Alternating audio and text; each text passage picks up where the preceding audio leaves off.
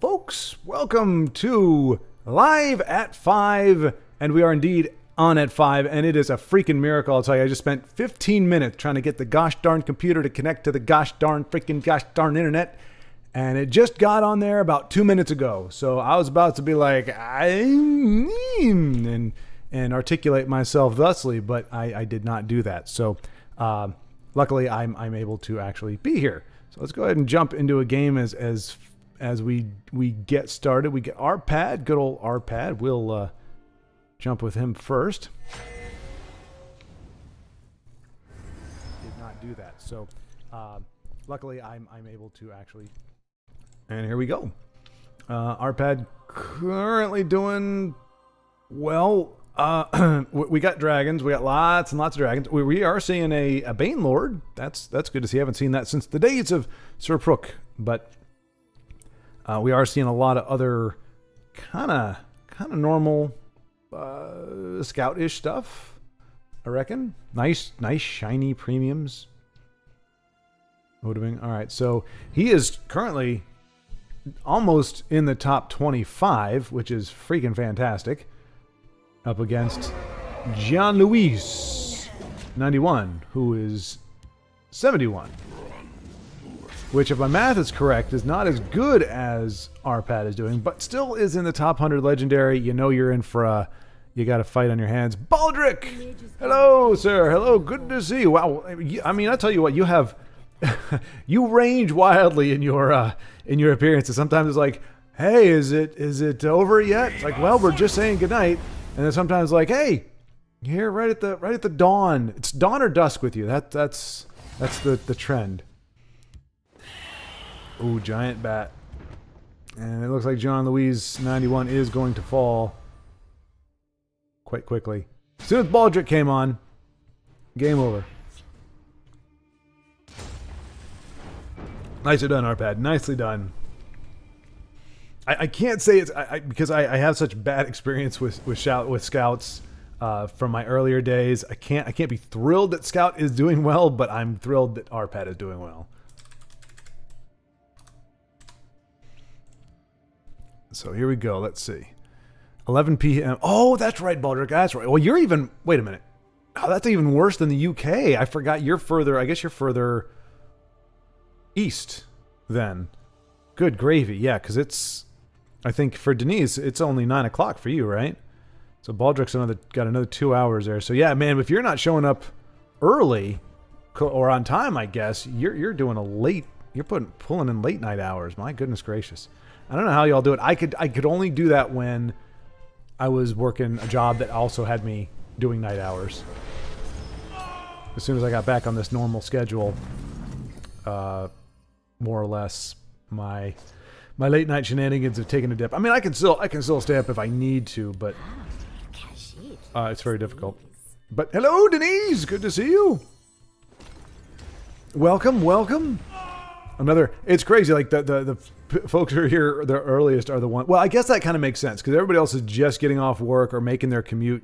Y'all have been kind of off the clock for, well, in Denise's case, maybe only 20 minutes. But Baldric, I'm guessing. I mean, are you a 9 to 5, Baldric? Is that your kind of your typical window? I don't know if it's the same, if it's ubiquitous elsewhere in the world.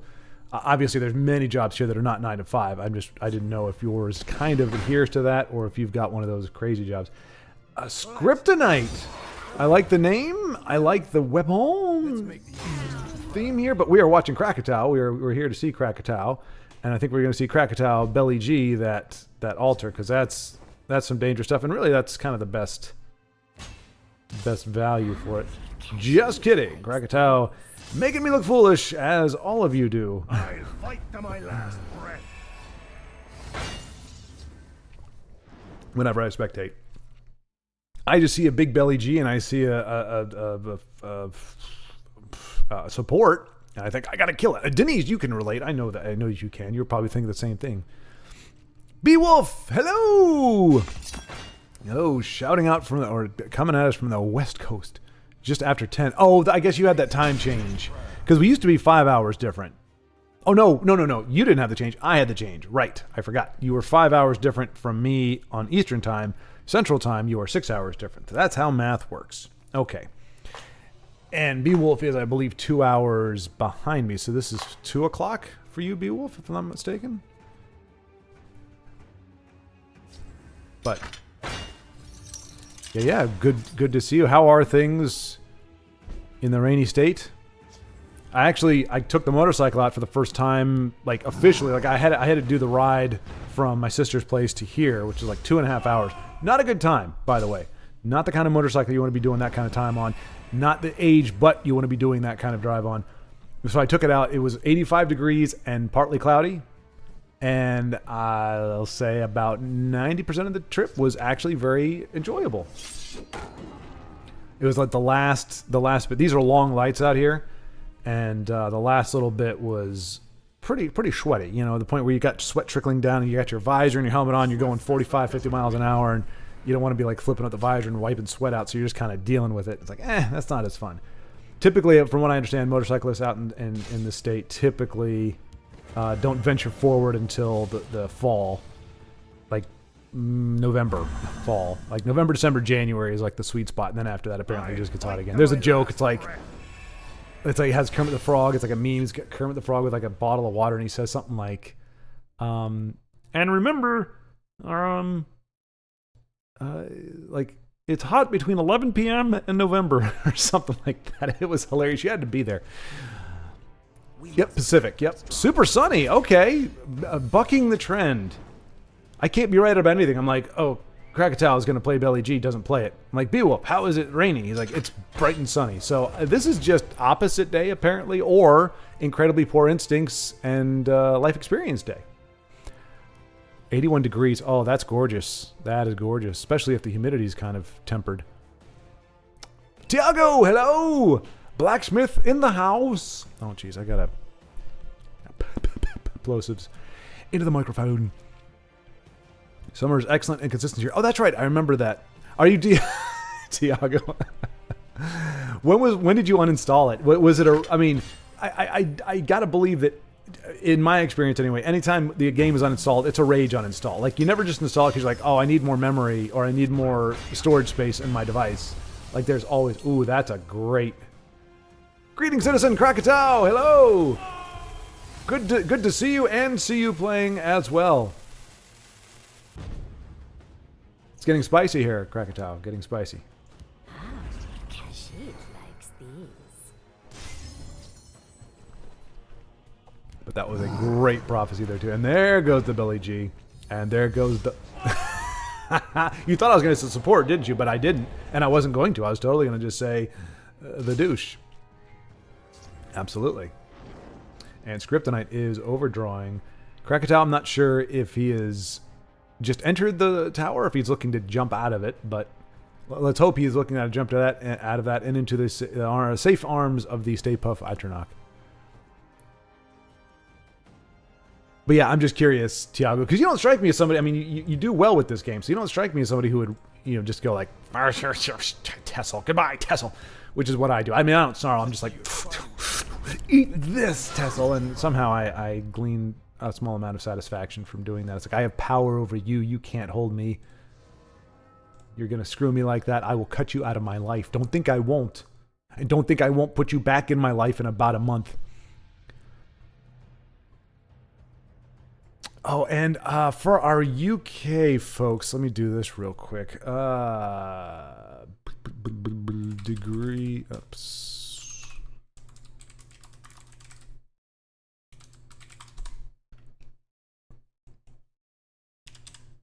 Okay, that's not the right way. I meant to do it the other way.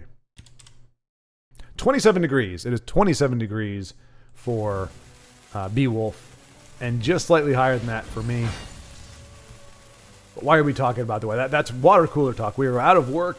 Hopefully, y'all are looking forward to the weekend, such that it is. I know we got some folks like Honey Badger, whose work week is more or less just kicking off on Friday. But all right. Another Belly G says adios, and got that close call. It's got a lot of oh, Krakatoa. Okay, I thought his opponent was quitting. Wow. Well done, Krakatoa. Well done. I'm not sure. I mean, you just, anytime you see a concession, you just know that more than likely people they know what their deck is capable of, they know what situation they're in, and they just go, this is not.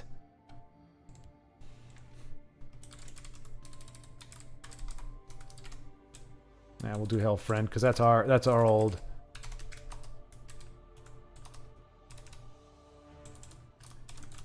What the good fight. Should I use Belly G against that support? I'm kidding, of course. All right, I don't think we're going to get Guitarist. Nope. Evening Wolf, Beast of Burden, Arpad. Let's... Beast of Burden. Okay, all right, we can do Beast of Burden.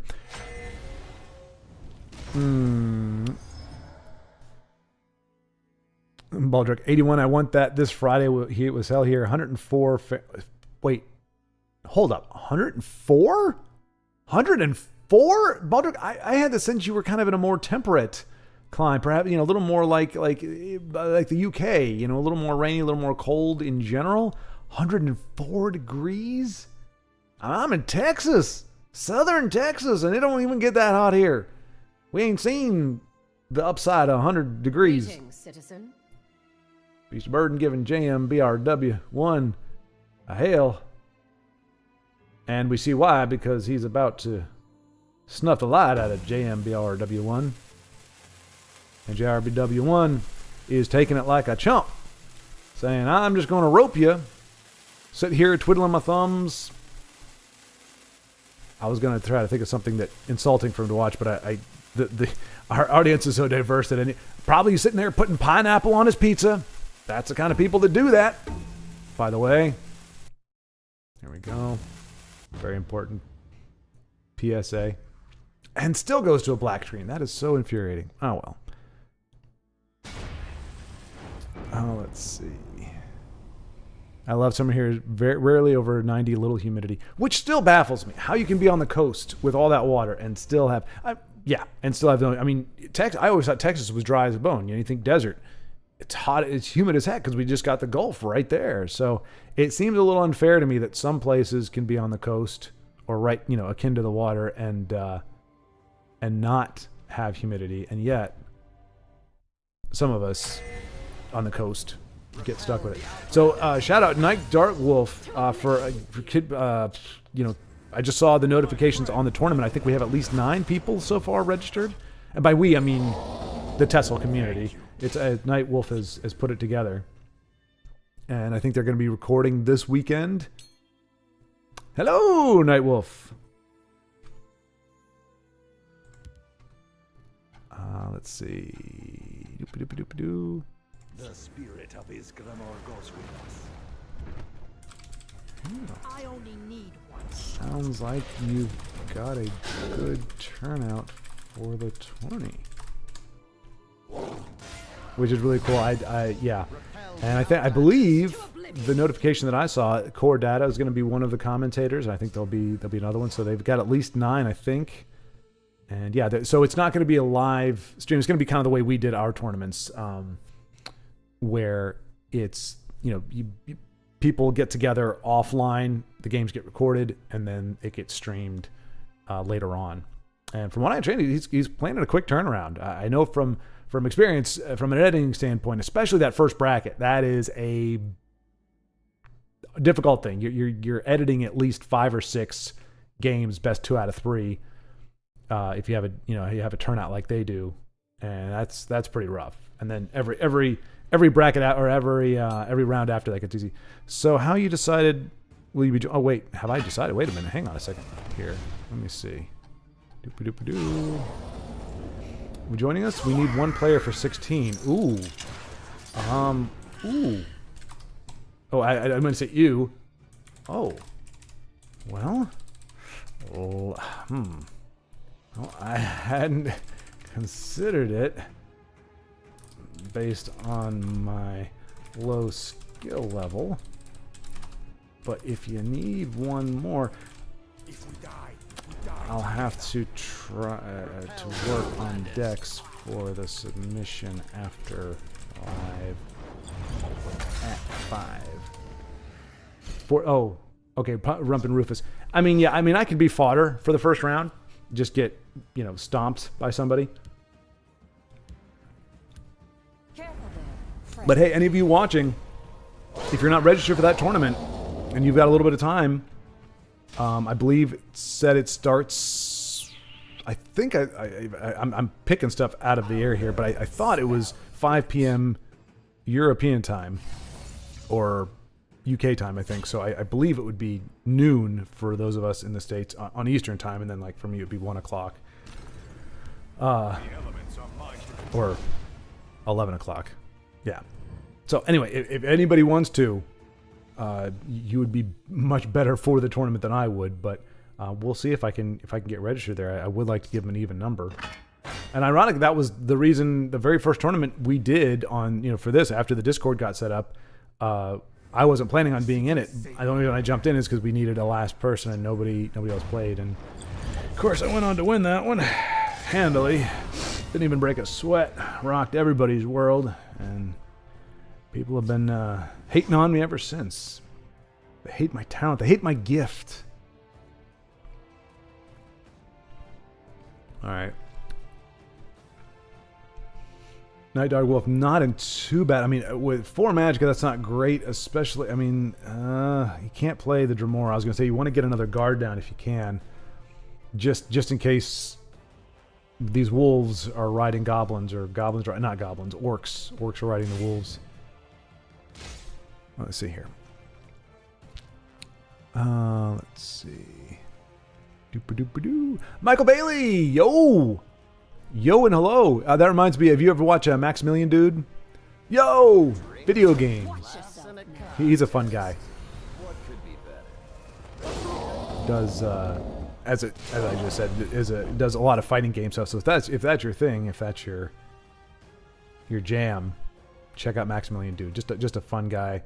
Did a lot of it. It's really cool to see when you watch like a YouTuber. Like when I started watching him, he wasn't small, but he was still doing stuff like it was him doing stuff out of his house, you know, and have his friends come over and help him out with some productions or whatever. Okay. We have first-time people from all over the ladder. Okay, all right. Fair enough. I should be able to pull that off. I don't have anything scheduled for the next, I don't know, month-ish. I just have to put a deck together. Nicely done, Night Dark Wolf. Nicely done. A good showing from the Battle Mage.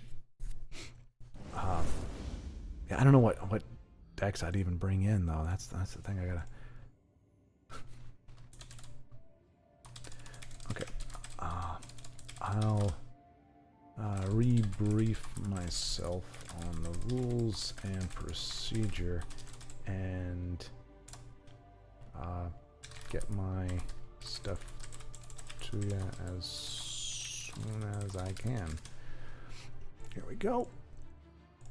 Unless, again, anybody else out there, in the sound of my voice, if you want to jump in on a tournament that is going to get some good exposure, has some really talented people watching and having put this together, being a part of a 16-person tournament, check out Night Dark Wolf's deal. I can find some links for you or whatever if you're really interested, because they need that 16th person. I don't mind doing it. Well, like I said, I think there are better people that would make for a more interesting... oh, no, he's practicing. Honey Badger is there. He's just practicing. What are you doing, Honey Badger? Why are you practicing? Who needs to practice? I mean, I say that, but I do that all the time myself. Well, I'm not really practicing. I'm just gem farming. So that one day I, too, can have a K-Fluffy all-premium deck. Just like I always wanted. Oh, and Night Dark Wolf getting what we call the Denise treatment. Dremora, Mark Dremora, and Kano in the first 6 cards. Not a good time. That's a great turn 9 in Kano now. Which means it won't happen because I called it, but still. Let's see. Let's shed some light on the Inflammatory pineapple on pizza. Sorry. You are correct, Denise. It is inflammatory talk to say pineapple belongs on pizza. It would be a rational and awesome thought to say no pineapple on pizza. You have a button now? Oh yeah. Wait. Oh, is that the if you're talking about the pineapple pizza, yes, I do. I got a little graphic. I've been putting it in a lot of the videos, but then I realized when there was no outrage, nobody took umbrage. I was like, I don't think people are watching that, so I figured I had to bring it in here. And is it working? I don't think. Oh, it is working. Okay. Yeah. I mean, I can't turn it off, but it is working there. That's awesome. Cool. Yeah. We have heat waves. Last week there was half the temp of that. Rains and storms for weeks, and now someone turned on the oven. Good night. Or the Owen. You turned on the Owen? What? Why would you do that? Why would you turn it on? That's just crazy. Crazy talk. But that is crazy. I mean, seriously, like, I thought I've been in places with fickle weather. You know, there's that saying, if you don't like the weather, wait 5 minutes. I've lived almost everywhere I lived. It seems like that's the case. The exception being, well, Colorado was a little stable during the, it was stable in chunks. You could have snow in October and you could have snow in July. But, okay, so no, that's not a good example. Maine, the weather was warm in the summer, unpleasantly warm, surprisingly warm, the entire time that I was there. So that was pretty stable. Everywhere else, it's always changed, but it's never been that drastic. I mean, Indiana, we did have a few times where it would go from, it would be 70, 75. You know, as we were creeping into spring, we'd get like a 75-degree day, and then it would drop down to 30.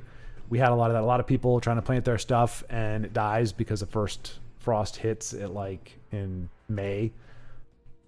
So, but even then, I would say that's not as extreme as that. Going from 40 or 50 to 100 and having all that stuff, man, yeah, you literally could very well be Hades that you were living in, Baldric. I mean, do you get mail there? Beginning to wonder. Really want to do a tournament, but have a wedding to go to. Michael, unless it is your wedding, you don't have to go there. You should be in the tournament. Tournament is more important. I think your friend would understand. Be like, dude, weddings are a dime a dozen. Elder Scrolls tournaments, they come around but once every... I love that sound effect. 4 to 6 months, if that. I slay the You can always go to another wedding. You can never go to another Tessel last summer tournament, I think is what it's called. I can't remember it, but it's good. It's good. Good tournament. Oh crap! Am I? No. Okay. Never mind. Oven, Baldric. Yeah, I figured. Come on, say my last name. Should have been more words. Oh, I see. You get a kick out of it. All right. Is it Ferriria? Is it Ferriria? Ferriria? Or is it? Do you roll the R's? Ferriria. That's too many vowels. There's too many vowels. There's only 3 consonants and 3 vowels. Okay, well it's equal then. It's fair, but it's no, it's not. I don't care. You've never given me an indication of how you're supposed to. Like I said, I don't know if you roll the R's, and I don't know. Fair Ira? Fair Ira? Eira? I'm not sure. All right, well there we go. That's about. That's about as. I appreciate the feedback, Tiago. That speaks volumes. I have a pretty good sense of how close I was, which is miles away. Michael, it's my first cousin. I'd feel terrible if I didn't go. Okay, Mike, compromise. You go, but you bring your phone. Who doesn't bring their phone? And you play the tournament on your phone. I mean, they're not going to be wedding the entire time. There's going to be some downtime. The boring part where they're saying their vows and looking lovely into each other's eyes and all that yazoo. And that's when you just, you play a few games. Just don't rope them too much unless you absolutely have to. Why is this not a good plan? I think this is a very good plan. All right, Night Dark Wolf is setting himself up for a a race. Also wisely discerning. I mean, it is becoming, it's pretty obvious with the support there, but this is, one Chuck is running the I get hurt and it makes me angry / more powerful. And so Night Dark Wolf is wisely saying, I'm not going to hurt you. You can ping yourself, you can hurt yourself, but I'm not going to hurt you because then you're just going to get bigger and stronger. And, I mean, like I said, he's got 10 damage in his hand right now. And he's got, okay, never mind. I was going to say he's got 12 damage on the board. And, you know, this is one of those things where you could have the Belly G volleyball match. I'm trying to remember how it was resolved the last time I watched a game that did that. But it was literally just Belly G's coming down and bouncing themselves out. I think, it just came down to who could do more damage. Ooh, there we go. And is he gonna bring it back? Is he gonna Dark Rebirth it? Or Night to Remember it? And Dark Rebirth it? Oh, he could do both. Yep. Okay, goes defensive with it. And yeah, just going to clearing the board so that he doesn't have to worry about getting run down by it. See, and that's where somebody like myself might have made a misstep and just gone for face, thinking I need to get all this stuff done, not realizing one Chuck could have the ability to do X number of damage from hand, and then you're screwed. But that's why you got to have those cards ready to play with Ancano, because he never sticks. Does he have? He's got 4 with Supreme Atromancer. He's got 4 with the Battle Mace. Watch yourself now. Okay. All right. You can play the tournament from the wedding. Baldric, there you go. Great minds, my friend. Great minds. Yes, exactly. Ferreira. Ferreira? So no rolled R. Ferreira. Ferreira? Ferreira. Tiago Ferreira. Ferreira. Tiago Ferreira.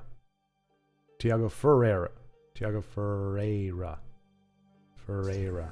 Ferreira. I don't know why that's so hard. Tiago Ferreira. Ferreira. Okay, so we just skip over some of the vowels. That's the secret to it. Oh, crapola. Oh, crapola. Wow. And that just goes to show, even when you play the right way and make the right moves, wow. Like, I was like, oh, he's playing cautious, playing smart to make sure that his opponent doesn't have a snowball's chance in, I would say hell, but where Baldric is, of surviving, and yet his opponent managed to. All right, we'll check out Broda.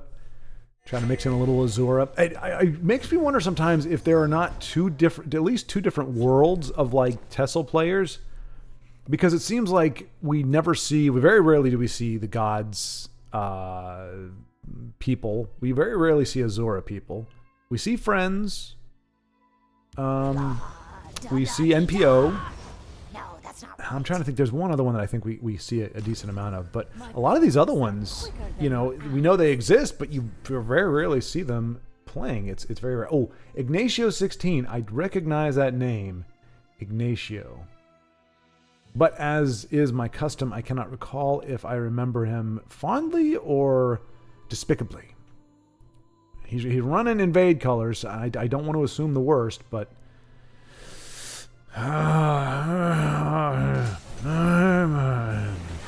My nonverbals say it all, thankfully, because I don't say anything at all. There we go. All right, so Tiago, so I got it. Ferreira. And the problem is, if I don't remember it the next time, you have told me. So if I screw it up the next time you ask, I have no excuse. I really should write this down or something. Ferreira. You know what? I'll remember this video. I will go to the VOD. That is going to be the weirdest reason to go to a VOD ever, and it's going to be to research this part and be like, oh, what was that? When did I say it right? He told me what it was. Okay, there it is. There's the phonetic spelling. Denise, my clan is less active. Friends, that's the other one. Did I say friends? No, I said friends at NPO, right? Yeah. Which is bizarre. Like, you would think that you have members of the clan that would be a little less active. The idea that there he is. If it isn't Tiago Ferreira. Ferreira. Yeah, yeah. Are quicker than your eyes. Let's see. Where is he? Where'd you go? Where'd you go, Tiago? Where'd you go? There you go. Hail. Tiago.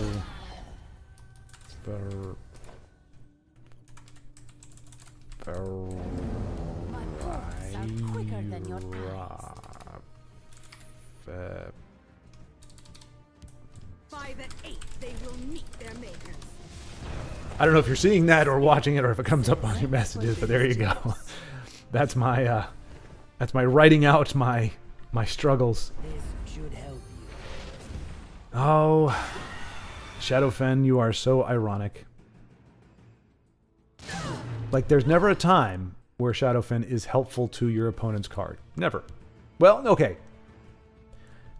In a very bizarre situation, you may silence a cursed creature and thereby Let's heal it. put these to use. But aside from that, never. And he sounds like he's got a smoker's cough. This should help you, Mr. Wachowski. Always watching, Mr. Wachowski. Always watching. Quiet, you're making him lose his focus. Sorry, shut up. If y'all haven't seen that movie, like, this is the perfect time in media history to revisit any movie that came out between 1980 and 2012, 2015, somewhere around there. At the current state, that was like the high watermark. I mean, you could certainly argue there were better movies, or there were good movies in the 70s as well, and certainly you've got some classics from the 50s and earlier. But I'd say for the large portion of the movie-going public, it kind of hit its stride in the 80s, and carried on pretty well into the 2000s. We got, Lord of the Rings bringing us into the new century, and yeah, we kind of stumbled a little bit, found our way a little bit. TV started getting better. Broda is less than pleased with his draw at the moment.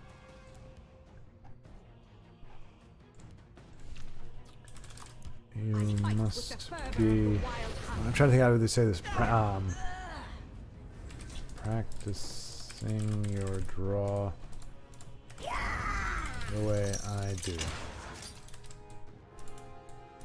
Winky face, but also frowny face. Because I'm winking, but I'm also not making light of it. All right, so Ignacio 16, for the record, is not obviously running Invade, so we probably remember him fondly. Let's see. But yeah, Denise. Anyway, I was it's very bizarre that the lack that the entire clan kind of goes. But I know I know like K Fluffy. I know he's I think of at least two of them, but I know he's kind of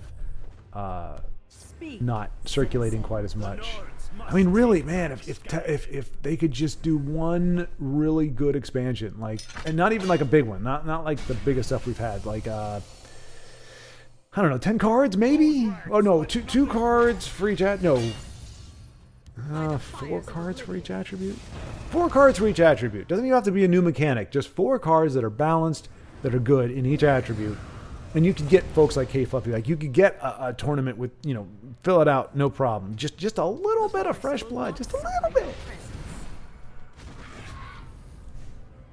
But, I mean, like, as folks like Io, who's, trying to do his own game, can tell you that making, what do we have, 5, 6, making 24, 25 well-balanced cards, not an easy thing to do. Even if you think they're well-balanced as you create them, as we can see by some of the stuff that is lingering here from its conceptual, what I have to believe is its conceptual phases, not great. Oh no, is he gonna hit face? No, he's not. Okay, well, that at least means Wiles Incarnate gets a little bit of value. So that's a nice late game card for Broda. The best draw he's had in like 4 turns. Daggerfall is a card that he's going to probably play next turn. All right. Let's see. Baldric, regarding clans, I had a member from Honor Clan. That's okay. That's who I was thinking of. That was another one. Not that I've seen much of them, but one that I don't see much of. From Honor Clan, trash talking and being a very sour loser who needed to win. Oh yeah, no, Baldric, and honestly, like, again,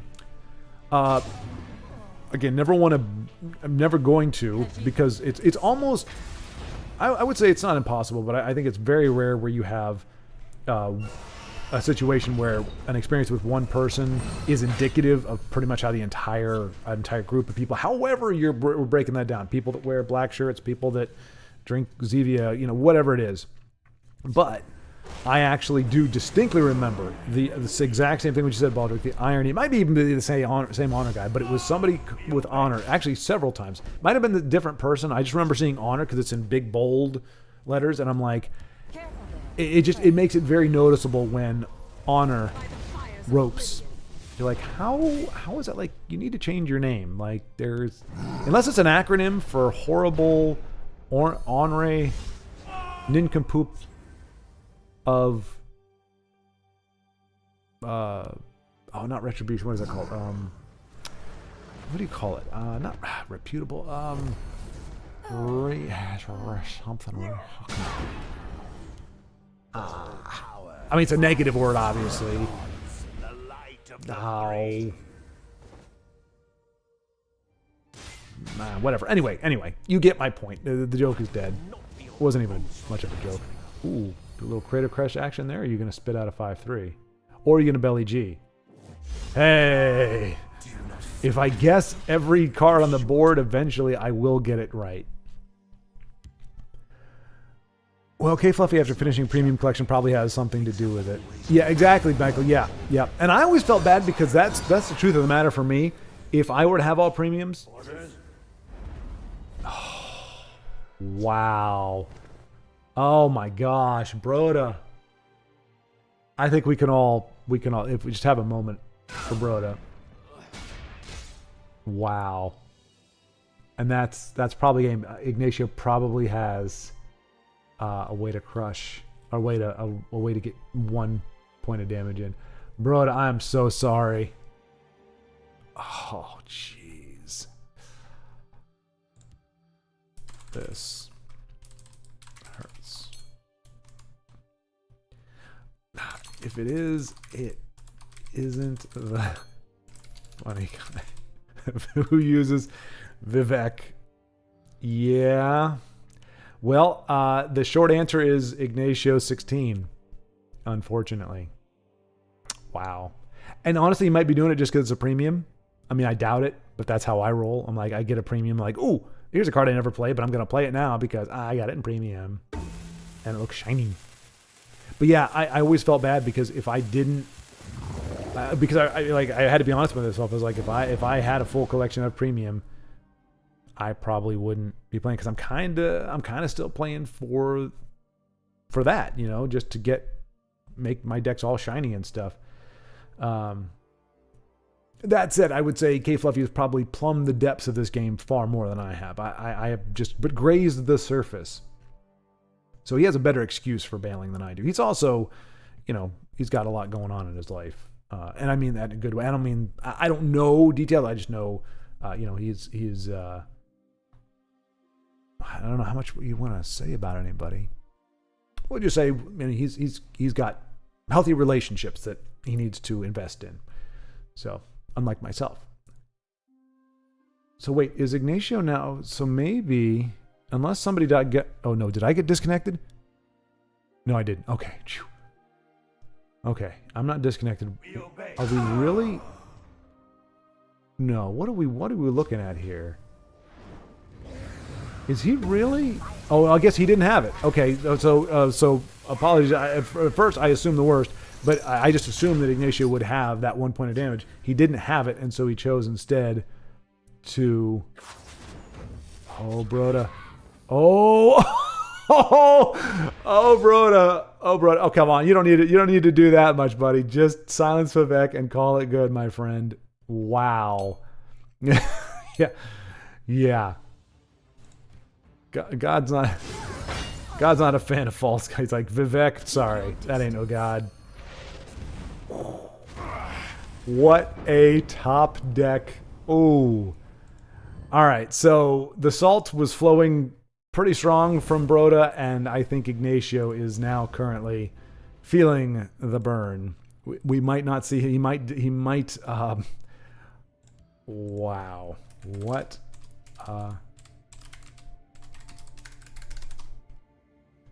Yeah. God, it's like Vivek. Nah. He ain't no thing.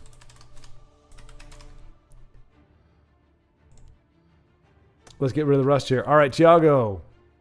Okay, well, we'll keep an eye out for you as we move forward. Doesn't look like you're in it at the moment. Let's see. Is there somebody we? Let's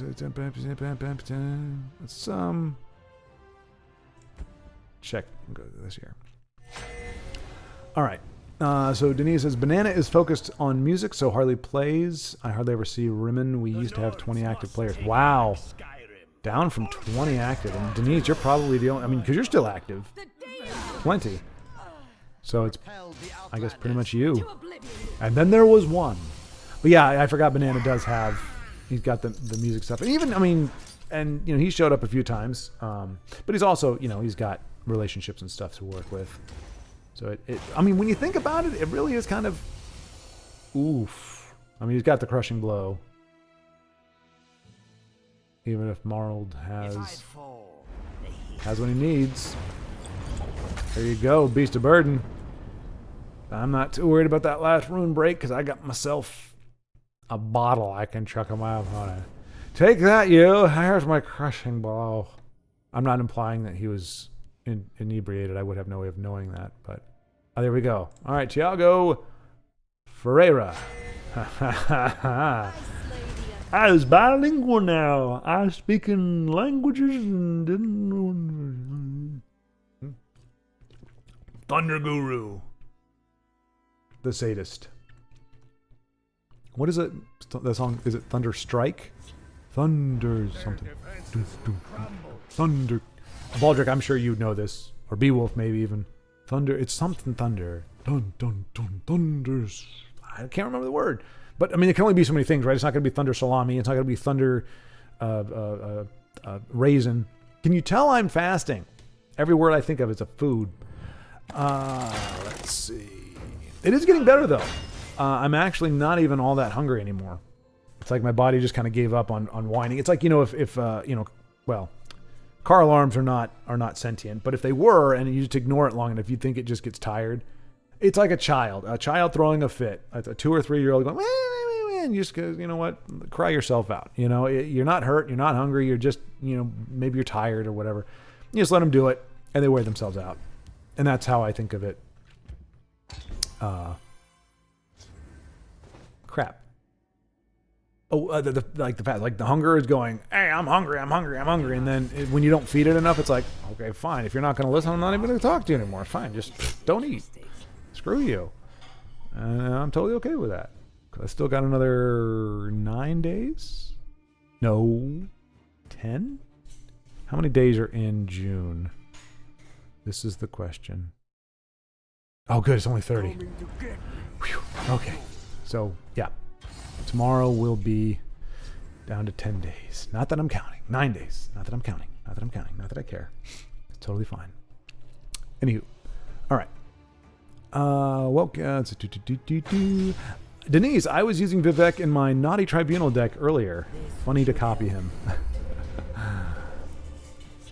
Well, yeah, I mean, honestly, Vivek is not one of those ones that I would say, who runs Vivek? I would say it caught me by surprise, but I don't think...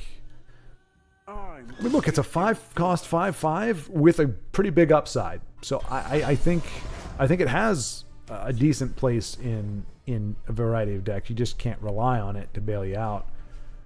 Ooh, speaking of which, we get to see Naryu. Look at that giant Naryu. Well, I mean, he's wearing his opponent down on the way there. It would be funny if she came out just as, I want to be an assassin, like me. Sorry about that, folks. Got a little ambient noise, ambiance, to kind of take you into a new realm, a new state of being, whisk you far away from a guy sitting in front of a green screen. I have no fear of you, cowardly skeever. I am ready to join. You know, I'm wondering how heavy that helmet is. Like, the horns are ginormous. I mean, you look at it, the horns are as long as the helmet itself. I gotta believe that when she walks, like, it's wobbling, and it probably falls off a lot. Like, she's not running with it, we'll put it that way. She doesn't even have a chin strap on it. Alright, this is not looking particularly... So we got a mummify, we got a drive mad. And you can play both of them, which is perfect. Oh, he's using it on that. Oh, he's going to mummify. Oh, he's going to mummify so we can trade, right? Because it's no longer a... it's not in the shadow lane, so he wanted to get rid of 2. There we go. Yep, nicely done, Tiago.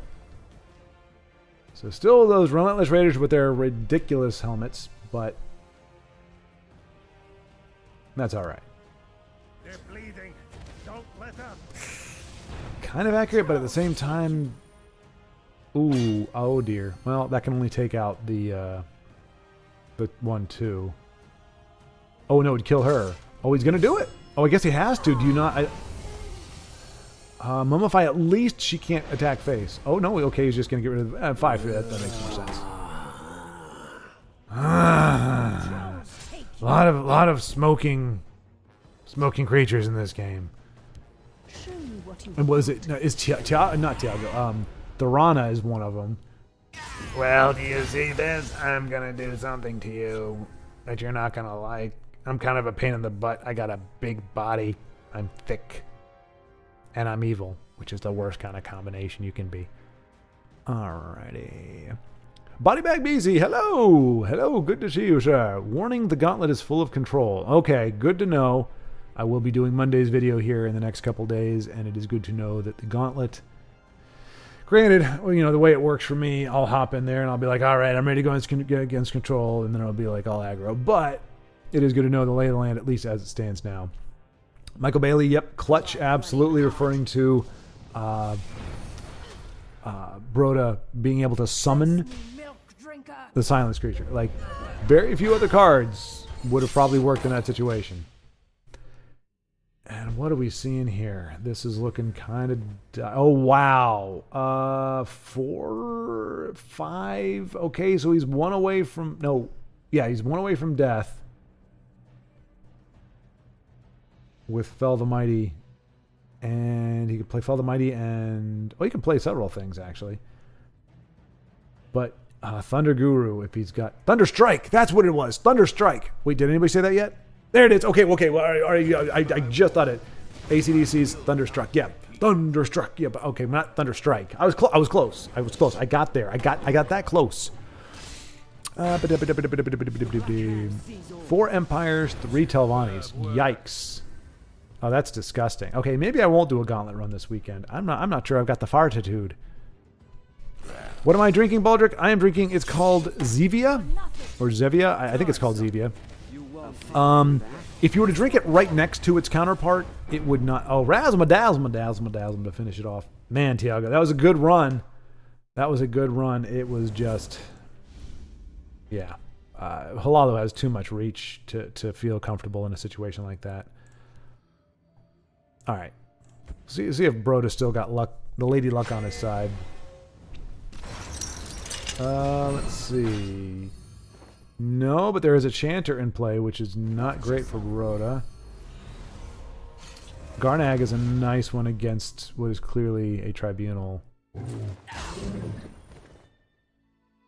control. Let's see. Oh yeah, so sorry, Stevia. So if you were to drink it right next to, like, so this is black cherry. So if you were to drink this next to a cherry Coke, you're going to be able to tell the difference and probably be like, cherry Coke is better. But this is essentially, it has 0 calories, 0 everything. Like, everything's zeroed out, zero protein. But it doesn't use, it leaves stevia leaf extract. That's pretty much it. The ingredients, carbonated water, natural flavors, citric acid, stevia leaf extract. So it uses, it's not like, they have a lot of faux sugars out there that are not good for you. They're actually pretty bad, but stevia is natural. It's a leaf, and it's a different kind of sweet, but it doesn't trigger insulin. So you can drink that. So if you're doing, like, I'm not doing a fasting window right now, but if you were doing that kind of fast where you're on like a, one of those diets, like the carnivore diet or the paleo diet, where you're trying to avoid like insulin triggers, you can drink a ton of this stuff. It doesn't really do anything for you. You're literally just drinking stuff, just some very basic stuff. But they've got them in all the different flavors. All right, we'll take another look at Tiago here. See if he can rally back from that one. Man, I wanted to see Naryu. That's always a fun. But now he's up against another aggro. Seeing a little more of the Minotaur being played, or Mentor, what is it called? Yeah, Minotaur. Yeah. Big old Minotaur with a little skirt. But yeah, so anyway, I love this stuff. It is, like I said, not having drank an actual Coke or soda in a long time, tastes fine. They've got root beer, cream root beer, orange, grape. Yeah, pretty much everything. You may not be able to find them all in the store, but they have every single flavor. They make every flavor. So yeah, I dig it. AC Thunderstruck, yes, yeah, we talked about that. Yep. Thundercats. No, that's Thundercats. Ho, do. Wait, no, that's Silverhawks. Thundercats. How am I forgetting what the Thundercats theme is? Thunder, cats, do. Thunder. Okay, now I remember. Well, I remember that part at least. It was pretty hyped. The 80s cartoons, they may not age as well when it comes to the stories, because they were very much like, hey, here's a new vehicle to sell, or they didn't have any story continuity. It was just like, okay, here's a standalone. They were just a bunch of standalone episodes. Maybe you'd have one, like a part 1, part 2, but they were usually very small, self-contained, very basic stuff. A lot of the themes still go well. Like, I mean, Thundercats, I still like that. I mean, I think that theme rocks. Silverhawks was another one. He-Man, I mean, I don't know if it was really a theme. Like, it wasn't like the other ones where you had like lyrics. I think it was just no. The music that plays when he's, I have the power that it's, I don't know, I can't do it with my mouth, but it really is a cool, like this, like really epic feel thing. And then it gets a little kiddish. But anyway, good songs back then. City of Gold, if anybody's heard that one, it's an anime. Oh no, it was from a French studio, I believe, if I recall correctly. It was French animated, or it was French, but then they had it animated in Japan because it looks anime-ish. Anyway, really, really good opening song as well. Just really good. Okay. Anyway, let's see. Michael Bailey, I started working with a trainer again, working on mobility for iliotibial band because I run a lot. Oh, okay. All right. So, Michael, do you have like knee issues or knee restrictions or anything like that?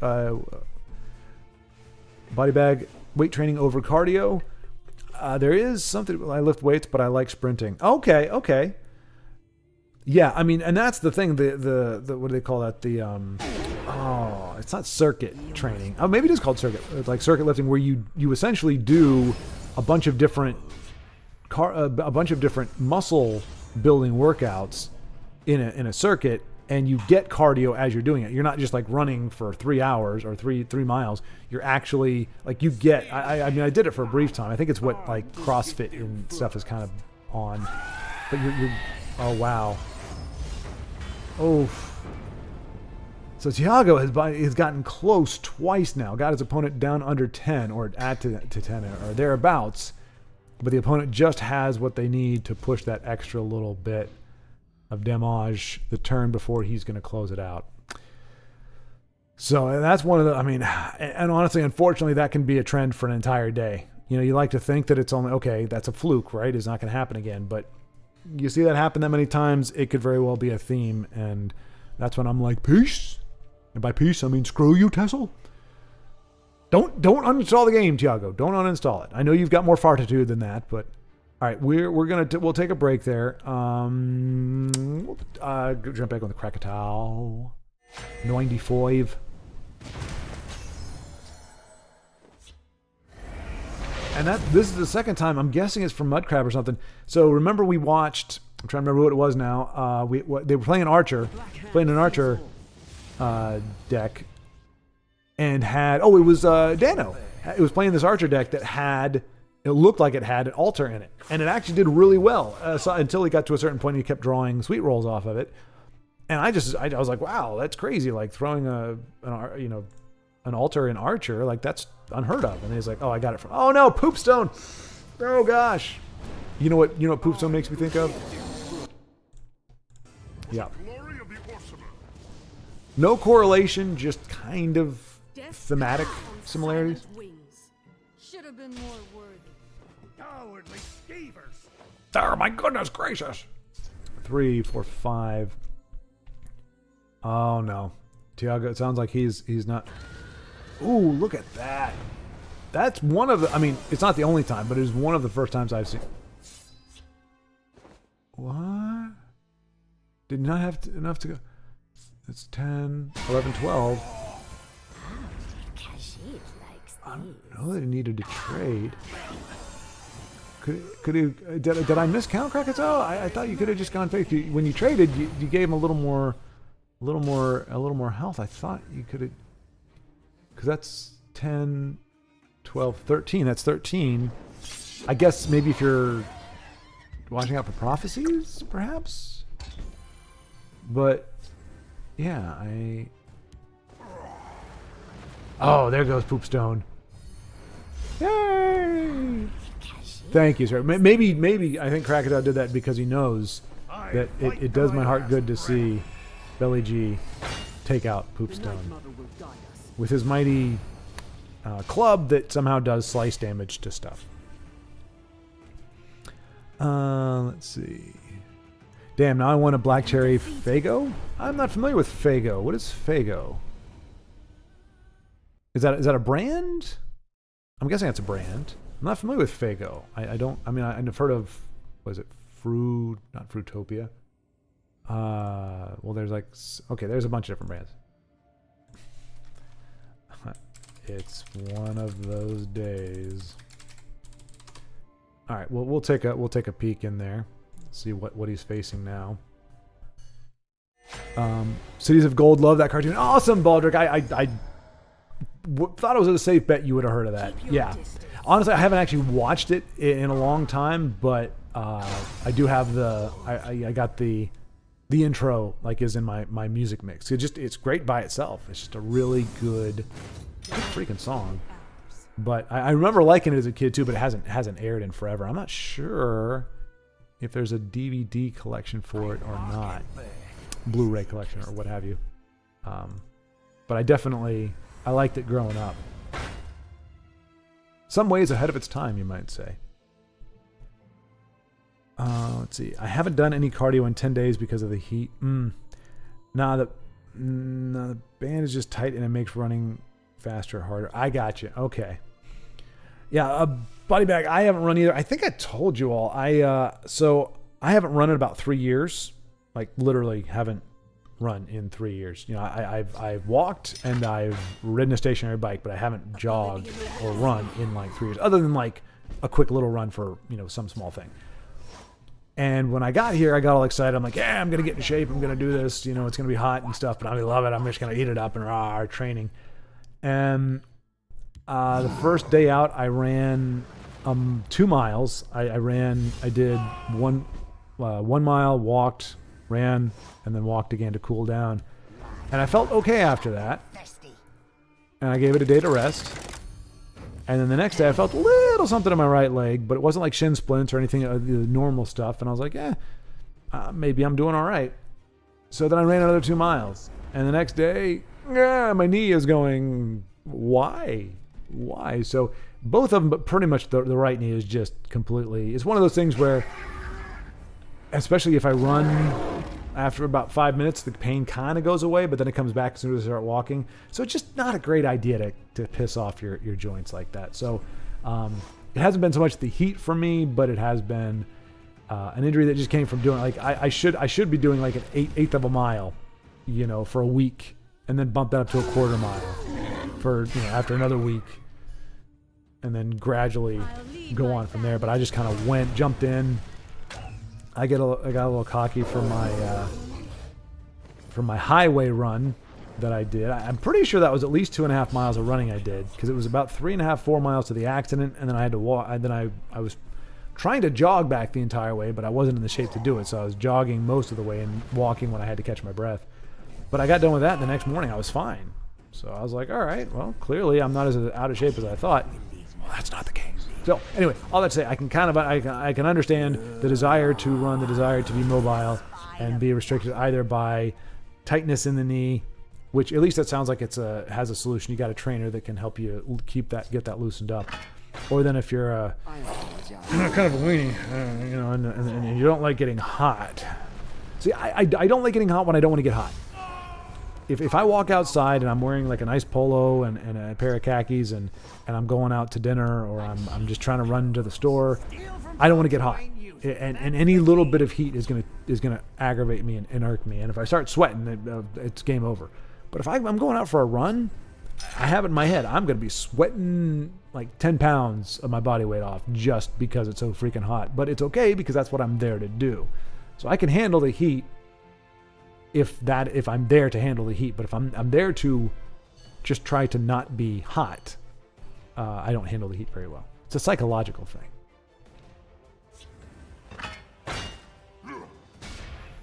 All right. That is a great prophecy there. And that, I mean, he's not out of the woods yet, but he can at least Vigilant Giant put a decent guard down there. Oh, never mind, he is out of the woods. Completely out of the woods. Well done, sir. Now, oh, those are going to trigger next turn, I think. Don't they trigger? Is 18, right? You have 18 or more max magicka, so he's got one more turn. One more turn to stay alive. Oh, for crying out loud. And that's got breakthrough. Oh, he needs a ping. Oh, no, okay. Oh, how did they ramp up that? How did we jump up and ramp? What's on the board that I missed? Okay. I missed it. Wow. How did they jump up from 16 to... Or was it 20 and I was just looking at the 16 because that's how much he had left? I don't know. There we go.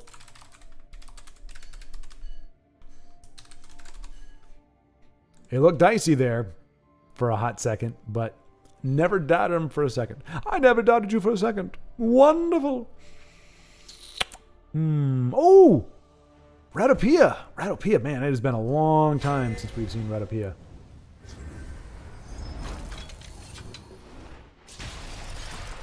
Doing his thing. So if I do end up playing in the tournament, I have to look at the time and make sure I can do it. But I might just do. Oh no, I don't want to cannibalize. Never mind. I was gonna say I'll record that, but no. If they're recording the tournament, I don't want to jump that. Like that's not my place to do that. So yeah, no, forget I said anything. Stupid part of my brain trying to talk to the smart part of my brain. Smart part of my brain just said, "Quiet down, you."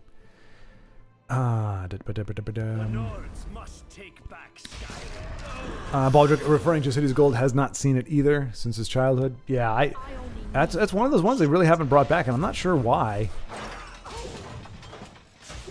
You know, it's not like, I mean, it's not like they're coming out with dynamite new stuff. You know, and might as well bring back some of the classics.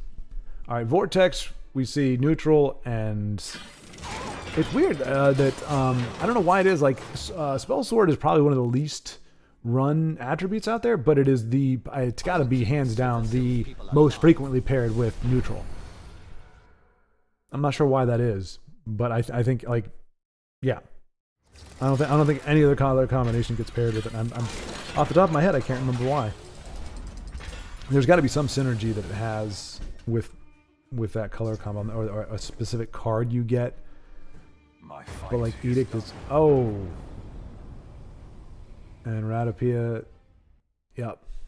So as is typical of the English language, downhill from here could be good or bad. It's like, and then it went all downhill. Or you could say it's all downhill from here. Either way, you're going downhill, but one way is supposed to be good and the other way is actually bad. So we're kind of confused. Beast of Burden. Let's give Beast of Burden a try. And I think I saw Honey Badger. I did. Hello, Honey Badger. Hail. Good to see you. Getting ready to kick off the work week, I'd imagine. Any shenanigans? Let's see. Oh, there we go. But yeah, anything going on? Let's see. I'm trying to remember. So you got grandparents in play. You got goats in play. There was something else you did the other week. You took care of something. Cows? Oh no. Well, no. You made the you comment. So we know that baby lambs are in the mix. But you weren't talking about baby lambs. Anyway, just always curious. You always have something interesting. Usually that you're doing that during the week, before you jump into your work week.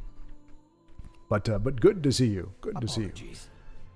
And Draco Lion apologizing for a delay.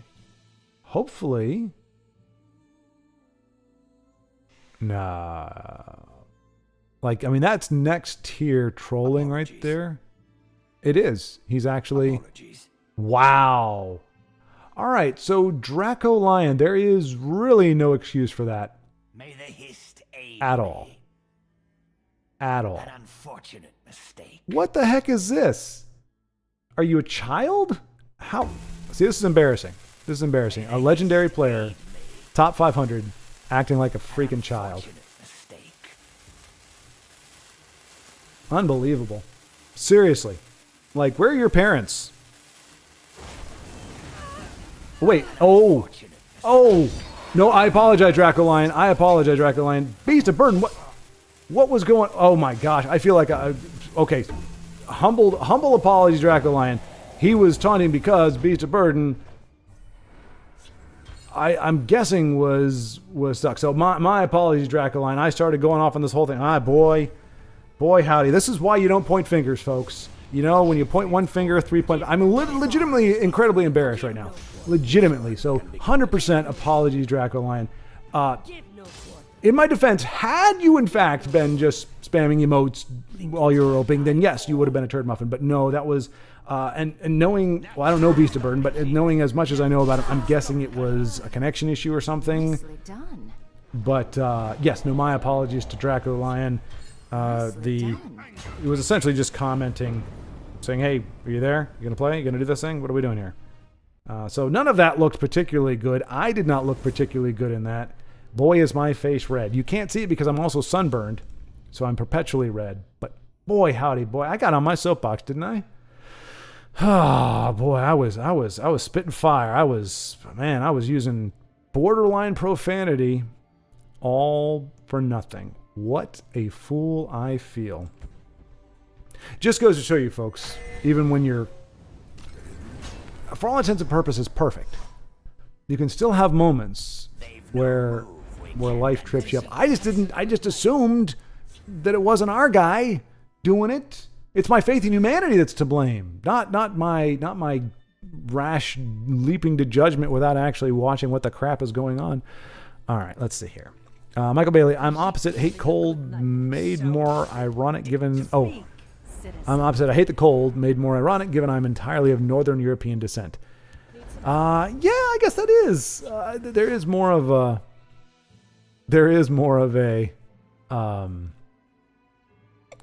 I would say more likely to be... Play every single card before lethal. You know I love that. Okay. All right. So we did have a little bit of that going on. All right. Well... As I said, my bad. Luckily, there was no actions were taken. It's just not a good look, folks. Just not a good looking job. All right. Anyway, but yeah, typically you would think, Northern European be pretty acclimated to the cold, but I mean, it depends.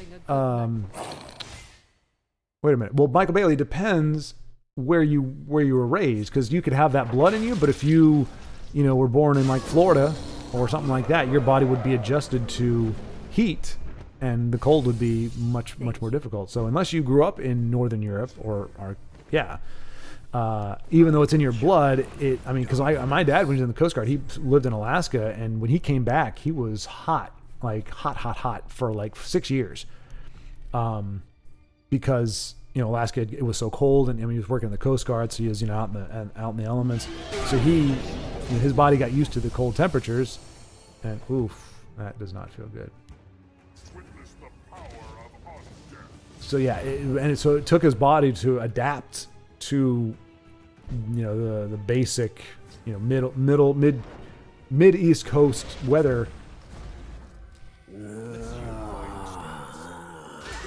So yeah, so you have an excuse. There's a litany of excuses you could have, unless you were actually born in Northern Europe, in which case, what's wrong with you, Michael? Jeez Louise. I don't think your first cousin wants you at the wedding. Be like, oh, are you going to be able to handle the cold? I mean, not that it's probably cold anywhere right now in the country, but still. Let's see. Bodybag says, graveyard nonsense. The summon one cost from graveyard call. Yeah, and midnight burial for spider prophecy. Bodybag, you're talking about why they run why spell sword. So graveyard card, yep, and midnight burial. But why the willpower though? Why not scout? Why not? I mean, really any other color. I mean, you get lightning bolts off of intelligence. What does intelligence? What does willpower provide? Turd muffin.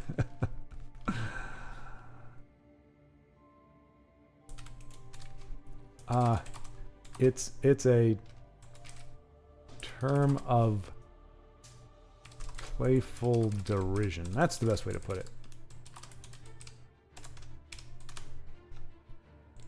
It's not mean-spirited, but it is my way of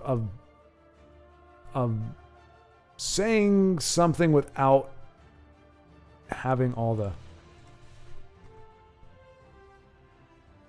I see. Great to see you again, amigo. It has indeed been a while. All right. Oh, let's see. Boy howdy. Well, that's how you know I'm down in Texas. That's how you know I'm down here. Well, I mean, I said boy howdy boy before that. I'm not sure where that crap I picked that up from. Boy howdy. Just some random. All right, well, Ratopia. Nicely done. Against Sir Mahogany. Another name I remember. I know, no harm, good game. Wait.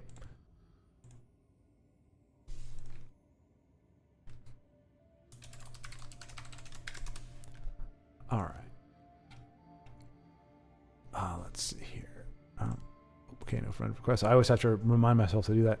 Oh, Night Dark Wolf, we just missed him. Tiago, we'll take again. We need to see Tiago rack up more W's than L's. Right now, I think he's... This is interesting. Himera? Right? That would be Himera? Himera? Himera? I am Mumra, the ever-living. Or Himera, the also ever-living until... situation changes. Honey Badger, so to answer your question, Schwartz, yes, I do work tonight. I worked last night too, but at the end of the next month, I should be rotated off Friday nights, which means I can be here. Yay! All right. Excellent. That is good to hear, Honey Badger.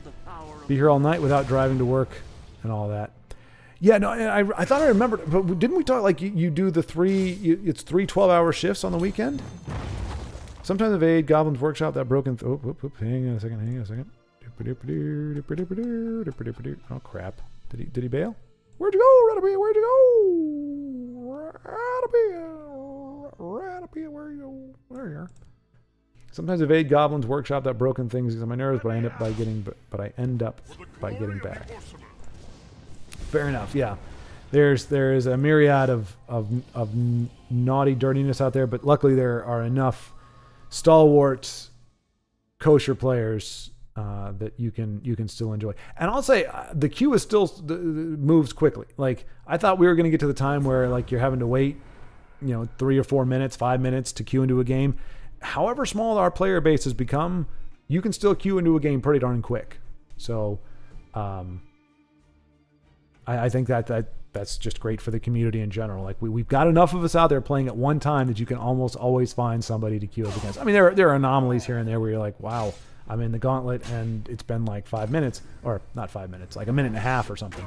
But in general, we can still get into games pretty quick. So there's enough of us there, spread out all over the globe in order to pull that off. So thank you for clarifying, but I'm very glad. So August, well, by the end of next month, so end of July, so August, yeah, be rotated off Friday nights, and you will be here at the get-go. We'll see if you can beat Baldric here. He was here like almost spot on 5. We are not done. Willpower for buffs. Oh, okay, there you go. All right, yeah, okay, that makes sense. And the one card is a 2 attribute spell sword card. The Edict of Azura, I think, perhaps.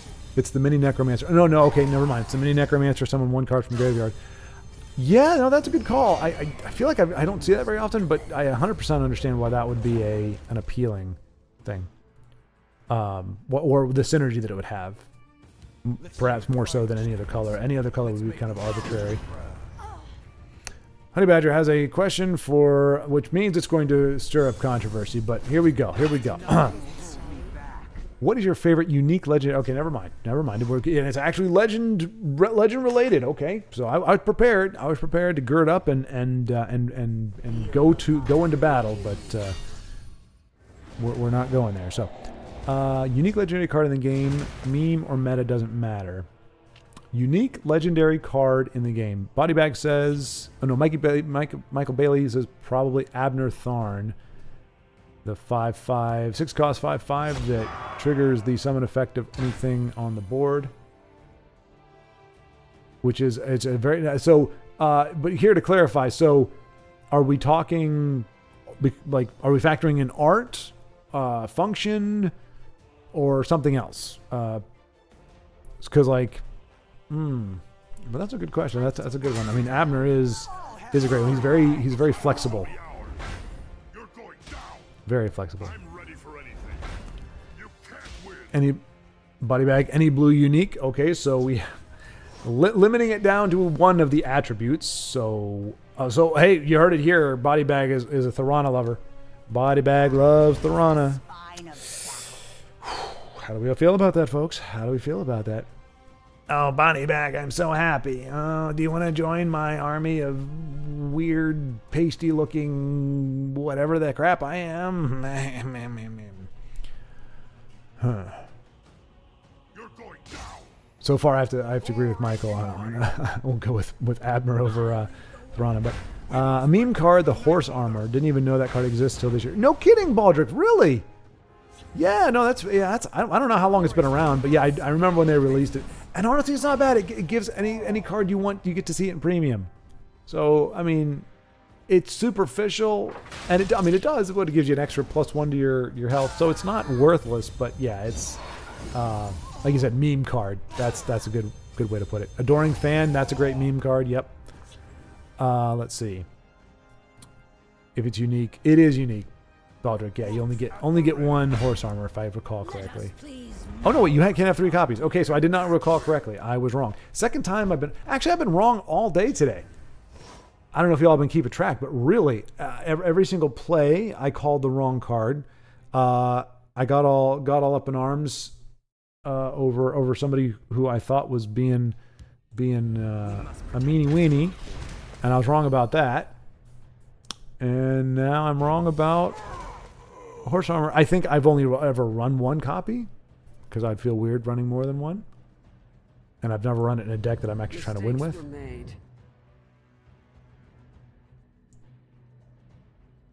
Got a crossbow. Got my crossbow.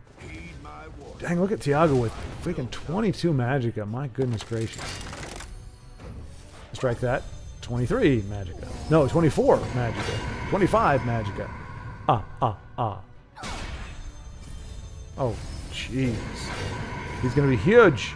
Huge. Look at it. Look at that giant venom tongue. Okay, that didn't sound right out of context. But it works. All right. Let's see your fighting stance. Okay, so to be fair, I gave Baldric the answer he wanted, which is that it was a unique legendary, so that his answer was valid, but Honey Badger shot that down because he's being a jerk. So, sorry, Baldric, you gotta think of another one.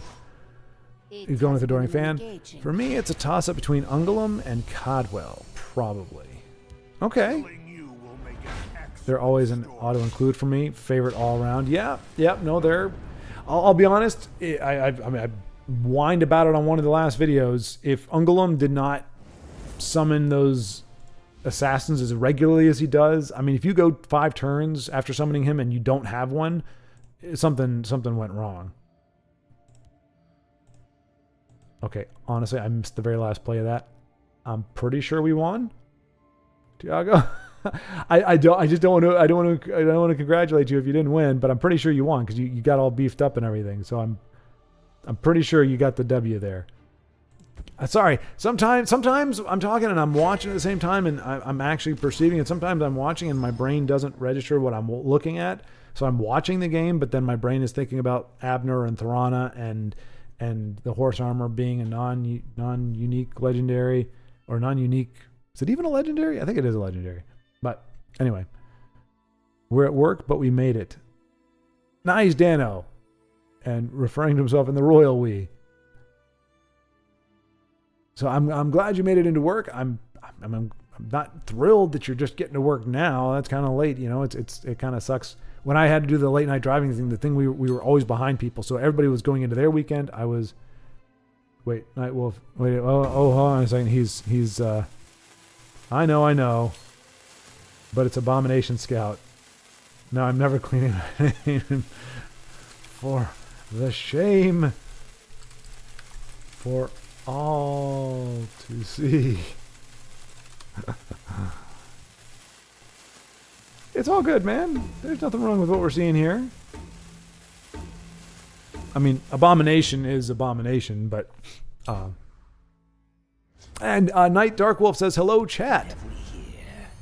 So again, Night Dark Wolf being not only a stellar player, but also being the one to spearhead the tournament coming up. Also went to trouble, put out a great video for it that explains pretty much all the rules and all the stuff. So a lot of effort went into it, and helping to keep the community and the dream alive. So yeah, I mean, so Honey Badger, Ungolem is a good one. Cadwell, I'm guessing that's more of a meme, right? Because man, he's really hard to work with. I mean, and Kano is it seems like an easy choice. I mean, Razum's not bad. Taz isn't bad. I'm just thinking, you talk about cards that you play in pretty much every deck that has the attribute. I mean, those are 2 auto includes pretty much. I mean, like I like the effects, you know, like a Lyris, you know, Titanborn, but you know, how many times does she actually get to go off?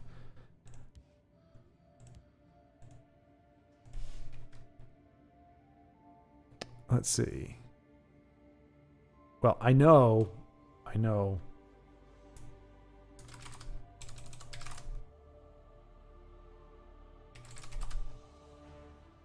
Well, I don't want to lie. Chat, doggone it.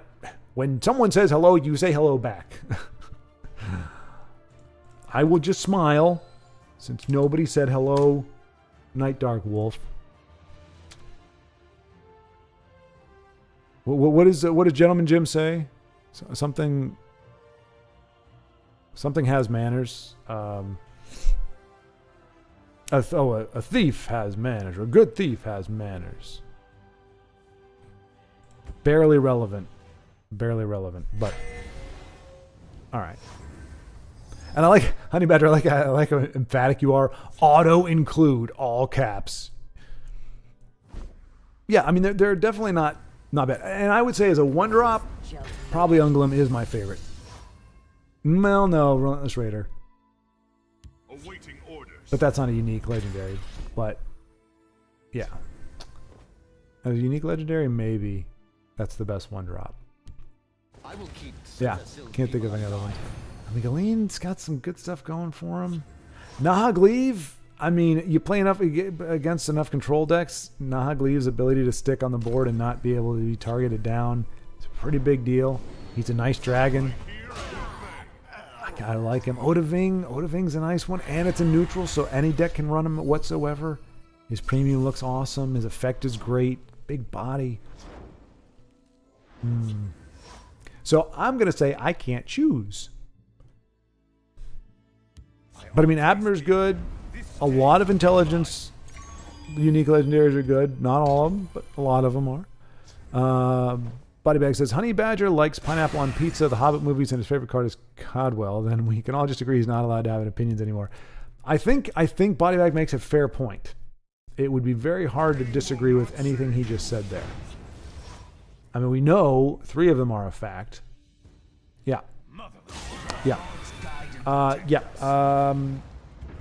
Honey Badger, I'm trying to think of a nice way to say this. I mean, maybe opinions just aren't your thing. Like, some people are good at different things. We all have different abilities. I mean, you're a better Tesla player than I am. But maybe when it comes to opinions, formulating opinions, having opinions, maybe you're just not that good at it. And you need to just, like, try to find a hobby or something that you can do that doesn't involve forming opinions. Because you, like when they're just always bad, you just go, you know what? Like, stop trying to force it, you know? I mean, I know they say that opinions are like noses. Everyone has one. I shouldn't have said noses. I'm trying to think of I should have thought of a body part. All right, what's aside from a face as a whole, what is a body part that could either be... trying to think, a body part that could be good looking or ugly depending on the person. I mean, it really depends. Like, if you think hands can be attractive or not attractive, we take that out of it. Like, if hands can look good, some hands can look bad. You know, get all gnarly and knuckly and stuff. Okay, that was a bad train of thought. We're just gonna back up. Beep, beep, beep, beep. Oh, I ran over somebody. We're just gonna pretend that didn't happen. Anyway, spent way too long thinking about nonsense. Let's see. Honey Badger says, "Want to fight?" Well, to be fair, Honey Badger, that is not an opinion. So well done. You have taken your first step into a larger world. You're already kind of breaking that habit.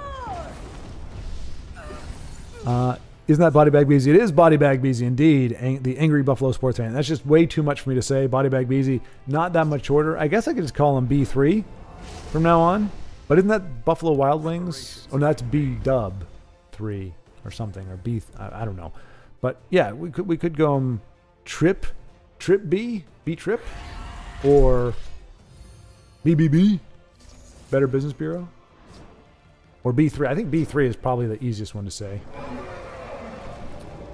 But I keep forgetting to do that, so I just call him Bodybag Beezy. Ever see the Key and Peele sketch Awkward? I have not. I'm familiar with Key and Peele, but I don't know that I haven't seen a lot of their stuff. Some people have shown me at different times. I don't think I've seen Awkward. Chadwell. Yeah, I thought was somebody saying... Okay, I thought there was something about Chad in general, but I think that was it. Chadwell. Yeah, but no, you're the first person that I can recall anyway who at least gave me a deck that had Cadwell in it. You were like, he's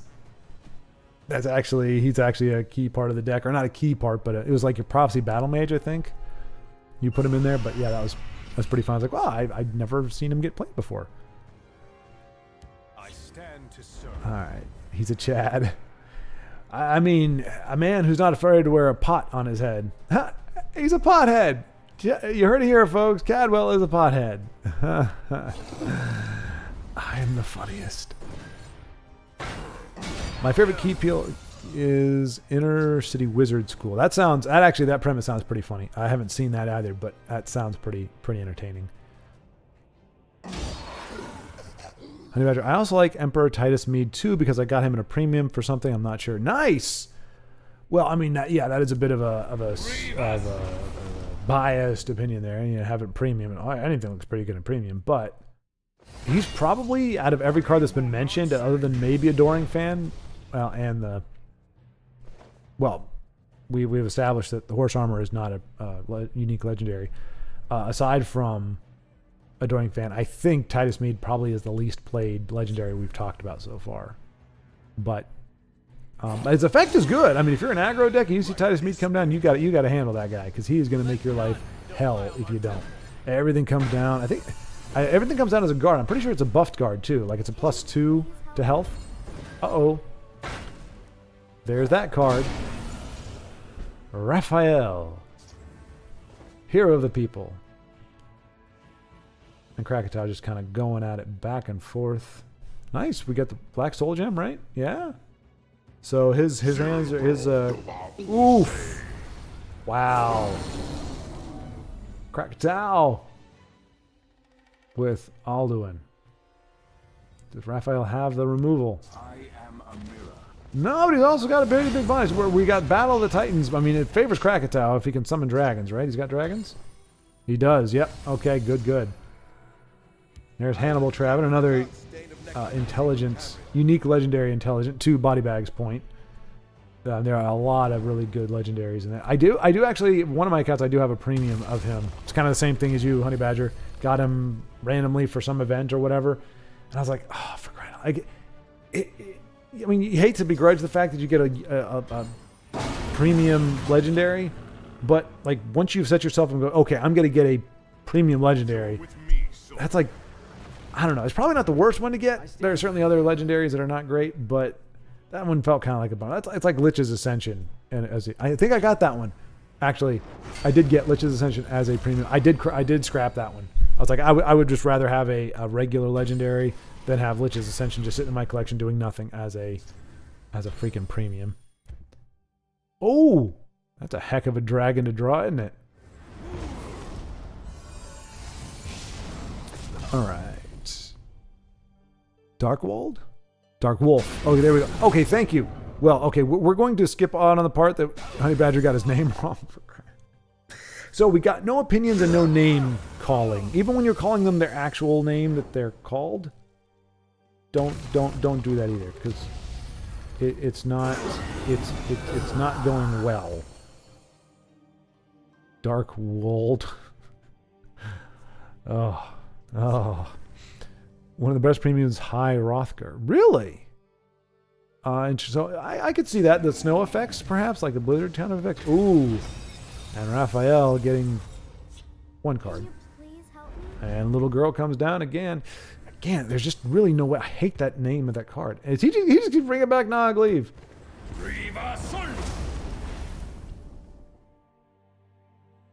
He's like, I'm your buddy, Alduin. We're going to be in this together. Oof. And Raphael just says, that is too spicy for me. 10-10 Traven.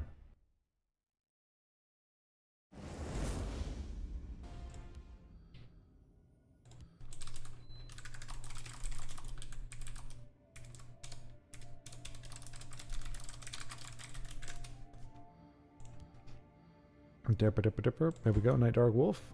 Or Dark Wold, as his friends call him. Oh no! Oh.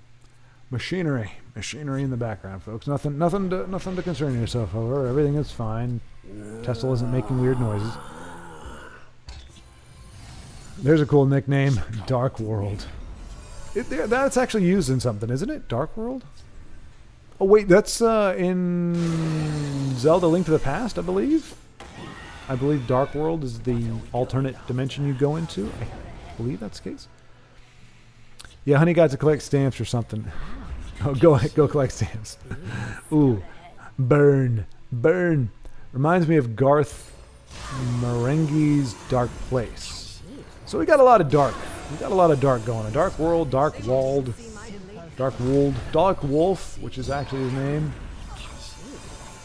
And he's got 2 altars down, or 2. Well, he's got altars, but he got the 2 amulets down there, so he should be able to. Well, look at that. Mr. Odium has some premium sky shards. It's an understated, beautiful card. Like that actually looks pretty darn cool. Like as a piece of art. Like I would love to have that art. If I could have animated art, like that would be a cool kind of like low key piece to just have like on your wall. That would look pretty darn cool. Just the lighting combination and the general ambience. Very nice. And there's Chandler Bing. And Night Dark Wolf has managed to heal up from under 10 points. And he's got some good stuff to work with. Is he in far enough to journey? Oh yeah. 23 creatures. Journey that thing up, Night Dark Wolf. Turn this thing around. Oh, piss. Well, luckily Debilitate does work against it. Look at the little Ungulum. I can take you on. Nogleave. Yeah, I talk this way for some reason. Oh, I'll finish off as an action. Dag nabbit. I mean, Brotherhood Assassin at least, well, is going to get traded into, but at least puts lethal on there. Lane change. Need a lane change or something.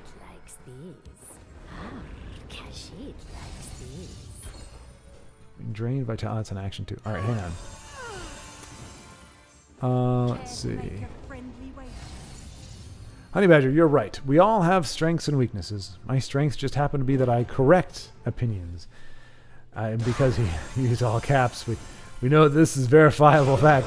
My weakness is that I am friends with people that are wrong.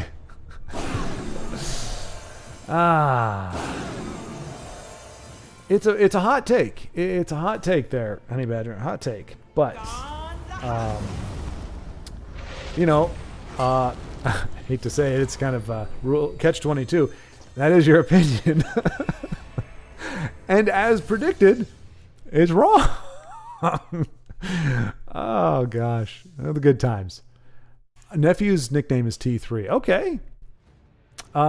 Because of an affinity for the movie Terminator 3, or because is it like Tim Thomas Tuffington? Yeah, if that's actually his name, you don't have to say it. But I'll let nothing get by. Dan says, I'm in NPO. That automatically makes me good. Well, I can't argue with that, I guess. There's that. There you go. All right. Night Dark Wolf is holding on. And Mr. Odium chose to nuke his Altar of Namira instead of those amulets. And so they're really keeping him going in this. And I missed it, but he did journey. So, whoa, we are getting some big old Bandai opportunity. Look at this. And this is the first, folks. I don't think I've ever seen 6/6 Bandai opportunists just coming down one after the other, just digging away. Oh my, bringing it. Look at this. I mean, Night Dark Wolf is good enough. I could believe that he's doing that. He did this on purpose. This is like what the deck is supposed to do, but it still just seems kind of surreal. And Mr. Odium's got to be going, what in the world? Wow. What a turn for Night Dark Wolf. I got to figure out, how do I do like shocked face with this? Is the 8 and the 0, right? Let's see. NPO gives +10 to skills. +10 to skills, and what is it? Charisma, I think, when you're dealing with people. +10 to that. Wow, yeah, Mr. Odium just says, no freaking way, dude. Wow. I mean, that was splendid. I need to get that voice line. That was splendid. Fabulous. I think that's wide-eyed open mouth. Like the surprised version of this.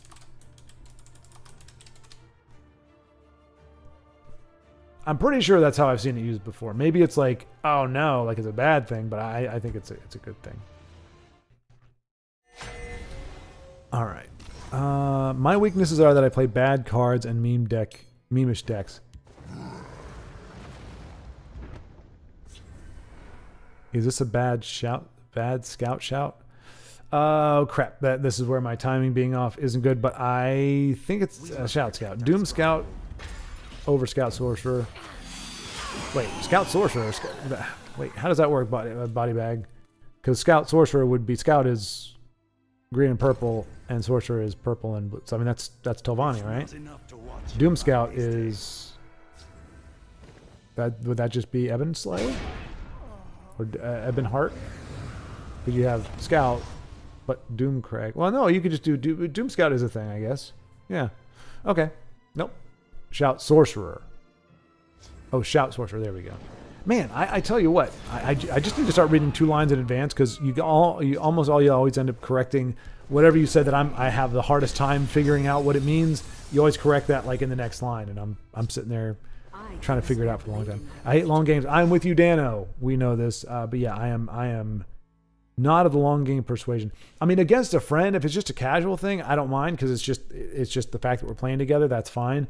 But if I'm on the ladder, I do not want to be spending 20 minutes on a freaking game. Like that's just asinine. Like I got stuff to do. I don't know how. I don't know. You all can let me know, since a lot of you are top 10, top 100. I mean, oh, there you go. Hey, look at that. There's your premium Abner Tharn. A little underwhelming. I think they could have done a little bit more with lighting effects. Like even if they just had like a, beam coming down. I mean, the flames are a nice touch, but it really doesn't make the card pop. But yeah, looks good as premium there, to a degree. Let's see. Yes and no. That's some sweet deck machinery, Dark World. Yeah, absolutely. Yeah, that was. It was beautiful to behold. Now I can honestly say. Let's see. Where'd you go? Oh, we got Endozoa's playing now, so we'll be able to check him out momentarily. Where? Oh, there we go.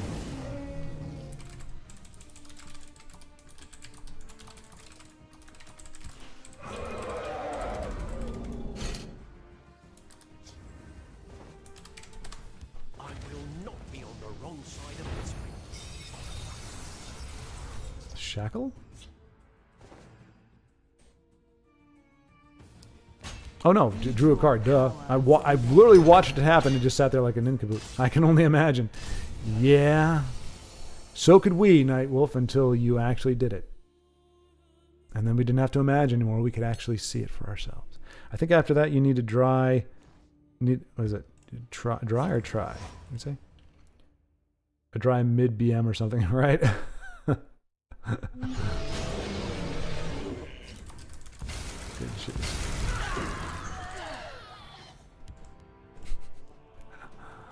I gotta finish this off with a nice dry mid-range battle mage. Let's see. Body bag. If I'm constantly drawing into cards, I don't care if it's long, but if it's one card a turn, it's boring. Yeah. When you're in top deck territory, it gets really rough. Especially if you're like me and you have the propensity for having late game top decks that are your early draws. It's like, oh good, another 1-drop, yay. Meanwhile, my opponent's got, Sotha Sil and freaking Night Talon Lords and Squish the Wimpies and Mirax. Oof. Every time I just cringe because it's like. And I remember somebody was saying this, and I don't mean to like cast shade, but like when people like play around Mirac, I'm like, what would you just not play a high-end card? I mean, you could argue that what Broda did right there was essentially playing around it, where okay, I'm going to play this card, and if my opponent has Mirac, I'm going to have a way to get around it or negate it some way. I mean, if he'd had our Abner Tharn, that would have been beautiful still, but like people like playing around, it's like then you wouldn't play anything. It's like trying to play around Dawn Wrath or I mean, there are definitely ways to play smart, but it's not always feasible to play around stuff. while still pursuing a win. All right, so negation. Oh yeah, that's the game winner right there, right? Boinkity boinkity. Yeah. Between Incano and negation, maybe not. Yeah. Okay. And then and then Tome, and he's got the +1. Tome gives him +2, which is 2 more than he needs, and there he goes. Nicely done, Broda. Nicely done, sir.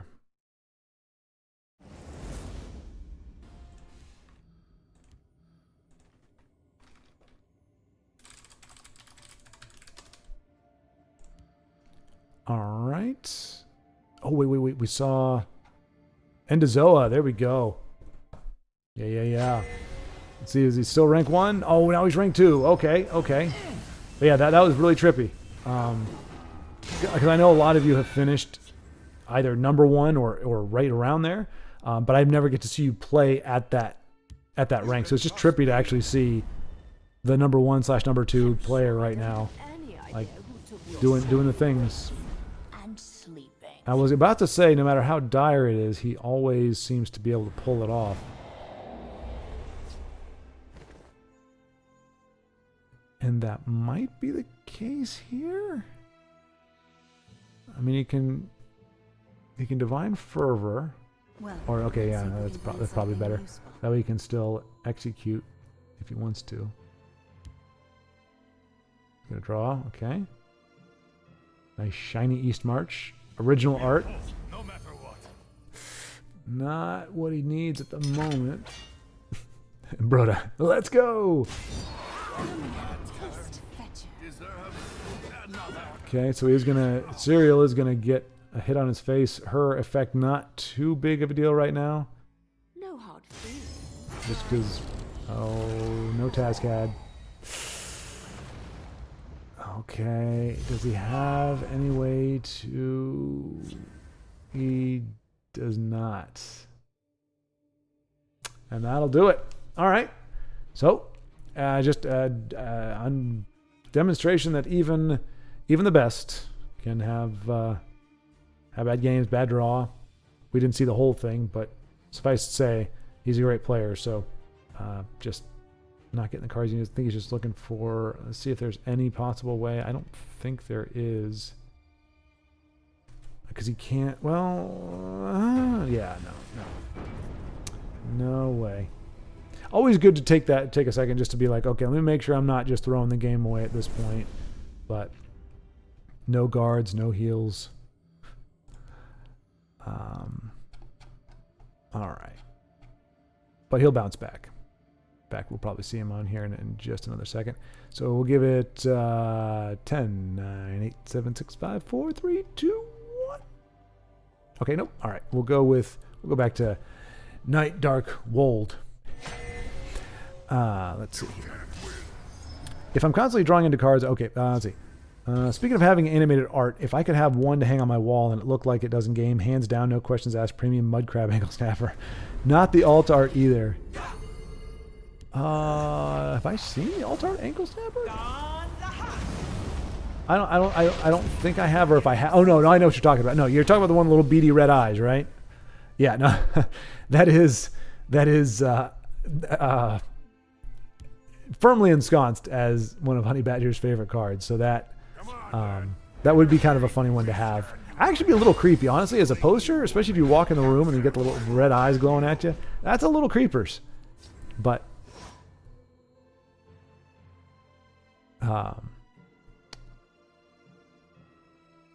But yeah, I'm trying to think. Displate actually does have. They started making like backlit posters, or because displates are their metal, and they actually have ones that actually are LED lit up. So you have these like there was one they had like an Elden Ring thing, and like Elden Ring has the Elden Ring, the actual gold thing, it actually like lit up and everything. Really cool stuff. I mean, very expensive. Displates are kind of pricey anyway, but just a cool concept. But yeah, I could see Honey Badger getting the mud crab ankle snapper.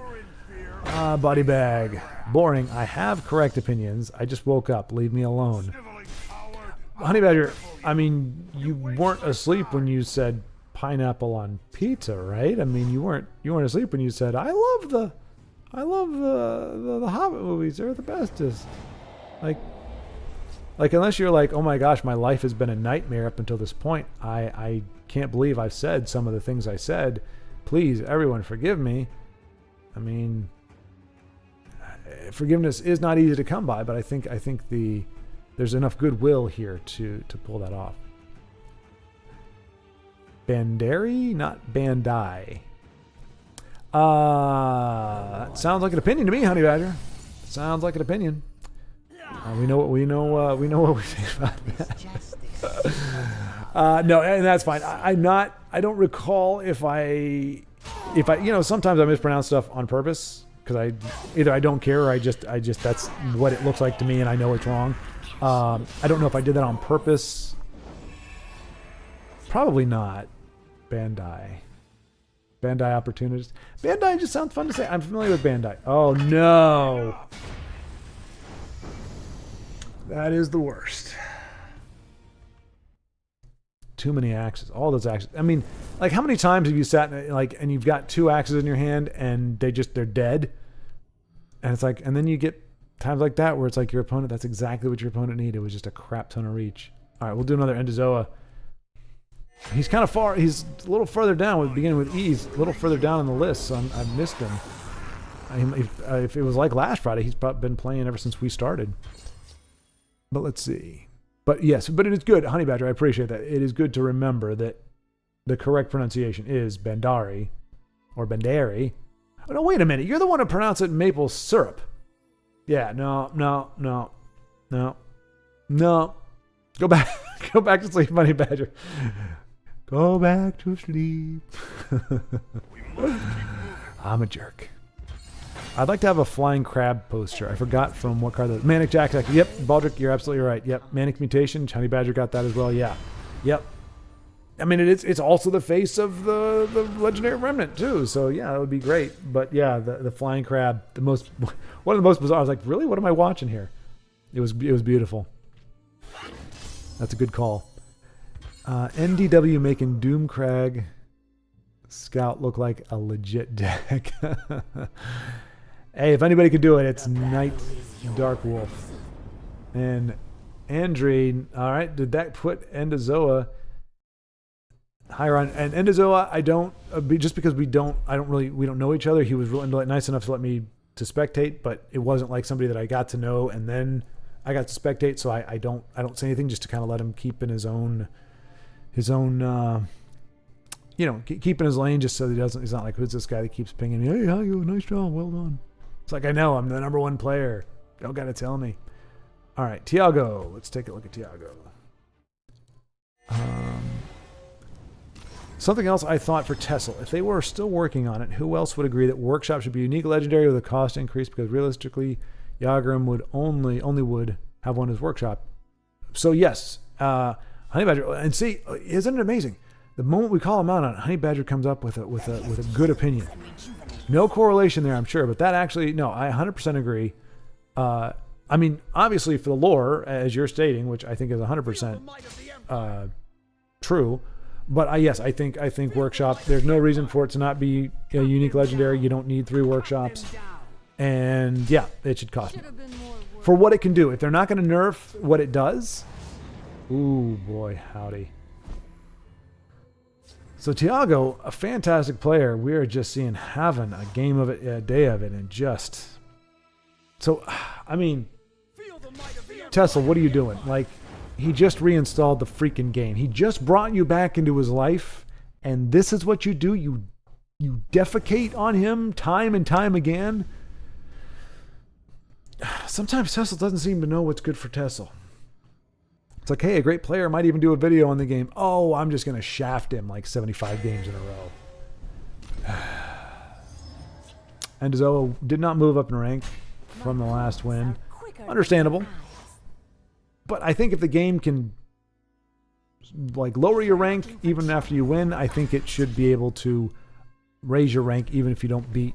Like, if you're number 2, who are you going to beat other than the number 1 player to get the number 1 rank again? And then you're just waiting on the computer to pair you up. It's like, yeah. I'm sure that's not how it works. There's got to be another way to crack number 1, but I think it's a combination of the number 1 player taking a loss and you getting a win, which necessitates number 1 player playing. But then if you stop playing, you can still go down in rank. So I don't know how it works. Greater minds than mine have thought of this in theory. But yes, 100% agree. Workshop with the Honey Badger, that Workshop should get nerfed. Make Workshop like a 5 cost with 2 activations and make it only trigger Dwemer. That's a... So, I hate it too. Trust me, Honey Badger, I do. I'm trying to think of, like, without nerfing it into being non-playable or a card that nobody really has a desire to play.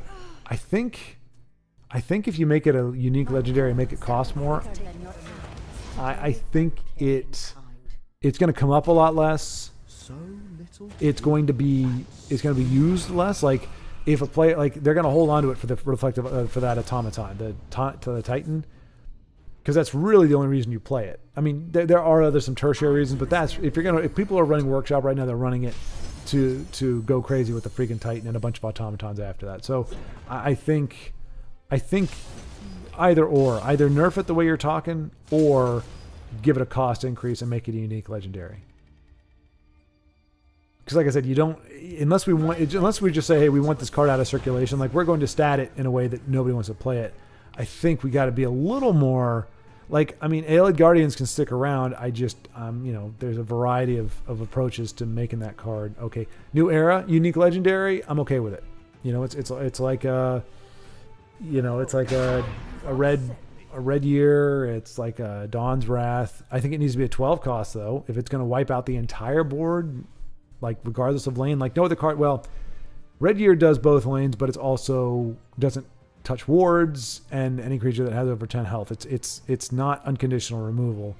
Dawn's Wrath unconditional 1 lane, I think, and that's an 8 cost, 10 cost for Red Year. I think a 12 cost new unique legendary new era. I'd love it to be gone. I don't think Empire Control needs a card like that, but if we're going to keep it playable, I think you do that. You just go, okay, I've only got 1 copy of it. It doesn't make it unplayable.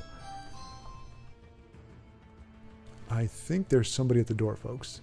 Bear with me. Oh, nope. Mother's running to the rescue. I think...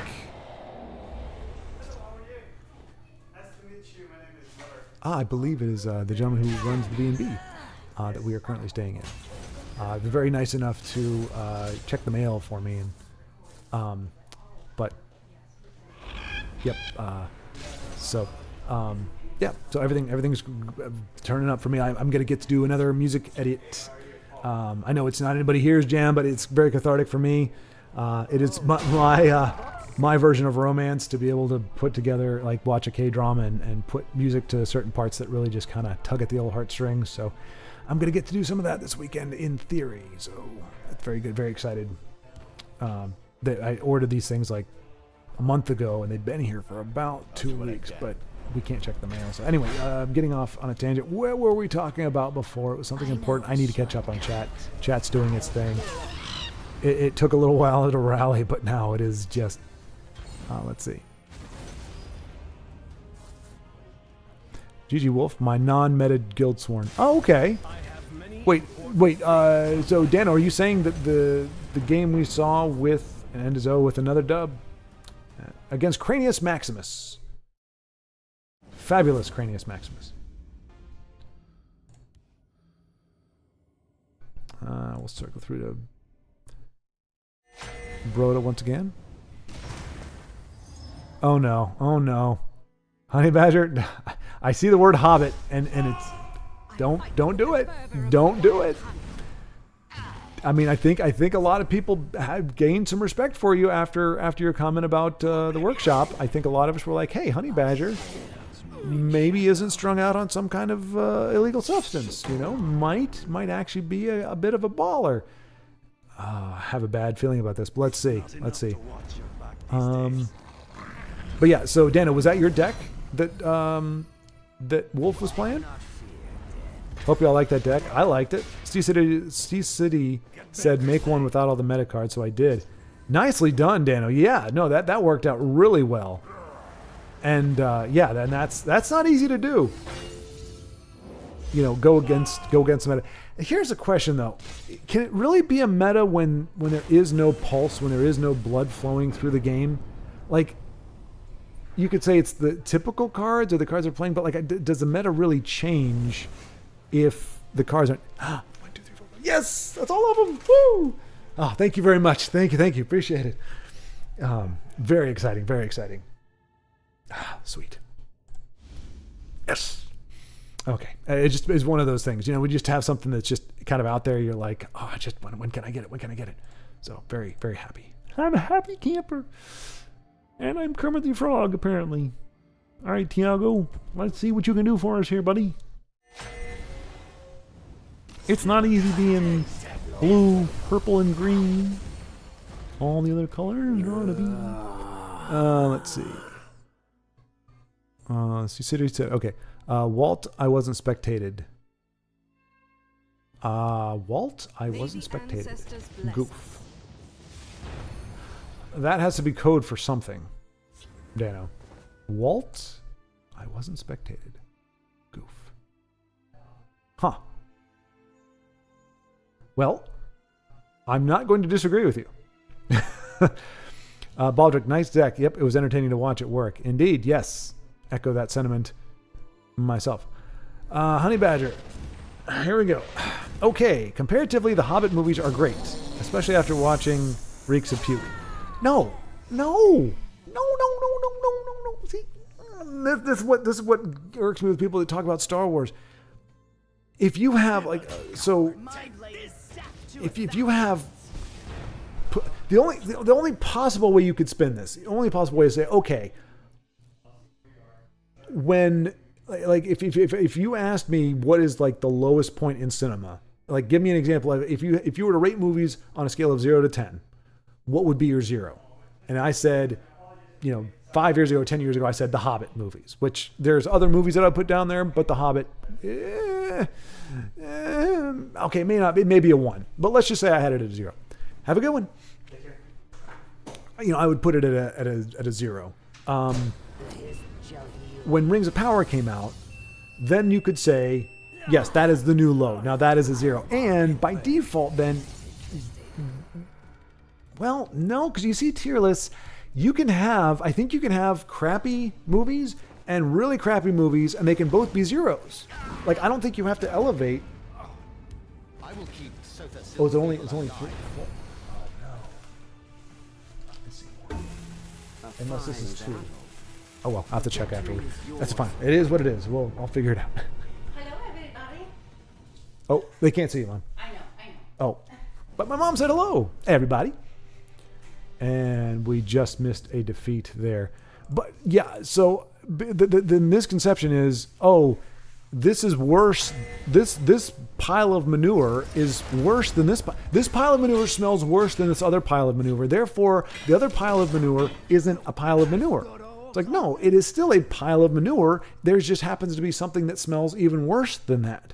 You don't elevate one pile of manure over another pile of manure just because it has a bigger, worse smell. You see what I'm saying? So just because Rings of Power came out doesn't mean that it automatically makes Hobbit worth watching or watchable. I still can't. I get through like 20 minutes of it. Now, I will say this. I will give you this. In terms of unwatchability, the prequels by far are worse than the Hobbit movies. The Hobbit movies have a lot of cringe and have a lot of moments where but they also have some good music. Now, to be fair, Phantom Menace does as well. Still John Williams, so let's not get all that mixed up. But I could, especially if I had a little bit of spirits, a little bit of help from Mr. Al Cohol, I could get through the Hobbit trilogy. There's enough in it that I enjoy. It's like I get a break every so often. It's like, oh, here comes a stupid. Okay, now here we go. Dwarves running around like a bunch of schmucks with a giant dragon chasing them. Yeah, that totally makes sense. He wouldn't just burn the entire place. Oh no, we're gonna do all this little stuff, and it's all that. Like, I mean, there's a reason why even Tolkien didn't put it in his kid book. You know, I mean, we just went super infantile, and the freaking Goblin King. But anyway, point is, the prequels don't let up. They give you cheese after cheese. Hey, here's a cheesy line. Here's something really stupid that happened. Here's some really bad CGI. It just compounds and compounds and compounds. You never get a break from it. It's like you're never safe. There's never a character on screen. Even Samuel L. Jackson, I like him as an actor. He was miscast. They could have had him play, a Jedi, just a different one. Him as Mace Windu between the lines, and just it's not him.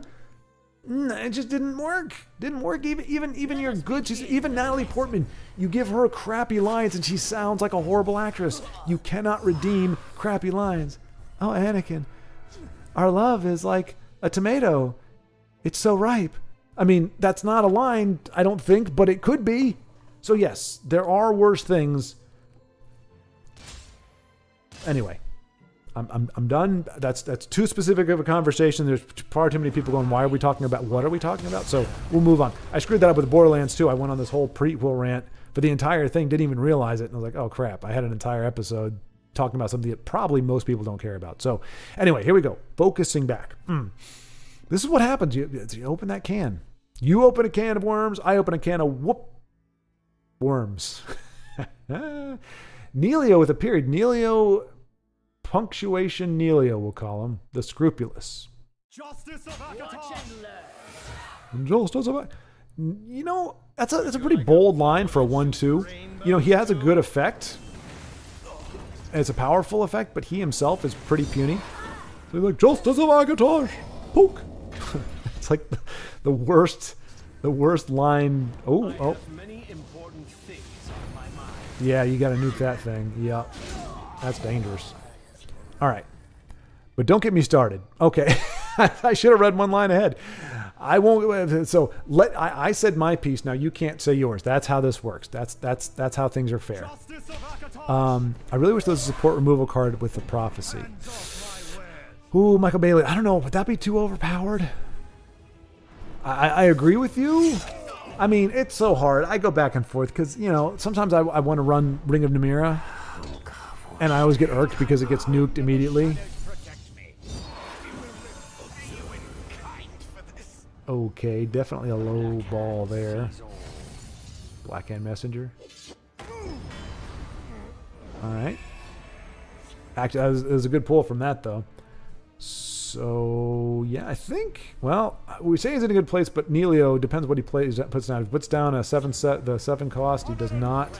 For an action deck, the 7 cost that puts down the 8/8 Lava Atronach, that would be is it Mighty Conjuring? I think it is. Razzle-ma-dazzle-ma-dazzle-ma-dazzle-ma-dazzle.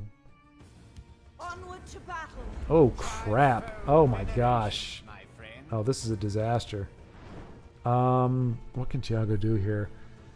If he needs, let's see, a freaking neutral. He's got purple. He just needs if he plays a blue card, this will crank out a guard. So he can play Black Hand. That'll put a guard out. It'll take that doofus off there. But that's 8. And then he can't play anything else. I don't think he's going to be able to weather this storm.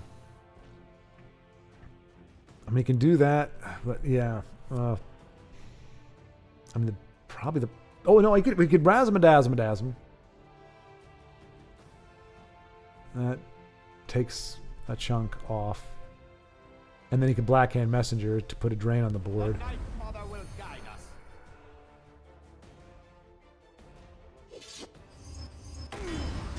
And he does get rid of Chanter. Now he can put his Telvanni down there. Or razzle-ma-dazzle-ma-dazzle-ma-dazzle. You heard it here, folks. You heard it first here, I should say. Let's see. But yeah, Michael Bailey, I'm not sure if that would be considered overpowered or not. But I do agree there are definitely a lot of times where I would like a prophecy removal. I'm fine spectating, I guess. Wait a minute. Oh, Dano. Sorry, Dano. That's what you were saying. That you weren't being watched when you were playing. Oh, I thought... So, my bad, Dano. There was somebody else playing a Guild Sworn, and I thought you were saying they were playing your... I thought Wolf... Okay, I'm confused, because didn't you say Wolf was playing your... Okay, you'll have to clarify in a minute. If I try to clarify it myself, it's gonna take forever. So let's move on here. Could even be unique, like Tools of Karnak or something. Oh, Tools of Karnak. That sounds legit in the lore. Oh, exactly. Kagnarak, that guy. Team number 250, Michael Bailey. Was Michael Bailey at rank 250? Did I miss that? Dagnabbit. Oh boy. Oh boy. Okay. Get rich, buy the rights to Tessel. Working on it. Dana, working on it. It's the getting rich part that I'm having a hard time with. But you know, if I just get another 249,000 subscribers and my videos get about 250,000 more views each, I'll probably be able to buy the rights to just to Tessel, not to Elder Scrolls Legends, but I could probably buy the rights for the game. So yeah, I mean, any day now, really. Just, I mean that, or I just get a real job that pays me 250 grand a year. Well, no, that wouldn't do it. You probably need a good chunk of change to buy Tessel. If that's even, can you even buy it if you're not buying all of Elder Scrolls? I don't know. Well, heck, if we go that route, I might as well just buy the entire IP, right? Guarantee you, if I were to take it over, we would see a Skyrim 6 long before you're going to see it now.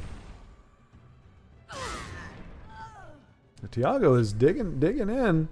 7, 9, 10, 11, 12. Crap. I said it just as his opponent has lethal. Man, if I just waited like 3 seconds before I said half the stuff I said today, I would look a lot smarter. Y'all know better anyway, so what am I trying to do? Not fooling anybody. Endazoa! Bail me out here, buddy.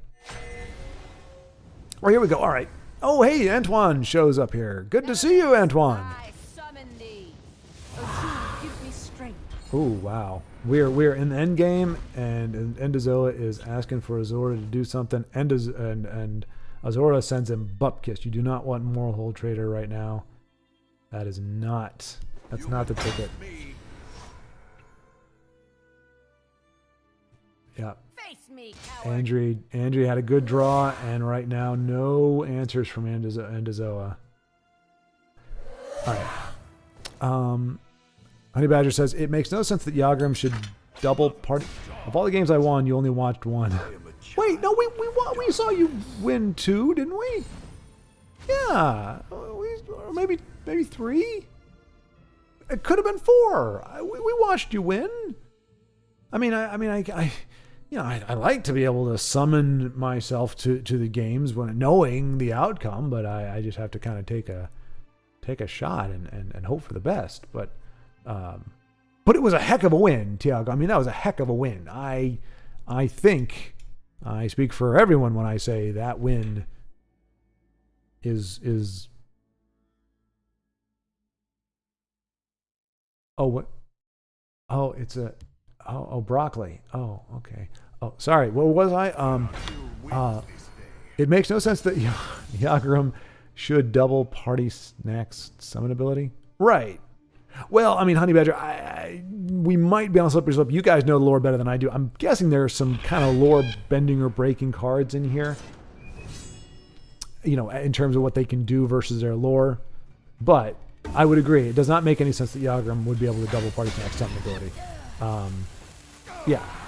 You are not wrong there. Michael Bailey, I don't know if that was bugged. I didn't know you could share the same rank. Yeah, that is a bit bizarre. Well, we saw it the other day. I mean, I don't know if you all saw I had a video where we had somebody came in and they didn't have a name. It was just the title, and Endazoa does go down to Andre 90104.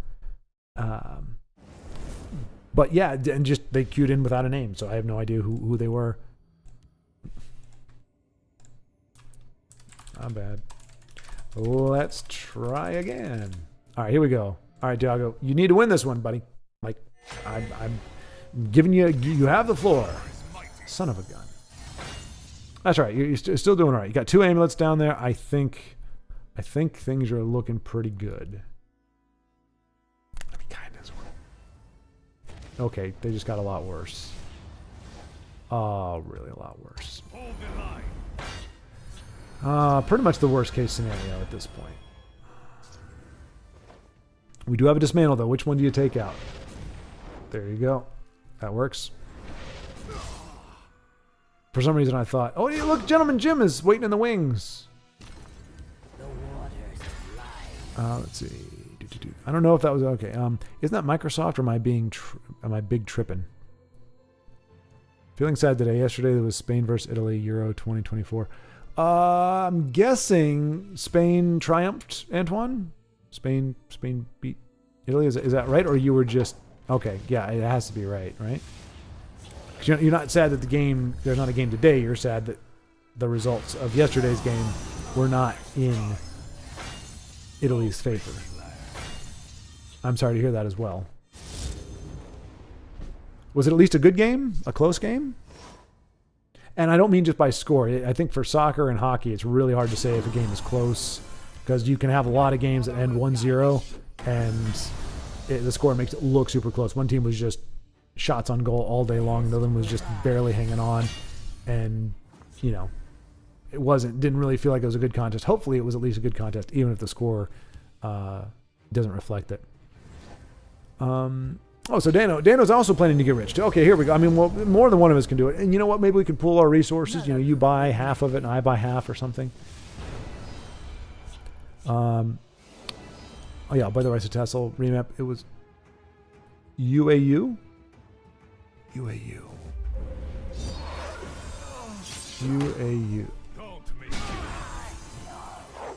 Tiago, that acronym befuddles me. Oh, is that a soccer term, a soccer name, or is this?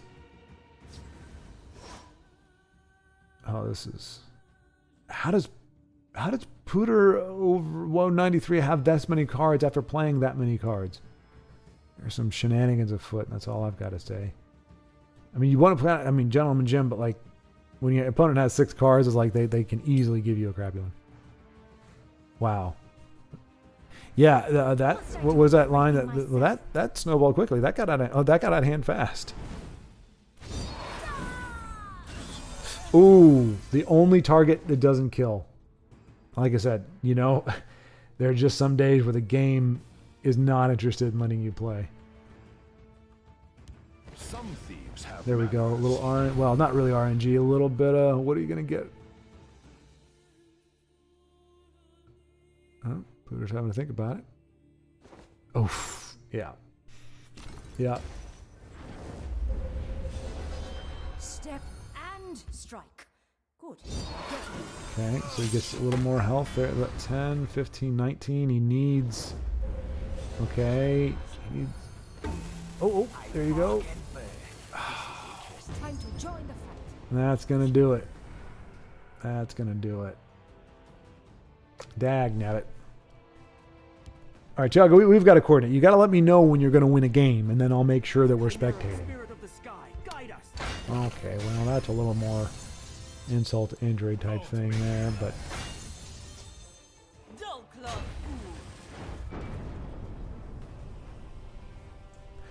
Well.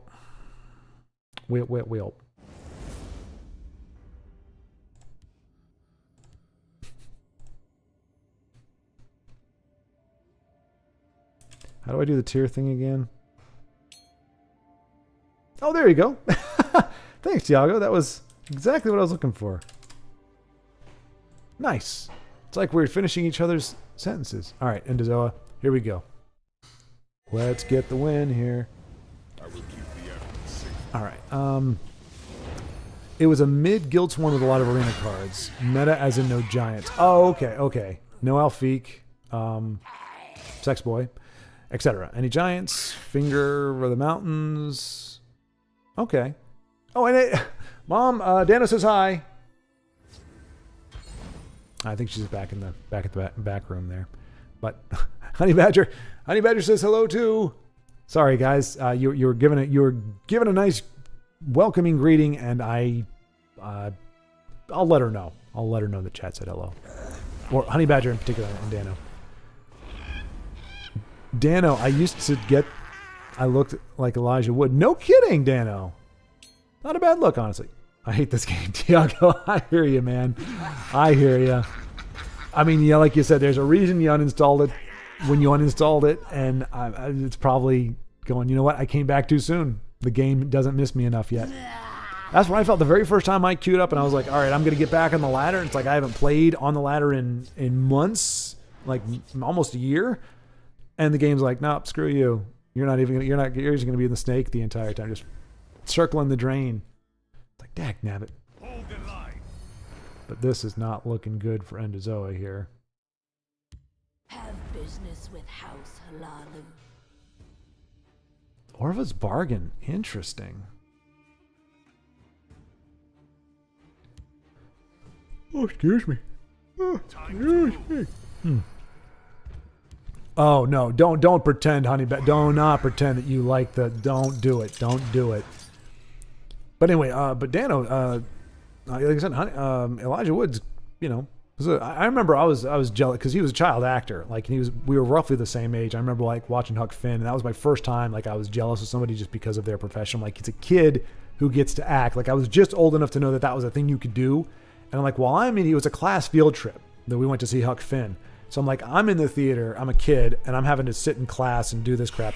This guy is an actor. I don't even know that actors made that much money, but you know, I was aware that he was living the good life, and that was before he got freaking Frodo Baggins. Then it was just like, wow, that is a charmed life.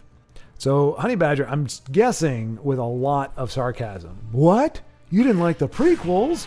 Who likes the prequels? Nobody likes it.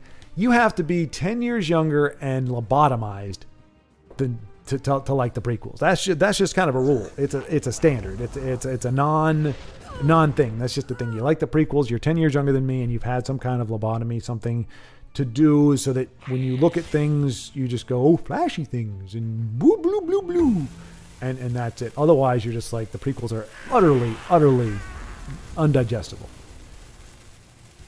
Honey Badger, oh my. Next thing he'll say is he doesn't like Jar Jar. Well, he's part of the prequels, isn't he? Come on, Baldric. Or Kid Anakin. Mannequin Anakin? Yeah, no. 9-year-old Anakin was a dumb mistake. You know what this is, folks? The prequels, without even getting into... we're going to go meta with it. Lucas, when he made the first 2 Star Wars movies, had his wife with him, who was an editor. So not only was she able to help out with editing, but she also, I guarantee you, was giving input in terms of the actual writing, in terms of the actual story-making process, and what things were left in and left out. He had his producer, I believe it was Gary Kurtz. I might be wrong on that, but I'm pretty sure that I think they worked together on something else before with him on 2 projects. Gary Kurtz bailed on him when he saw the script for Jedi. He was like, nah, you're going in a bad direction. You're taking this in a bad direction. I don't like the way this is going. And Lucas, despite the fact this was the producer of 2 years, was like, nope, I'm going to do it anyway. And to be fair, Jedi has its moments, but we do get the Ewoks. You start to see, and then Lucas, so that was before Jedi. He had his wife and he had his producer to help him out. Then separation, I'm not sure of the divorce, but got separated. No longer had the wife right there. No longer had his producer. And now he has kids. He adopted 2 girls, I believe. And the Ewoks are 100%. He took it from, okay, I wanted to tell a story that could appeal to, or that, you know, could be relevant to children, or that, you know, could be seen by children, to I'm going to make a movie and put stuff in that movie for my kids. And it went downhill from there. Like everything Lucas did after Jedi. I mean, like I said, Jedi was teetering. He didn't even write the whole thing himself. But Jedi was teetering. The prequels, which were 100% written by him, absolute tripe. I mean, Howard the Duck was, you know, somewhere in there. I feel your pain, my friend. So Lucas was fundamentally a different person after Empire. And you could, like, yeah. And I think it shows. Yeah, Jar Jar wasn't he was trying to recreate what he got with C-3PO. C-3PO worked because he was mitigated. He was relegated to a small part. Like he only had but so much screen time. It's like, okay, he's kind of the comedic relief. You don't make your comedic relief. He was never in the most scenes. Jar Jar was in Phantom Menace a ton, and I guarantee you, if the fan backlash had not been what it was, well, I don't think Lucas particularly cared, but he may have backed off Jar Jar a little bit because of that. But The only thing I think is noteworthy about Jar Jar is the theory that he could have been a Sith. I find that entertaining, and I find it amusing that that's how screwed up the prequels are, that you could think Jar Jar is a Sith and actually have a good point. Hated the midi-chlorians, hated Anakin at 9 years old. That was a dumb mistake. Children do not have personalities. They do not have, or I mean, they have personalities, but not cinematically. They don't have anything. You brought the main character of your trilogy in a place where he has no ability to develop his character. The whole time he's like, oh, what does this do? Oh, I don't know what's going on. Oh, I do. Oh, what's up? The whole freaking movie was not. He needed to be Luke's age, not because he needs to be like the original movie, but just he needed to be of age to be actually doing something and be an actual character versus just. And it didn't help. The actor was bad, but really, honestly, Lucas's writing was so bad that I don't think anybody could have acted that well. My guy woke up this morning and chose violence. Look, we got Ray Park as Darth Maul and pod racing games. See, Michael, I'm guessing you're 10 years younger than me because I did not. Well, I mean, I do have a couple friends that are my age that like the pod racing. I was like, it's speeder bikes with turbines. Like, they're speeder bikes.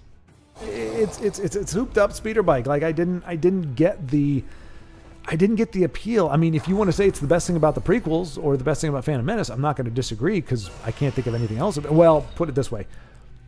Duel of the Fates as music, I definitely like the music Duel of the Fates. Very, very good bit of music from John Williams.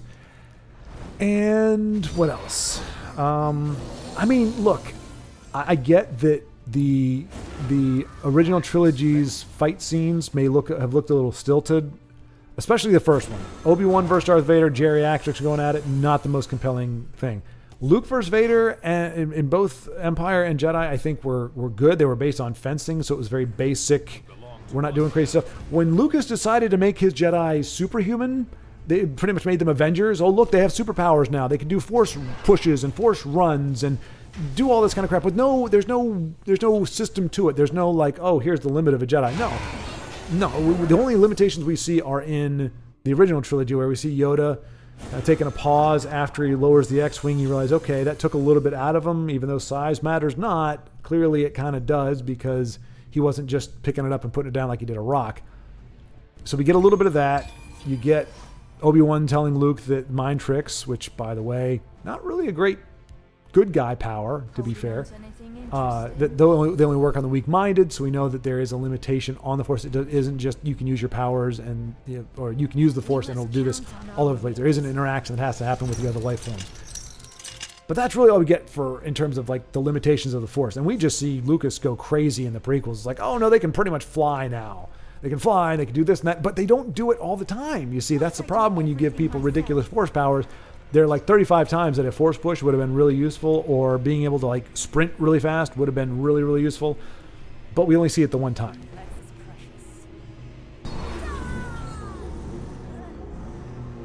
Is it the neighbor?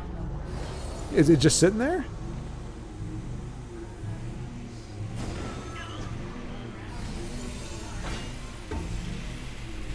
Good. Yeah. So, 6:30 here. Yeah. Anyway.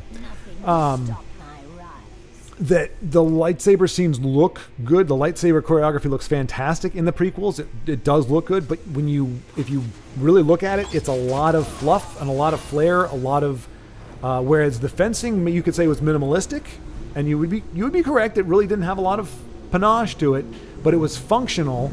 Whereas a lot of the stuff you're doing little twists and turns and do's and these and these, and they look great. But when you think about it, if you're fighting to the death, you don't need the flourishes, you don't need the woo-ha's and I'm going to spin around 6 times. I just turn around once, or I just put my lightsaber up like this. But no, I'm going to push it to this hand, and I'm going to spin around backwards and put it up like that. It's like, didn't need it. So even though it looks pretty, if you got down to a functional place with it, it was like, it's a lot of fluffery. I think they could have found a good middle ground between very kind of, slightly embellished fencing and outright ballet with lightsabers. I'm just going to say that. But Duel of the Fates, good music. But, I mean, honestly, I did a video that on there. It's the, well, I think I changed the name. It's like With My Own Eyes, but it was also called Busted. And I do make the point. I mean, if like, it's like porn, honestly. Like the prequels are like pornography. Was it? I mean, I do think the correlation, but it's like the music is good, but everything else is just like a really bad plot, bad dialogue, bad everything. But anyway, let's see. I liked the Naboo Creature Park game. Forgot what it was called. You get a park where you keep all the above water. I have not heard of that. Okay, so I'm sorry, Baldrick. I am sorry. I am, because when I think of Star Wars, I think of action figures, I think of vehicles, I think of like lightsabers and everything. And you're like, I like the Naboo Creature Park game. You get a park where you keep all their above water fauna. To me, that's just it's just a funny. Was it a board game? Was it a video game? Was it made for a younger audience? Like, I'm not familiar with that, but that is, honestly, it sounds better than the movies. If we could have had more farming and above water fauna, I think the prequels would have been better. They couldn't have been worse. But yeah, pod racing game was crazy fun. Played it with a friend way back on Hot Seat, I think. Was it Overland? I remember it came out on N64. I didn't know it came out on PC, but not pod racing in the movie, pod racing video games. Okay, Michael Bailey, there you go. Okay, yes. I have several friends that definitely that enjoyed that. And I remember it was very well received. I never got into it. I was an F-Zero, Diddy Kong Racing, sometimes Mario Kart, Gran Turismo a little bit, and Need for Speed Most Wanted. Those were pretty much those racing games that had my attention. Never got into it. And partly it was because I hated the movie so much. Like, I didn't want to touch anything that had the stink of the prequels on there. So, but Michael, you are correct. Or as best as I can tell, the pod racing game was actually very well done. Qui-Gon and Darth Maul are both cool characters from Episode 1 and Watto. Hey, C-City, good to see you. Welcome. I mean, and okay, and 100%. This is good. We're developing common ground as we go. Qui-Gon was a good character. I liked Qui-Gon as a character. I liked him better than Obi-Wan, to be honest. Well, I mean, actually, Ewan McGregor's Obi-Wan was not bad. The problem was that they weren't able to keep. I mean, obviously, that's one. We got that one movie. So yeah, Qui-Gon and Darth Maul were good. Yeah. I mean, it was a bummer that they didn't really want. I mean, I guess he didn't have to, but I mean, Darth Vader was a lot of what he did was not only his presence, obviously his voice was a big part of it. And Tiago gets us at least the second win, maybe third or fourth of the day. We got to see it here. Here we go.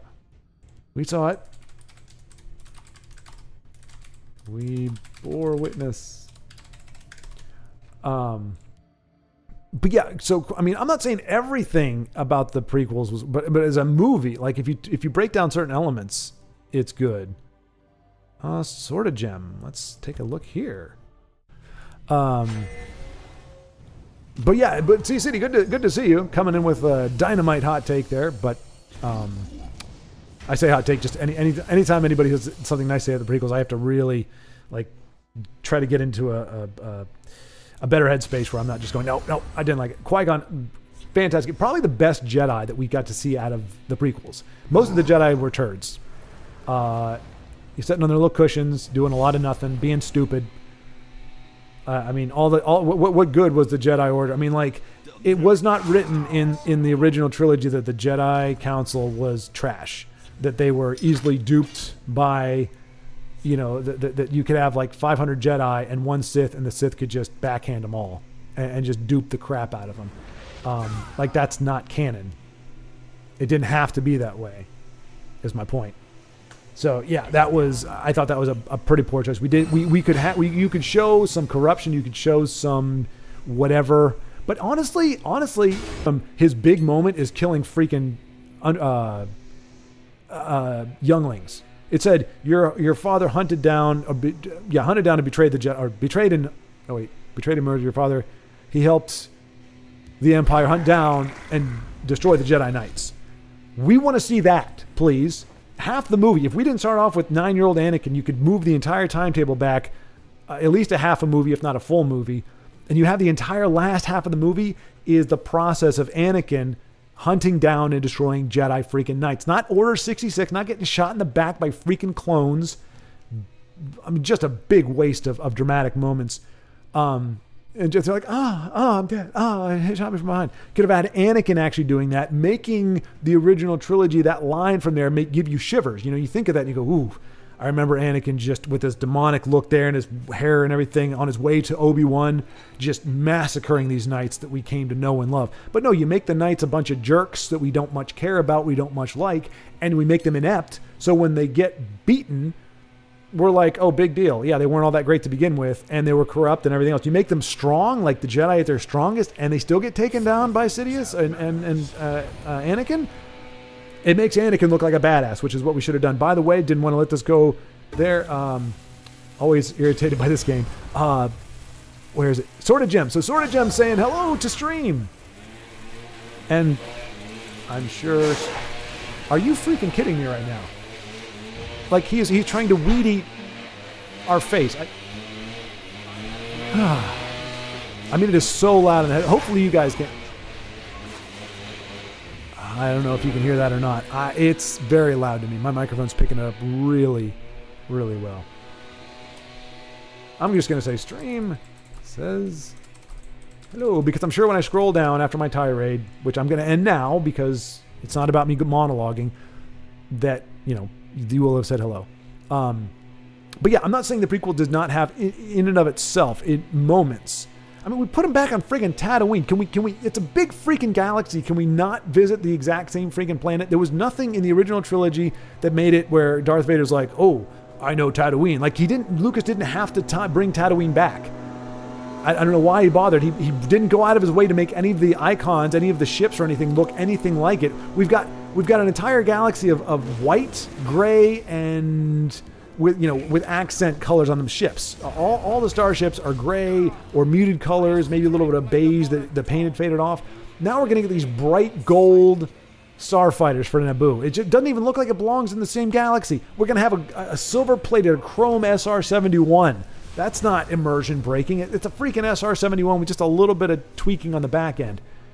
And nothing that looked familiar. You couldn't even see some like, hey, how about a Corellian Corvette, a YT, what is it, 1380, 1330, the Millennium Falcon. Let's see one of those brand new, before it gets modified, before it goes through a bunch of stuff. Let's see what one of those freighters looked like before it got modified. Let's see some of those flying around. They've been around for at least 40 or 50 years, if not more. The X-Wing, let's see the Headhunter, with the X-Wing with the 3 wings. Let's see some stuff.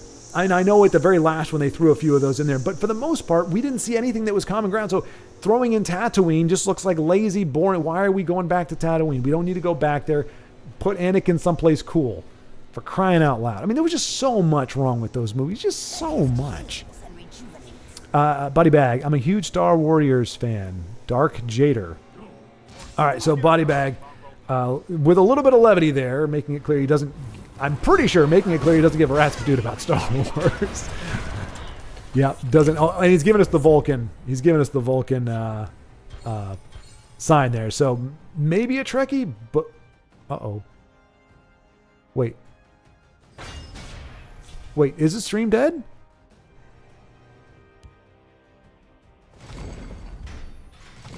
Okay, it was AFK for a minute. Okay. All right. Sorry, I didn't look like we dropped anything, but I guess we were offline for a second if you guys saw it. But okay, so but that is actually Body Bag. In that one sentence, in those few words and that gesture, you made it very, very apparent where you stand with the whole Star Wars thing. Let's see, Star Wars Holiday Special, Overseas City Token. I mean, prior to the prequels, the holiday special was the worst thing in Star Wars. It was one of the worst things ever. It still is very bad, and it doesn't get any better just because the prequels are worse. I still can't watch the Christmas special. Yeah, no, I'll stand by that. The Christmas special is still absolutely horrible. Unwatchable. I did watch it, so technically not unwatchable, but unwatchable again. Once you know what you're getting into, once you know what you're going to be facing, once you turn that thing on, you can't You just can't. You can't keep going. You're just like, no, this is going to get really nasty. I'm going to have to listen to freaking Wookiees go for an hour and a half. I'm going to have to see Mark Hamill when the director didn't rein him in and his acting was garbage. Like, have you seen some of those outtakes? Like, I'm not necessarily down on Mark Hamill in general. I think the directors, Irvin Kershner, can't remember the guy's name, Mark. I can't remember his name now. It's embarrassing. I can't remember the director of Jedi. I know Lucas directed the first one. They got good performances out of Mark Hamill. He has naturally a lot of bad, overacting, kind of saccharine-looking stuff. You see some of the outtakes or the takes they didn't use in Star Wars and Jedi and stuff. You see, and you're like, oh gosh, oh man, that was bad. Like I'm glad they didn't use that take because it was god awful. But anyway. They did a good job of working around that. Did not do such a good job in the prequels, maybe because everything was horrible. All right.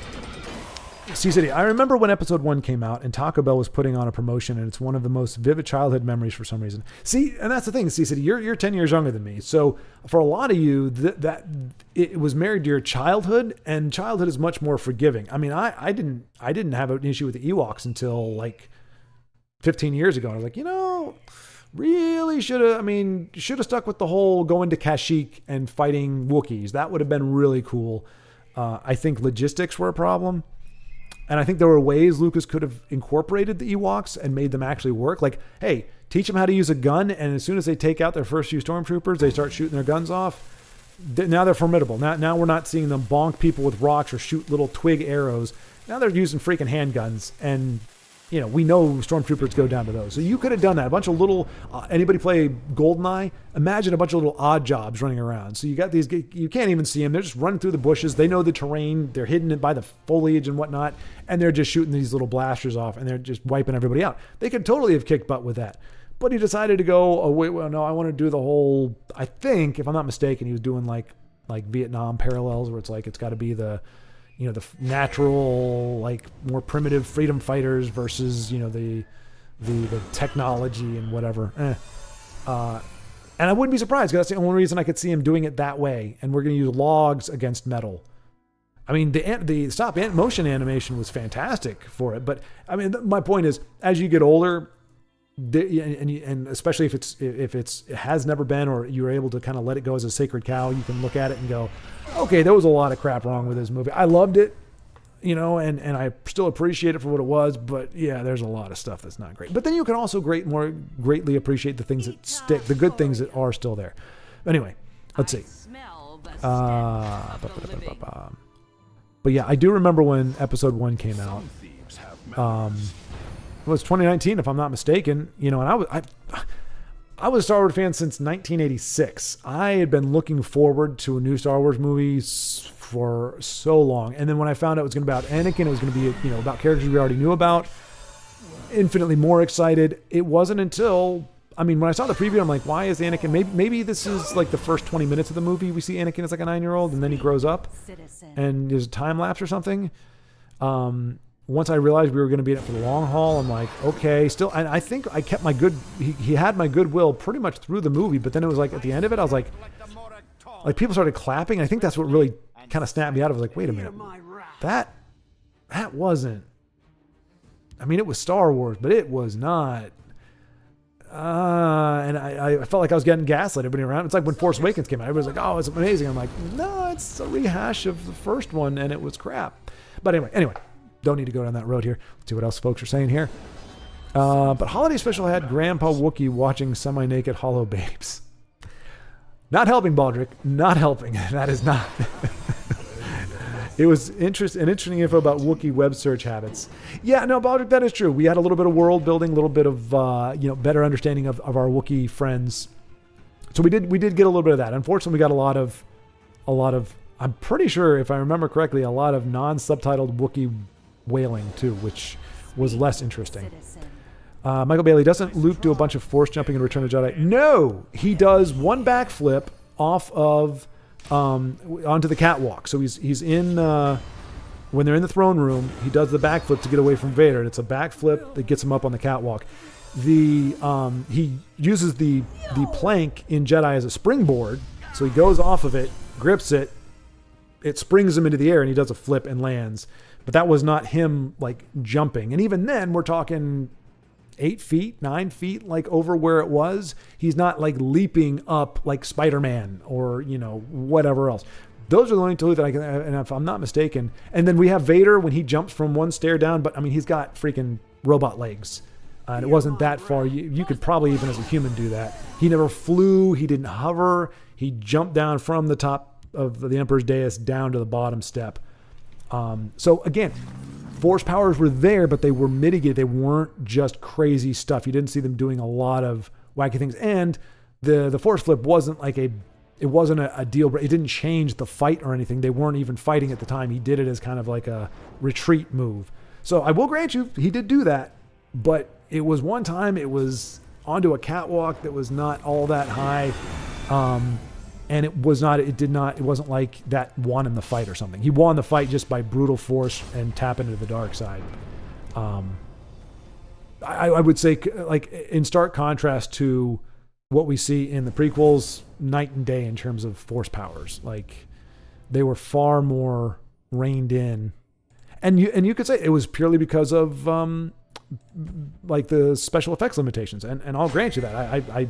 You could certainly say that Lucas wanted to do more with them, but I thought it was better that he didn't. I think it's fine to keep Jedi as normal people with just heightened senses, a little bit of something to kind of help them out. They can draw things to them and they can move some stuff, but they don't have superpowers. I think they literally gave Jedi the equivalent of superpowers. But again, depending on the situation, sometimes they didn't have them, or they didn't use them when they would have actually made a lot of sense, which is the problem. When the more powers you give and the more powers you show, the more difficult, the more outrageous the situations are for them to be in, where they can't actually just kick butt, because they're like, well, they did. If all you have to do is these 2 force powers, and they could have wiped out everything in like 5 seconds.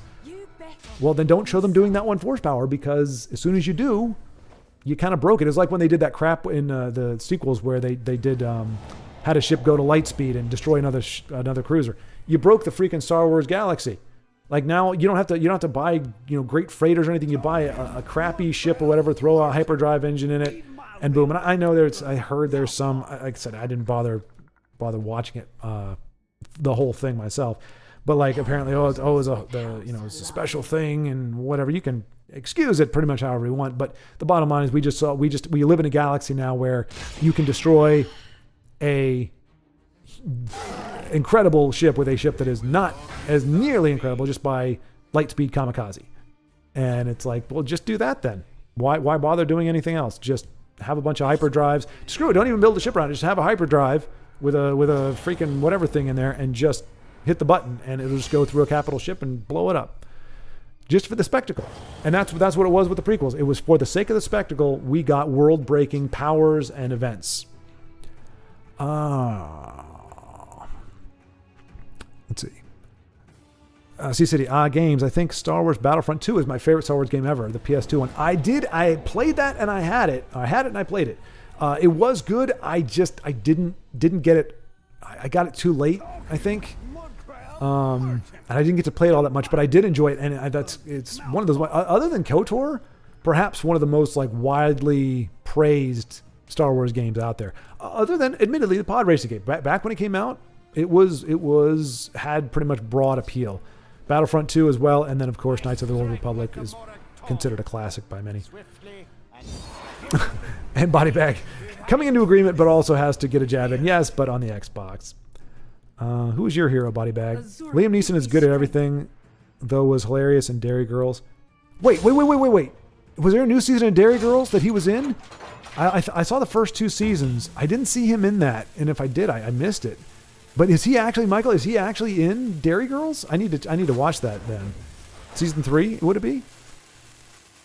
For kids, probably that was their target demographic, but they also got me playing it, the Naboo Park game that is. It was something like Park Zoo Tycoon games.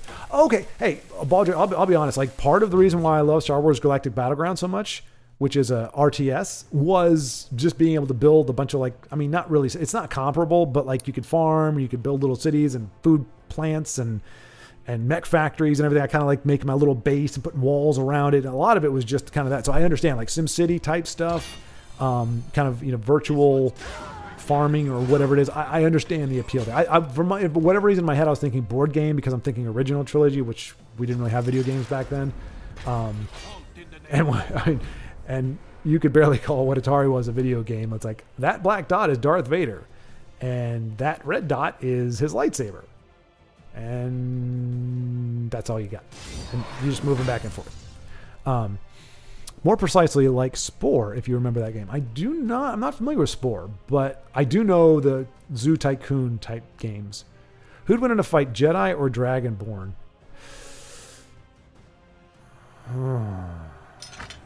That's actually a good question, C-City.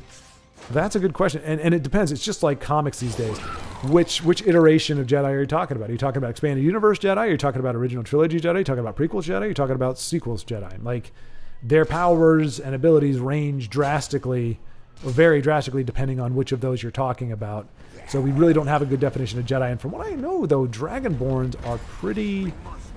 I mean, the shouts are pretty impressive. Like, Jedi don't have like an insta-kill. The Dragonborn, in theory, is not weak-minded, so there's no Jedi mind trick. I don't know, though. Jedi, like... There's a plan. Like, okay, so we know in the game you have a cooldown on your shouts. I'm not sure. I mean, you can call a dragon... But it really depends. It really depends. I don't know. I think that's a good question. I think there may be an answer, like a clear answer, but I don't know what it is right now. Perhaps other people chimed in.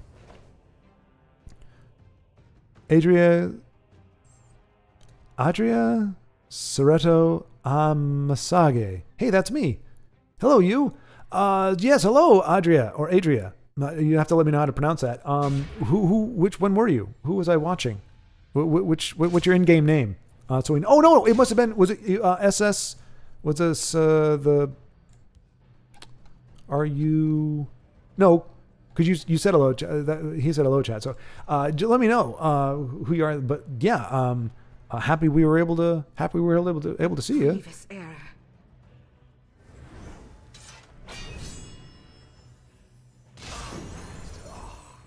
Oh. And there's top decks it. Wow. Azora didn't give you strength, sir. She gave you a scimitar. Dang. Nicely done. He summoned it by sheer force of will. Like the Force, but not bastardized by friggin' midi-chlorians. Let's see.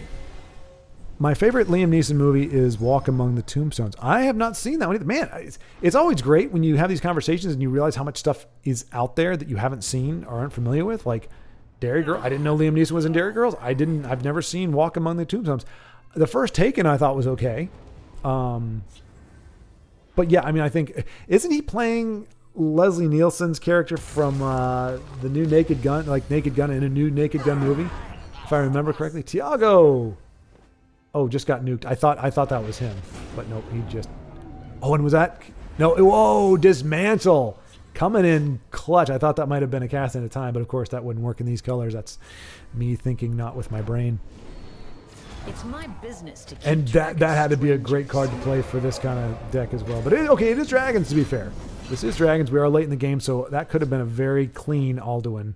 Was not brought in by some shenanigans, and that's actually not a bad look for the Revered Guardian. It's unfortunate. It's kind of like it's another disappointment dragon. Although perhaps, well, so you get Guard with Revered, you get Prophecy with the other disappointment dragon, but they're both 4/4, 4-cost 4/4. So you don't know if one's better than the other one. But I have to look at that one. Schwartz, it's a prequels hater. This is quite the rant. Oh, I'm curbing it now. I'm going to just curb it. I am going to I'll probably do a video just to get it off my chest and just tear into pieces. Just for my own, like, to get it off my plate. But I do find myself, unfortunately, getting derailed. There's just so much. I mean, the problem is when you love something a great deal, there's the potential to hate as well. And I think some of it is subjective. Some of the stuff I don't like is subjective. It's not the way I wanted it done or the way I wanted it seen. Some of it I think is objectively a worse decision or a worse way to do things, but maybe not, horrible, but I think there were a lot of actual genuinely bad decisions. And yeah, anyway, but yeah. Oh, the word hater. Yes, there are very few things that I hate, but that is actually one of them. So much for I'm going to stop my tirade here. Sorry, Honey Badger. Sorry. Mea culpa. Yeah, yeah. That's the problem. I start talking about it and I get lost in it. So henceforth, at least for the rest of the day, no matter what you say, I'm just going to grin, mentally mark you down as a crazy person. Amarillo! And move on so that I'm not just dominating the whole thing. Not even Mark Hamill is safe. No, sir. No, sir. Let's see. I mean, yeah. I mean, Mark Hamill, he's a great voice actor. He is a phenomenal voice actor. Just does incredible work there. And he had good performances in it. We get really good in the original trilogy. We get some very good performances from Mark Hamill, but when you see, it's not like I think there was great potential for it with a lesser director, somebody going, okay, let's get another take, or hey, Mark, think about it this way. I think Mark Mark Ham is how I would put it.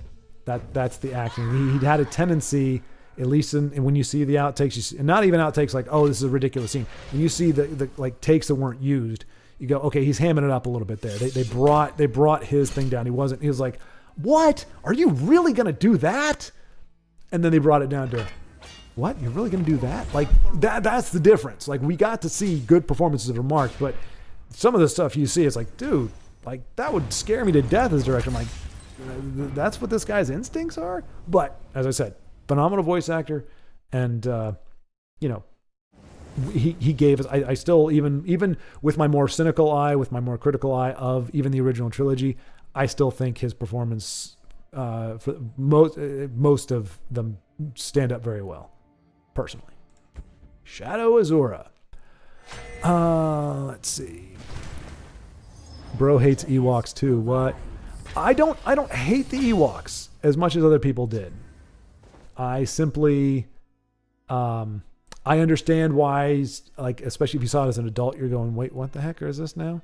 And the fact that I said that Lucas kept them throwing, shooting arrows and stuff at armored stuff, like he didn't even make it formidable. And let's not forget, folks, they're cannibals. Like, they were going to eat our heroes until the whole, oh, I'm a golden whatever thing, I'm a god, essentially, that they didn't listen to until he started screwing around and did the levitating thing.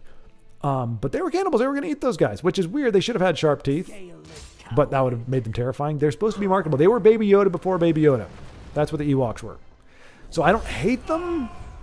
I like the Battle of Endor despite them. But in retrospect, I look at it and go, yeah, probably not the best call. And the way Lucas kind of kept them, yeah. So I wouldn't call it a hater of Ewoks. I'll take hater of prequels, not hater of Ewoks. Oh my gosh, body bag. Oh, come on. They're so cute. They don't blink. Here's the crappy thing. They don't blink, which is creepy, but when they actually put in the blinks in one of many of Lucas's remasters, they look even creepier. It's just weird. Like, there's a no win with the Ewoks. They never look not kind of creepy. And again, I mean, it was Lucas going ham on children's stuff. Like, there's no other, yeah. Because then you had the Ewok, the TV series, you had the cartoon. It's freaking like gummy bears. Bouncing here and there and everywhere, but not quite as cool. Yeah. Anyway. He surrenders. Adria, I'm not sure what that's in reference to.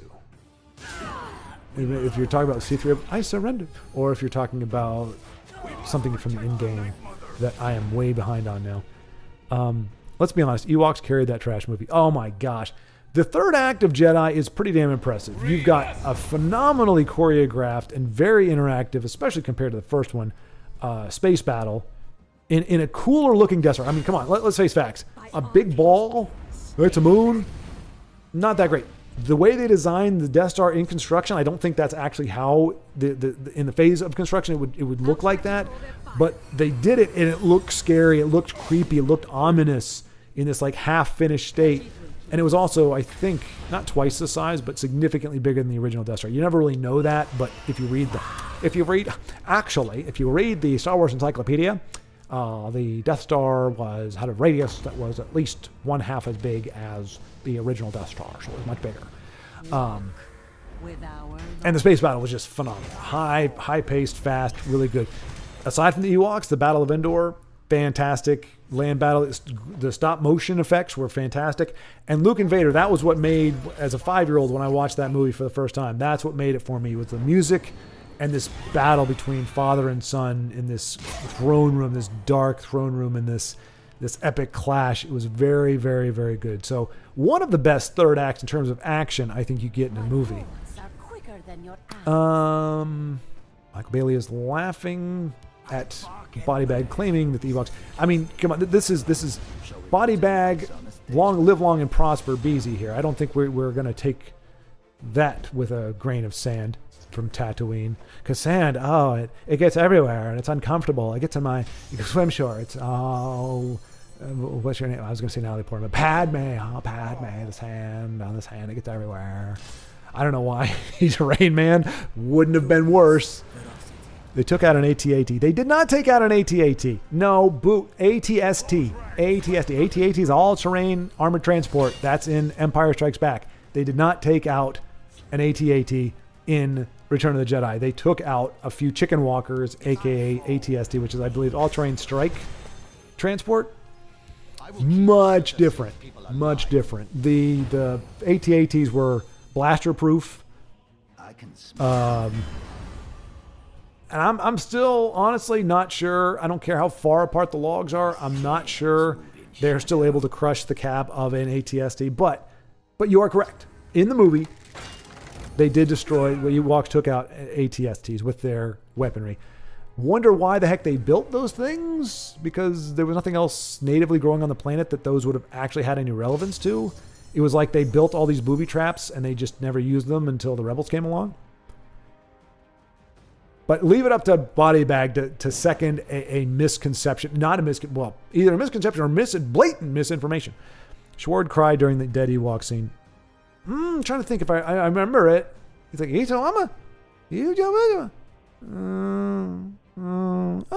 think I didn't cry, but I think I might have gotten a little emotional. I might have been like, I might have felt for that Ewok at that point. Honestly. Why would a 9-foot Wookiee want to live on Endor with a bunch of 2-foot Ewoks? They don't, Joseph. It's called Kashyyyk. Endor is where the moon of Endor was where the Ewoks were. Kashyyyk is the home of the Wookiees and 7 feet tall. Peter, what's his name now? Peter, not Cushing. Peter, wow, how have I forgotten his name? Oh, Peter Mayhew. There you go. Peter Mayhew was only like 6'10", 6'11", or something. Maybe 7 foot. But the Wookiee, I mean, maybe there's a Wookiee that got 9 feet tall, but I think typically the Wookiee as a species, they cap out around 7 feet or so. Wookiee is a registered SA?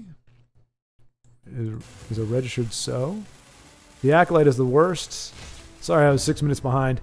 I mean, honestly, anything Disney is just hot garbage. There is no, it has no relevance to Star Wars.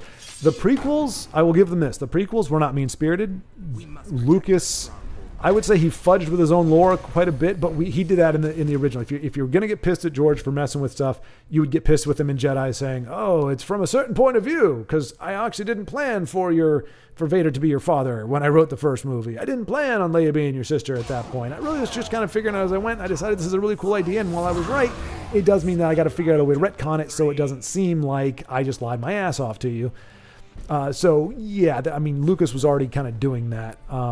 But it wasn't, he didn't hate Star Wars. He didn't hate what Star Wars was about. He understood what Star Wars was about. He just didn't execute it well at all in any shape or form. His execution was piss poor, but he was trying. Like, Disney is just going, we want to defecate on this. We just want to run with it. I mean, as soon as you come out with Force is female, Like, why? You don't need to go there. There was no way for the Force is male. Like, as soon as you start with that kind of crap right off the jump, we're done. Like, I mean, that's not why they're bad, but that is that mentality. The fact that we're going to get into this, and that's one of the first things we're going to say. By the way, hey, the Force is female. It's like, what the crap are you talking about? Kathleen Kennedy is a talentless hack. She was a personal assistant, and Spielberg even said in an interview, like, she would try to chime in with suggestions, and it was like, no, we're talking. Like, we're the producer and director. You're the admin assistant. Like, if you have a propensity for it, if you have a talent for it, people hear ideas, people move up. Like, it does happen.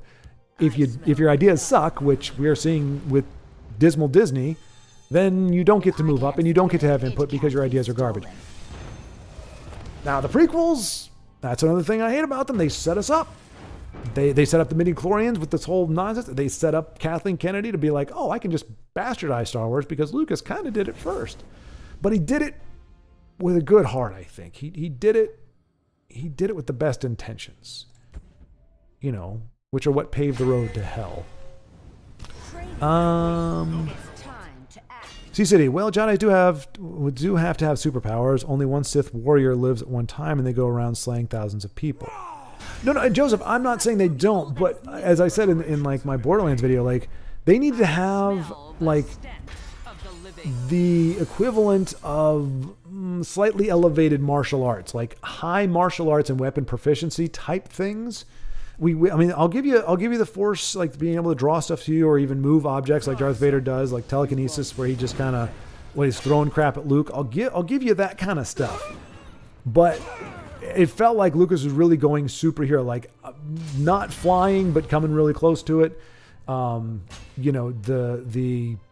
I said, I mean, Force push, that's the thing when you like, and even in the EU, I mean, I will say, like, you could grab onto an object and hold it steady, but not necessarily a person. And if you could do it for a person, then it took a while for them to get it to where you could do it to yourself. So it was like there were limitations that I think were good, but they didn't make a lot of sense. Like, why can you levitate a rock and not a human being? If the rock weighs the same amount, Yoda can lift an X-Wing, you should be able to lift a human being, and you should be able to lift yourself, in theory.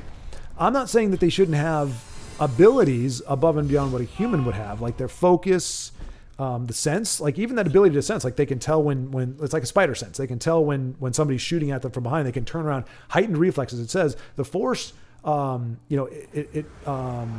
Force controls your actions partially, but it also obeys your command. It's working in tandem with you to improve your reflexes, to improve your speed, to improve your awareness.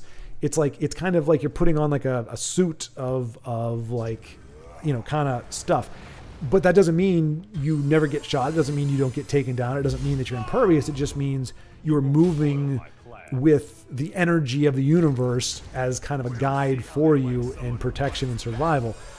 I think that's very different than I'm going to jump 16,000 feet in the air. I'm going to push all these droids like 3,000 feet away. And I'm going to exaggerate a little bit, but I could be, honestly, it's been a long time since I've seen them because like I said, I've tried 3 different times. Like, okay, we're going to start with Phantom Menace. It can't be as bad as I remember. About 10 minutes in. Okay, we're done. Can't do it. So I may be misremembering. It may be bigger in my mind, but I could have sworn every so often we were just seeing, oh wow, that's a new power. That's a neat trick, but it doesn't happen at any point in the future. Marvel suffers from that. Yeah, absolutely. Doctor Strange's portal is broken, with the emphasis. I mean, and to be fair, I mean, Honey Badger, I'm not saying you're not saying this, but Marvel, the comic book industry broke itself. Like when you have to do multiverses and singularities, all this kind of crap to just fix all the amount of retcon you've done over the past 30 years because every time you got bored or every time a new artist took over a character, they decided to give them a new power or a new backstory or something. It's like you need to have a Bible and you stick to it. You say, okay, here's what the character's powers are. Here's where they came from. Here's what they're doing. And hey, if you're smart after the first, you look at the first generation of heroes, you say, okay, I'm going to create a superhero. These are the powers, but there's a caveat in there where not in any time soon, any way that I can think of, but there's going to be, I'm leaving a little bit in here where there's a potential for growth. There's a potential for like a power to develop or something, but under certain conditions. And we'll figure that out later. If we really want to expand his power base, we have a way to excuse or to justify that. But I mean, comic books just got ridiculous. And if you're reading them just for the fun for the characters, that's fine. But if you're, when people get in these arguments online, it's like, oh, or they make videos like, oh, who would win, Superman versus so and so, and it's like, which version of Superman? Because there are some where he's God, and then there are some where he's a little more moderate. Doesn't take kryptonite to take him down, just takes somebody, of X and Y, Z power level. But comics, I mean, Marvel kind of did it to themselves before the movies did it. But yeah, I saw the first Doctor Strange, would not touch the second one. I mean, after Endgame, I just stopped caring. I mean, I didn't think Endgame was horrible, but the writing was on the wall for my tastes. I'm like, this is as much of this as I can take. I still think like the first Iron Man was one of the best that they did from an effect standpoint and from a story. Just my only beef with the Iron Man, all three of them, they give Tony Stark this really brilliant way to kill off the enemy, and then it doesn't work, and they choose a crappier method. So the first one was like using his smarts, using his knowledge of it. He was take what's his face, Warmonger, up into the stratosphere, freeze like we saw him do, in the beginning. It was like a huge payoff for him freezing and losing control. Freezes him up there, and then what he could have had is just as him falling, and then he just gives a repulsor blast and blows him apart or something like that. You could have given it a little more gravitas, but had it be he's using his brain, and it's a well-earned way of finishing him off. Instead, that doesn't work. Somehow Ironmonger craters and just gets back up, and then he has to do this whole arc reactor thing where she's like, "Oh, Tony, I turned it on." He's like, "Done, okay." It's like a little anticlimactic, and it blows up in his face. And then we had to have the whole like, "I'm going to take my suit off. I've been talking to you through the suit the entire time, but now I'm going to take it off just so that I'm exposed to whatever energy beam might just happen to come from below me." So I didn't love everything about it, but the same thing with the second one, third one in particular. That freaky as heck. Could you imagine entombing somebody in an Iron Man suit and telling it to explode? Like, that should have torn the guy to pieces. And it's like, no, but he got a little bit scarred, but she's going to kick a freaking bullet. I mean, it was a missile or some ordnance or whatever.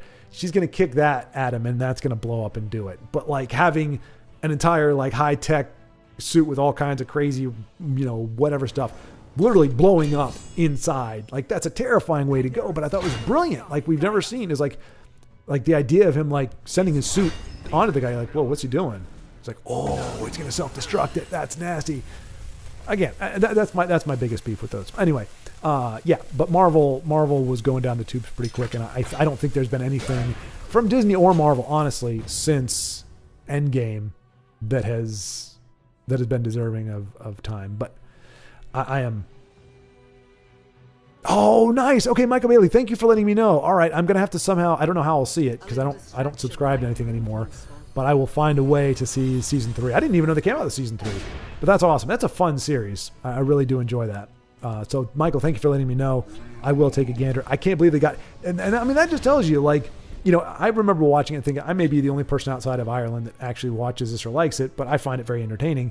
And but if they got Liam Neeson on there as a guest, it made some traction. It's made some headway. So Honey Badger is the reason for that rant. He's always the reason for the rants. We talked about. You weren't here, Sea City. We talked about this. We have removed Honey Badgers. Well, we haven't removed it. We pointed out that Honey Badger. We all have our hobbies. We all have our skills. Honey Badgers is not forming opinions. He's just not good with his opinions. So we've been encouraging him to develop other hobbies. So yes, when he mentions one of his opinions, and it happens to just be rife with horribleness, there's something in me that just kind of reacts. And I mean, you could say that there's some healing that needs to take place here, because when you react that strong to something, there's a wound. There's some animus that needs to be addressed. But it's hard to say. But yeah, I need to grow. I need to change. I need to be able to hear somebody say they like the prequels and me just go, huh, well, and just move on. Just move on. He lives up to his name. He does, actually, yeah. It's funny. My mom was like, oh, honey badger, that sounds like a cute name. I'm like, Mom, honey badgers, they are vicious. They are vicious little bastards. They are very, very, yeah. I mean, one of the hardest hitting cornerbacks in college football, like several years ago for LSU, was nicknamed the honey badger because he was just tenacious and would tear you to pieces. A teddy bear eating a human is a cannibal. Okay, fair point, Sea City, fair point. I will give you that. You're right. You're 100% right. I have been corrected. They're meat eating. They're carnivores, eating like hyper intelligent sentient people. But no, you are correct. That's a very good point. They're not eating teddy bears. You are yes. I retract my statement. But I am pleased that is the only thing that you found issue with. Okay, well, technically they're not cannibals. Yes, you are absolutely right. They're not cannibals. Baldric, could Dragonborn consume a Jedi's soul power as he does? Ooh, in Skyrim with the dragons when he kills them, that Highlander style. I don't think so, but he could capture them in a soul gem. He or she. I think that goes without saying, Joe. Could be a guy or a gal. Wasn't Ballista? She was the main, one of the main, or the main non-playable. Oh, she became playable, right?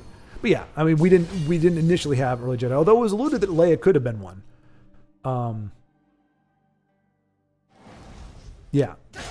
And Luke even says in time you'll learn to use it as I have, so it did lay the groundwork for that. But the idea was the return of the Jedi. It has more gravitas if it's the last one, but then you have Lucas screwing it up. It's like, well, okay, Leia's one, and so is one, and then of course you find out from the prequels there were a ton of them because it wasn't Vader that was killing them all. It was Order 6. Oh, if our dumb little clones weren't able to kill them, then I guess they'll just stay alive. That's a nice trick.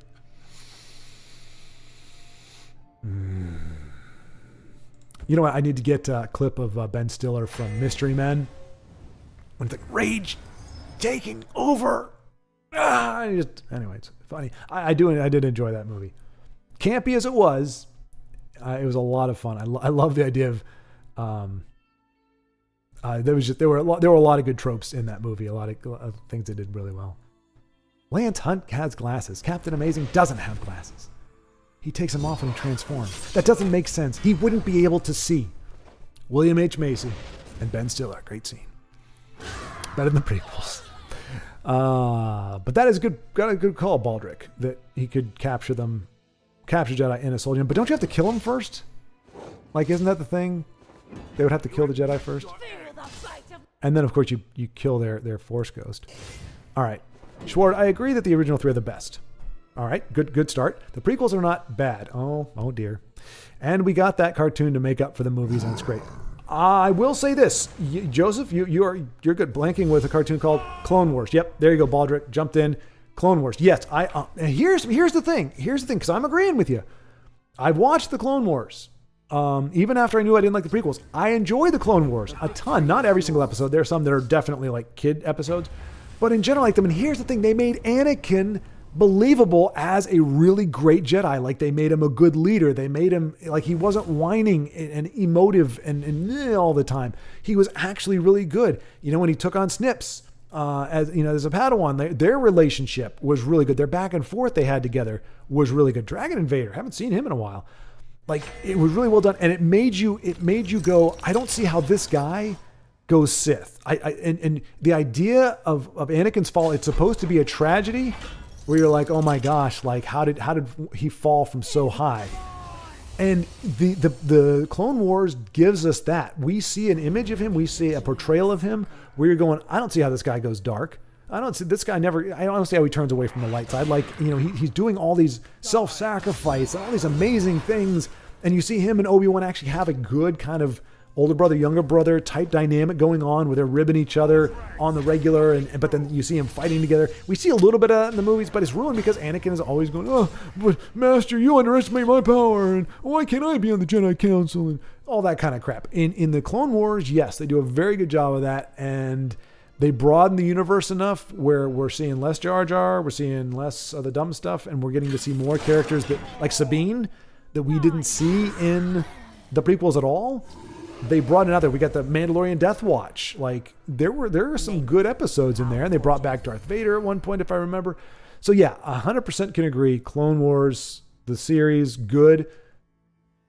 Would I be okay with a world where the prequels didn't exist and therefore if it has to be one or the other? If it's, well, in order to have Clone Wars, you had to have the prequels, or you don't get the prequels, therefore you don't get the Clone Wars. I'm okay with saying neither one exists. That's where I land. But yeah, yep, that's it. That show was great. Yes, 100%, 100%. Yep, I like the Rebels too, but I didn't watch the Bad Batch yet. I'm not touching Bad Batch, but you Rebels, same thing. I have not finished it yet, but I have watched, I think, the first 2 or 3 seasons, and I like it very much. It's also a good series. It's an ATST, not an ATAT. I specifically went to dork mode to point that out. I made a pulp culture reference that Schwartz didn't get. I'm as shocked as the rest of you. What was a... If you're wondering for the future, it's the Chewbacca defense. I'm not familiar with this. The Chewbacca defense. What's the Chewbacca defense? The miniseries of Clone Wars by Jenny Tartovsky was cool to me. I think that predated the 3D series. It did, Baldric, and I will say, though, that's where I think a lot of my memories of the Jedi being superheroes came from. Like, we saw Mace Windu. I just remember a shot of him, because, like, it was done in the art style, like, looked like Samurai Jack, if I remember. And I just remember him, like, jumping off a thing and just going off the screen, and then, like, 5 seconds later lands on something and does the whole, like, you know, hero pose when he lands. I don't remember all that well, but yes, that did predate it, and they were entertaining to watch. They were fun. They were a good way to enhance it. At that point, though, I had already kind of soured on prequels. I was like, It was a good friend of mine. We were building Star Wars Legos. He had actually built a ton of Star Wars Legos. He had all the stuffs. And so we were going to geek out. He's like, hey, he's like, I think the Clone Wars series is pretty cool. So we sat down, and while we built Star Wars Legos, we watched the Clone Wars, and I was like, okay, this is actually pretty damn good. And so I got more into it, and I was like, all right, I actually do like this. It reminded me of the expanded universe with the quality. It wasn't necessarily all good. It wasn't just whatever, but it was a good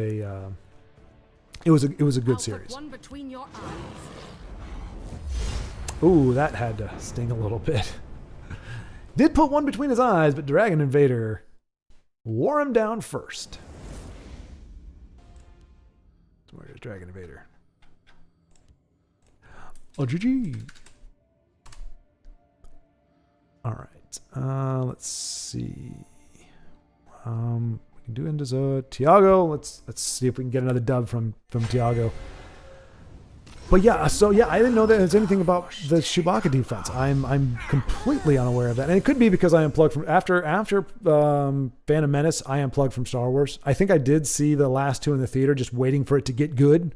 I was like, if nothing else, last one, and the last one had moments. He had moments. Bosmer slits her own throat. Yep.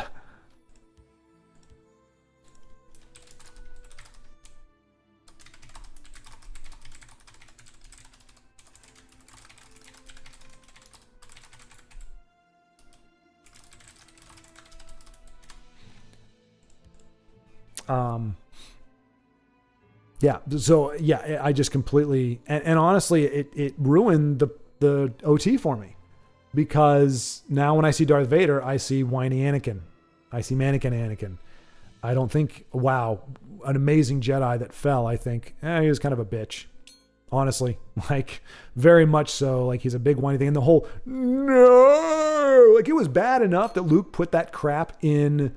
I think it was a 4K version, or was it just his like release where he refused to release the original versions? He wanted to do with his bull crap. And the last one, he does it. It's Vader. He has Vader's no in there when like he's watching Luke get zapped by lightning. We don't need that. The music, even the sound effects to a degree. And then I hate to say it, but it's weird to say the look on Vader's face, but the tilt of his head, the angle that he was looking had this kind of like a very, like just, you could somehow, I don't know how, maybe it's just me, could feel the conflict, and you could almost hear him saying no. You could hear those words. You could hear him going, my son, no. Like, you could hear that without hearing it. It was perfect as it was. It was beautiful. And Lucas ruins it by having him do his Revenge of the Sith. No. I was like, come on. Like, oh, man, just bonk me in the noggin. Okay. So I'll have to look up the Chewbacca defense. But let me ask you, does the Chewbacca defense purposefully get the facts wrong about what kind of vehicle we were talking about here? I'm curious now. I need to see if people say AT-AT or if they say AT-ST and you just misquoted. Joe says, Baldric, you are like 3 levels more nerdy than me. Yeah, I think Baldric may have me beat on that as well. Not in a bad way. I think he may have the edge there. But I would not argue if somebody said that we were equal levels, which is fine. But I never know the obscure references. There you go. Exactly. That's a great way to say it. You know, it's not an insult. It's just going. You can refer to more stuff than I have a clue what you're talking about. Which apparently, C City, even though I'm like the uber Star Wars fan, you know more. Well, you know more about the meme of it or the pop culture. My culture can't be pop if I haven't touched it in 20 years. All right, Tiago. Well, that strat didn't pay off for him.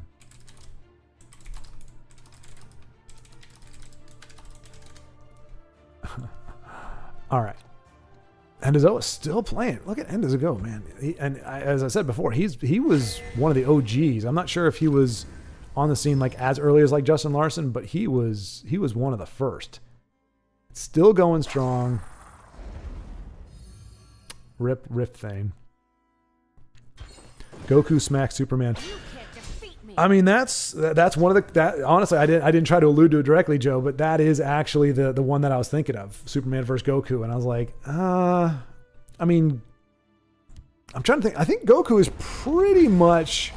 I mean, once it depends. Like, if you want to consider, like, once he transformed, whatever transformation he's going to go through in that particular saga, once he's done that, you can. Like, he doesn't really stray beyond that, but you have to really get used to what his power levels are at that point, like what he can actually do now that's different. But he's a lot more consistent than Superman. I think 100% anime heroes, like My Hero Academia, All Might is the best, to me, best hero hands down. Kicks the crap out of Superman. Not in terms of like power, like actually physical power, but just as a well-developed, well-written, dynamic, multifaceted character. 100% All Might Superman was blah. I mean, as a kid, and oh my gosh, somebody was, well, yeah. Yeah, anyway.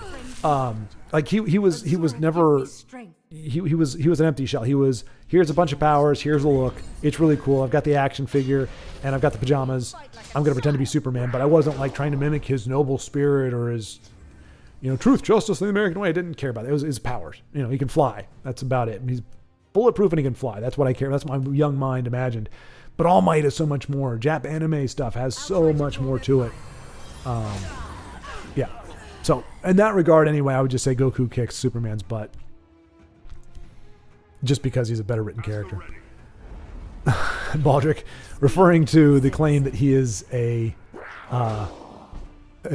3 levels more nerdy. He's like, I try not to be, but it takes control of me. Understand that. Joe, it's okay. My older brother is well read on stuff like this, so I'm used to it. Okay, there you go. That makes sense. Joe, I didn't know you had an older brother. Good to know. Got an older sibling who is a bit of a nerd, so got that going to help inform. Probably is how you heard about the Wookiee defense that I haven't even heard about. I wondered, Honey Badger.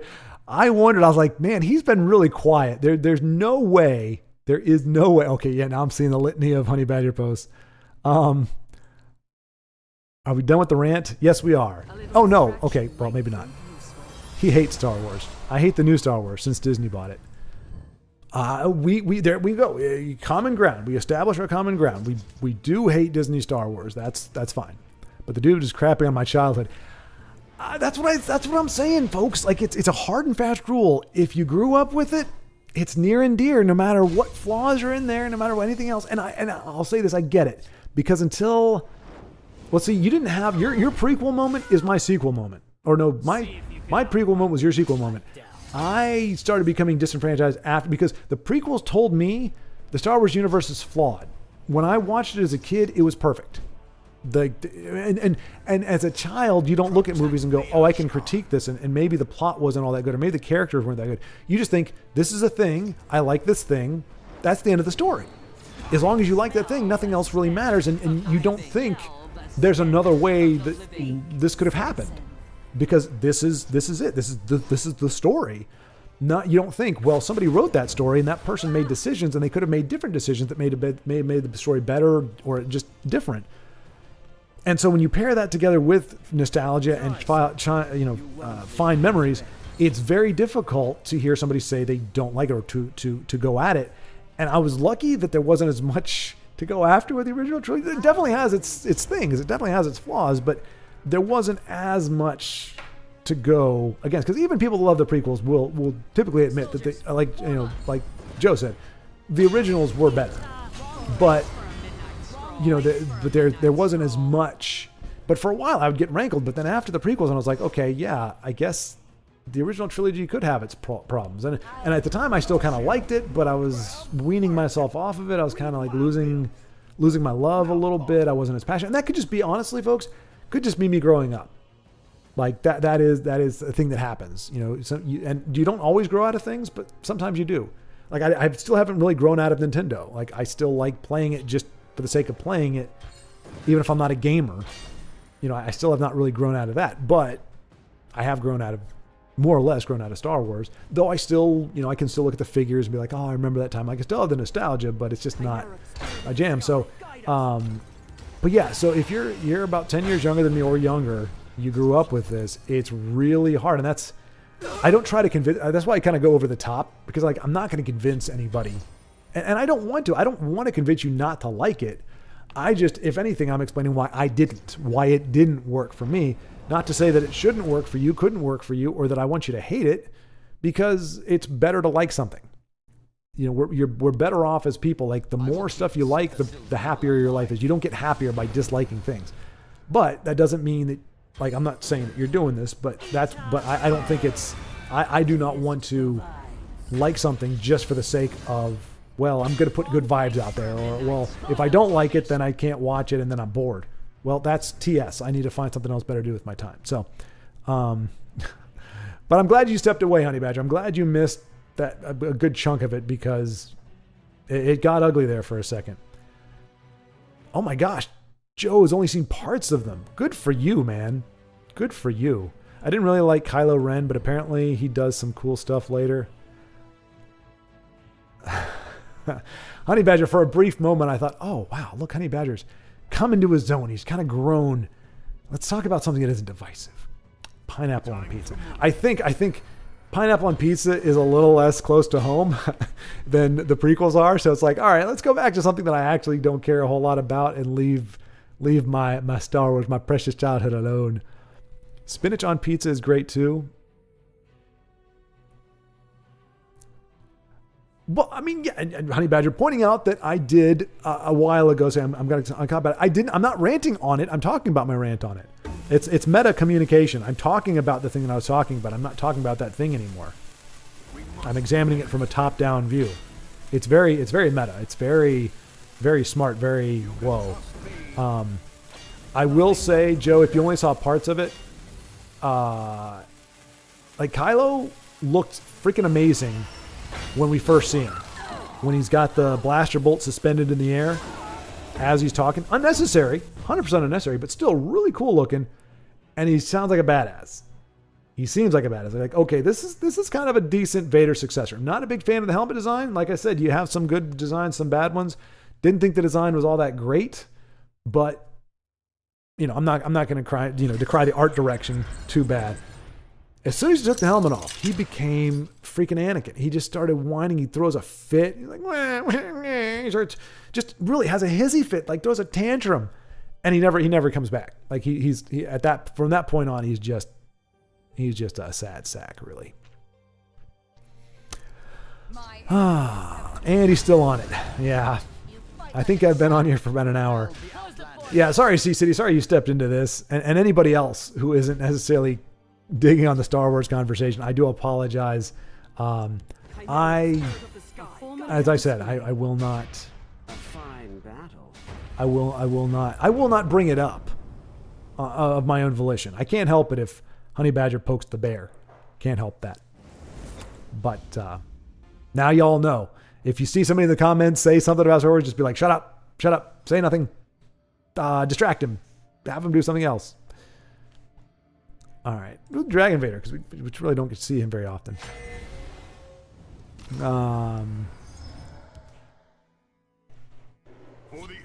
He's been on Star Wars the whole time. Bad Batch is good. I'm just not a fan of Omega. I can't chime in. Like I said, when they say insanity is doing the same thing, expecting different results. When you see Feige, you see Kathleen Kennedy, you see the leadership at Disney, and you go, unless they got somebody else calling the shots, I don't expect something to be any better than it was. Why would it be better if the people that are in charge of it, who made all these bad decisions, are still in charge of it? Like, that doesn't make much sense. So I'm willing to miss out on a good piece of something, if it means avoiding the not good stuffs. But I'm glad to hear you like the Bad Batch. I mean, that does go great. I mean, just on the name only. I'm not saying the series does this, but it goes great with Disney's thing, which is let's make bad good and good bad. So we'll really focus on bad guys and really not mercenaries, not people who are kind of in that gray area. We're going to make legitimately bad people seem like good guys, and we're going to excuse the bad things they do by saying, well, they had a crappy childhood, or well, this person treated them badly, and so therefore they're horrible. And once they decide they don't want to be evil anymore, it's all good. I mean, somebody pointed out, I didn't think about this. This is not a rant.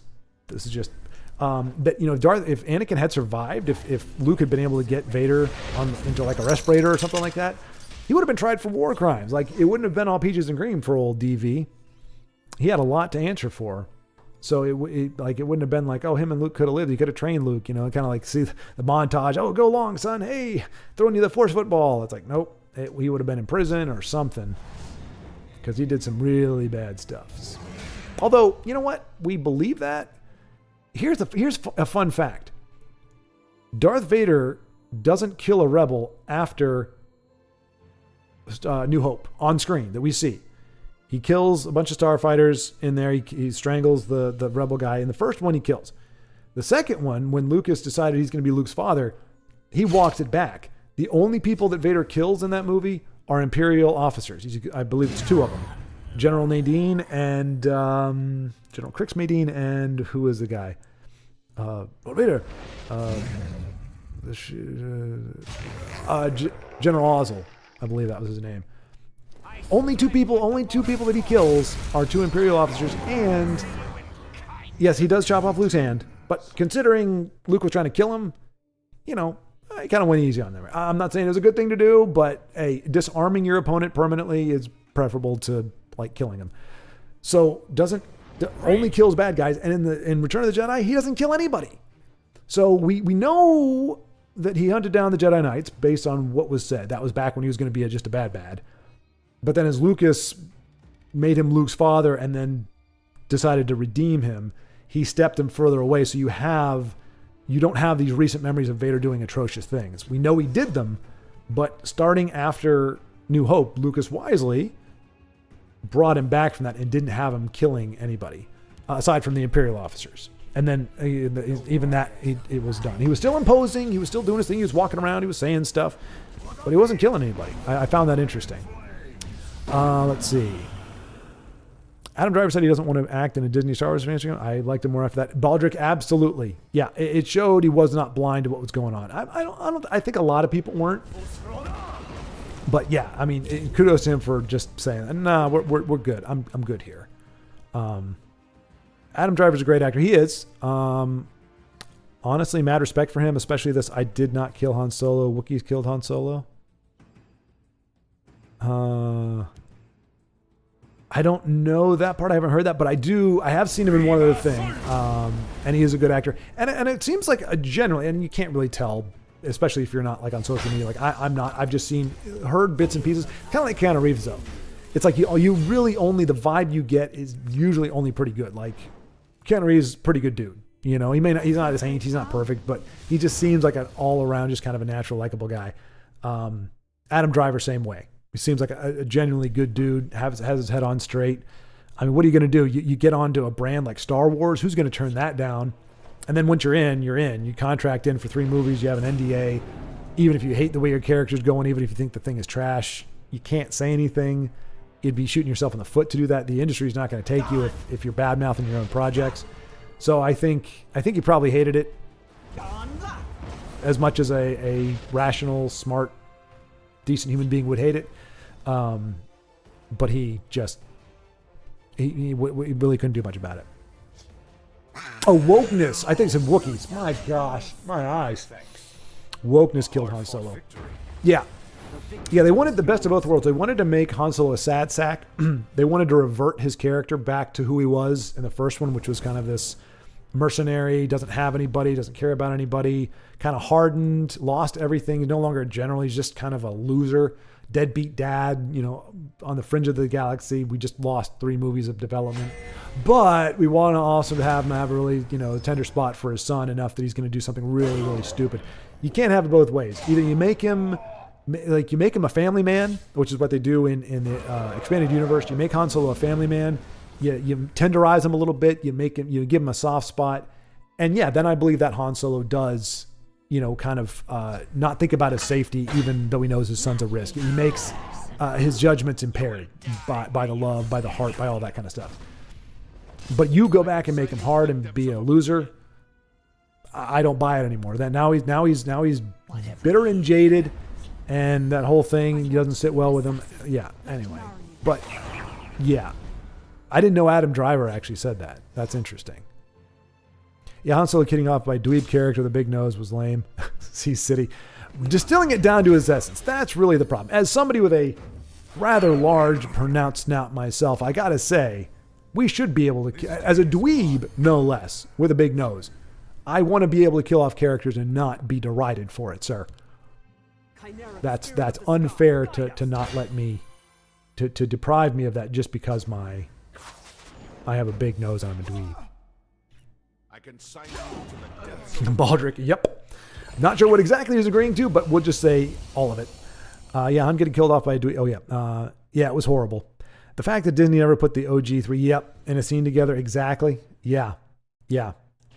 And I mean, like, it is a no-brainer. You start with your original 3. Like, you build half of the first movie around the legacy characters.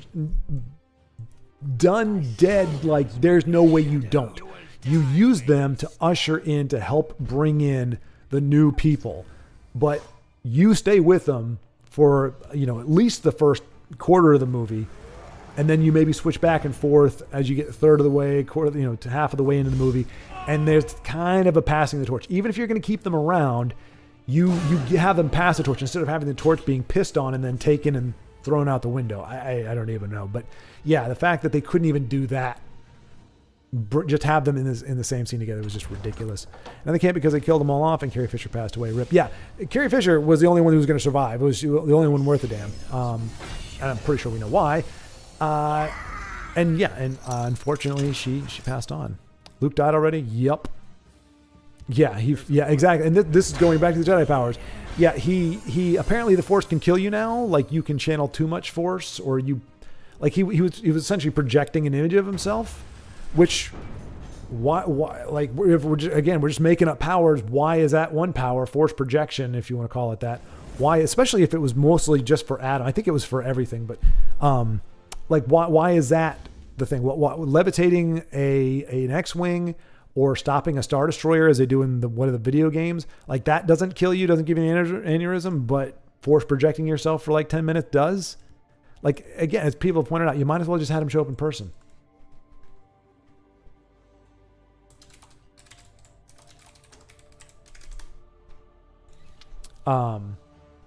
Again, that's just one of those things. Like, Yeah, I don't know. I don't know how to put it. The distinction between, I mean, there is a distinction between the approach of the prequels and the sequels. They're as different as night and day. I mean, to me, they're like they're similar in some ways. Azura, give me strength. Oh no, I have not seen that combo before. That's actually pretty darn good. Has anybody else seen that? Have you seen Dune Ripper with Lethal? Wow. And how crazy would that be if you did have a creature in that lane? Wow. That's a pretty nifty combo right there. Or, I don't know, you could call that a combo, but yeah, I mean, he was pretty powerful in that one game. I love it. Joe's frame of reference is the video games. They all get killed off in the stupidest ways. They do. They do. They lived stupid in the Disney universe. They died stupid. Except Chewie. At least we still have Legends novels. Exactly right. Yeah, expanded universe. I think they call it Legends now. Love those. Timothy Zahn trilogy, X-Wing, Squadron 9 novels, the Bounty Hunter trilogy, or the Bounty Hunter Wars trilogy, the Corellian trilogy, where we get Han's first love interest in Bria, I believe her name was, which was one of the first rebels. Oh, she was a part of. She made the last stand, getting the plans off of the planet instead of Rogue One, which was serviceable barely. They had a much better story written in that one, and she was his like the girl that he loved, and she ended up joining with the rebels and was on the planet when died getting the plans off the planet. Really, really good series. But yeah, the expanded universe is not without its flaws, but it's worth the time to read those books and stuff. So yeah, more common ground. Look at that common ground we have. They should have had Mickey Mouse come on screen and bonk Luke to death. Yeah. Hey there, you Luke Skywalker? Huh? Die! Because I'm Disney, and I hate all things legacy. Huh? Screw you. They're great pre-Disney. That'd have been badass. Take that, Luke. Ha ha. I'm going to claim your life, you sad sack of poo. Yeah, I'm not a Star Wars fan or expert, but I've seen the first 6 movies, so I know it, though. I'm sorry, Joe. You saw the first 3 movies? I don't think there aren't 6 Star Wars movies, my friend. There's only 3. There's, as bizarre as it sounds to say, there's Lucas fan fiction, but there's not 6 movies. Played a few of the games. My brother and I have listened to so many of the novels and watched pretty much everything. Awesome. Yeah, no, that's cool. But like I said, the expanded universe, you really can't go wrong. There are some misses, but overall, I will say, as it got on, when we started getting like with Jason Jaina, like grown up, like when they killed Mara Jade, or Mara Jade, I don't know which one is the official pronunciation. When they killed off Jason, it started trending in a downward trajectory for me. I kind of lost interest, but like it seemed more, there was more intent to be edgy and to start killing stuff and to not have it be so Star Warsy. But I liked, there was a lot of good stuff that came out of it. Goku's basically like the god of war in DBZ universe. He is. He just gets stronger even if he's beaten wins anyway. It's a godly power level. Yeah, I mean, it was cool. That's one of the reasons I liked Cell Saga so much, was because they had him, even as amazing as he was, they had him step back and let Gohan do it. So we were able to see like, and it wasn't like, oh, I could do it, but I'm letting my son do it. It was like, nope, my son I think my son can ascend to a Super Saiyan 2 properly, whereas all I can do is get buff, which makes me slow, or I can do this, but I'm not there. So I thought that it was a double benefit. We get to see somebody else do it, and we got to see, a time when Goku was able to help and contribute and kind of, encourage his son. Like that shot of him where he's standing behind his son when his son's doing the Kamehameha with one hand, he's walking towards Cell, and Goku's behind him doing the Kamehameha. It's like that father-son team-up thing where it's like, I'm with you, son. It was a good moment. Good moment. Have you played KOTOR games? There you go. Exactly. Yep. Knights of the Old Republic. I've started them, but never finished them. Watched my other Blooded Blade as a kid. I wish they were talking about doing a remaster or a remake or something.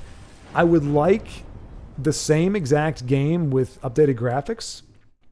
I'd be down with that. I am not down with anybody with Disney's gloves, those little demonic little Mickey Mouse mitts, doing revisions to the story, because we know how those are going to go. Really do not want. Oh, it's the versus match. That's all right though. We get to see The Witcher. Oh no, it's not. It's a versus match. What was I thinking? Casual is what I thought, but it's not a casual. Friendly wager. I remember some of the bigger plot points. Oops.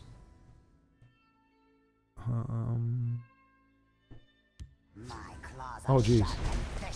Oh geez. Oh geez. Yeah. Oh my gosh. How did I fall behind again? I actually stayed with it for like 3/4 of the day, and then I went on the Star Wars rant. That's where I lost. That's where I went off the rails. It's my own fault, my own undoing. His dispassion for you prequels will be his undoing. You will get him to rant, and he will go on for hours. Then he will be behind in chat for the rest of the night. Mandalorian was cool, at least the first couple seasons. Boba Fett was a joke. Kenobi was a bastardization of the character. Ahsoka didn't watch. Bad Batch watched the first season. Honey Badger, I agree with everything you just said there. 100% spot on. I enjoyed... I can say enjoyed. I enjoyed the Mandalorian season 1 and 2. I think it ended perfectly with him turning Yoda over to Luke. That's all we needed to see. That was the end of it. Took the helmet off. We got the softy moment. That was it. That was fine. Had no interest. I don't. It could have been amazing, but I had no interest in watching it after that. I call it serviceable. It had cool moments. Had one or two that felt like genuine Star Wars moments, which was nice. It was. Well, I mean, I've watched it through once or twice, and then I've even had it in the background. I like. Was it Herzog, Luber, whatever that Nurse and Protect. I love that bit of music. I don't know that it sounds very Star Warsy, but I liked it anyway as a thing. But yes, everything that I've seen about Boba Fett, I enjoy watching movies or videos that are about the Star Wars stuff. But even some of them I can't. Like there's one guy I told you, Charlie Hopkinson, I believe his name is. He does killer impressions of Lord of the Rings characters, and he talks about Rings of Power. Or he does anyway. He pretends to watch Star Wars or Lord of the Rings as Gandalf, Elrond, what's his face, Aragorn, and then he'll do it as Anakin, as Star Wars characters. Anyway, and he does amazing spot-on impressions mixed with deep fake, and it looks amazing. It's hilarious. But he started doing Acolyte, and I couldn't even sit through that him. And he wasn't really making fun of it though. He actually said, he's like, I actually think this is pretty good. And I'm like, what? Okay, that's why you're not ripping it to pieces, because you actually think this is good. So that was the first time I was like, oh dear, this is not going to go well.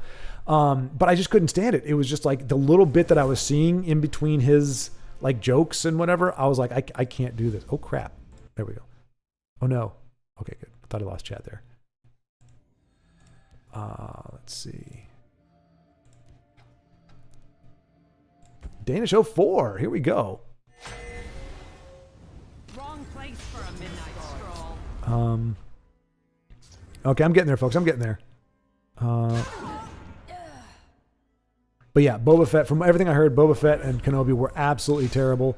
Ahsoka, yeah, wasn't. I mean, like I said, I don't have Disney Plus. I had no intention of watching any of this stuff, but I started seeing things here and there. Apparently, Andor was watchable.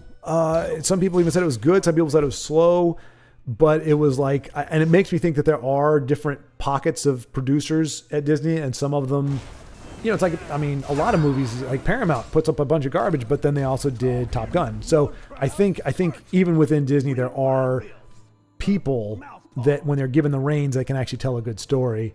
Mandalorian, again, wasn't amazing, but it wasn't anything like Disney was doing. It was, like I said, watchable. It wasn't bastardized or disgusting.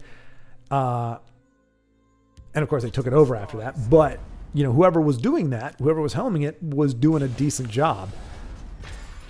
So yeah, but yeah, I can't even watch scenes that are just like little clips of it. They're just nauseating. But I would recommend the Darth Bane trilogy to anyone. It's so great. Darth Bane. Not familiar. Is that favorite trilogy books of all time? I have not. Is Darth Bane, is that pre-prequel?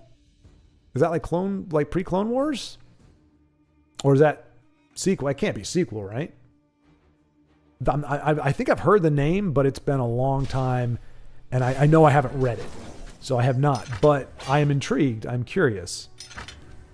Baldric, Mandalorian did great season 2 finish. Yes, there you go. When I was Luke, when entering the ship. Yep, but I've heard the 3rd season went downhill. Yeah, exactly. Yeah, yep. Baldric, 100% exact same thing on my end.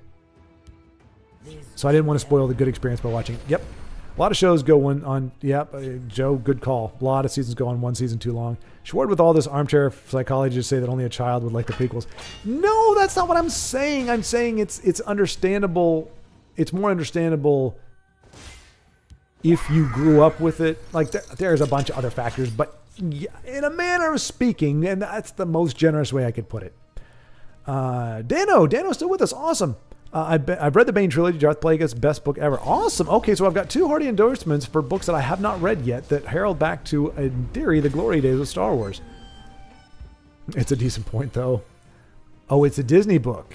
It's deep. Okay, well, you know what I do then?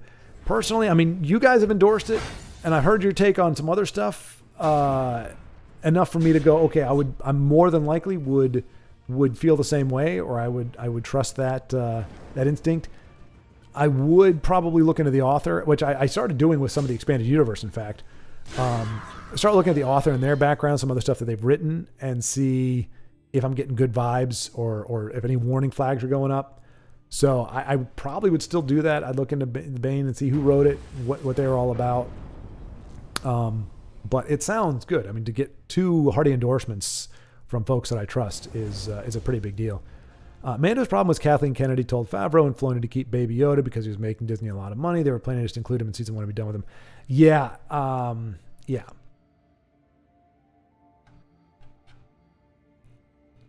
Yeah, he should never have been. I forgot to tell Witcher a good game. I don't know if you won or not. Crap. Sorry, Witcher. I apologize. I'm really off on tangents here. Yeah. Yeah, it really, Baby Yoda felt kind of shoehorned in the 2nd season. Darth Plagueis was right before Disney bought out Lucasfilm, but I agree, great book. Okay, so that would make sense. Because again, you get the new regime, you get the Disney regime, all their philosophy, all their worldview. I can't imagine them letting something like that slide. But Joe says, I can't lie. I was on an aircraft carrier when I saw that scene watching bootleg copy of the movie with flight ops going on. Oh, no kid. Wait. Are you talking about Top Gun Maverick, Joe? That's awesome. That is so cool. I was on an aircraft carrier when I saw that scene watching a bootleg copy of the movie with the flight ops. That's really cool. That's cool. Dark Horse is comics. Star Wars KOTOR best video game too. That's the general consensus. Joe mentioned Battlefront 2, not as a contender for best, but as another well-revered title. I mean, I like the Super Nintendo Star Wars trilogy well enough, but I think KOTOR, is definitely a better, much more involved game that really, I think, managed to keep a lot of the familiar stuff of Star Wars, but mix in some new stuff too. So yeah, I would not disagree with it being one of the best. Joe, so the whole Kylo Ren thing, I've seen parts of those movies, but not really. You're in luck. There's a guy named Mauler, Mauler, and he did, I crap you not, he did rants on all 3 of the movies. He did one that was like a 30-minute rant that he was just using profanity and everything, but then he did 3 family-friendly ones, and each one is like 6 hours long. Far more entertaining than the movies, and he's coming at it from the perspective of a writer, of a director, of actors, and just explaining why they don't work, why these movies are crap. And like I said, I mean, it's longer than the movies themselves. Maybe they're 4 hours each, but he just every single you go 2 seconds in, and it's like, okay, here's another problem. Okay, here's this. Okay, this works out okay if this is true, but we know that's not. Hey, when you introduce this factor in, you make sure that it's certain things are understood or whatever, and just does a very good job of breaking it down. I found that incredibly entertaining, engaging, and to a degree enlightening. But that's how I know Your blood. what happens after Force Awakens. Because after Force Awakens, I was done. I was like, nope, I don't like where this is going unless they do a U-turn, unless they do something really amazing. I'm done with Disney Star Wars after Force Awakens. And then I heard, what the turd that Last Jedi was, and I was like, not going to touch it. But then I would watch videos about that and Revenge of the Sith, or what do they call it? Something Return of Skywalker or whatever, but it's not, because it's Rey Palpatine. So she's not a Skywalker. You can't just be like, oh, I'm going to change my last name to Skywalker now. I'm a Skywalker too. Nope. Sorry, you don't get to have both. You wanted to make her Palpatine? She's a Palpatine, daughter of a bad guy.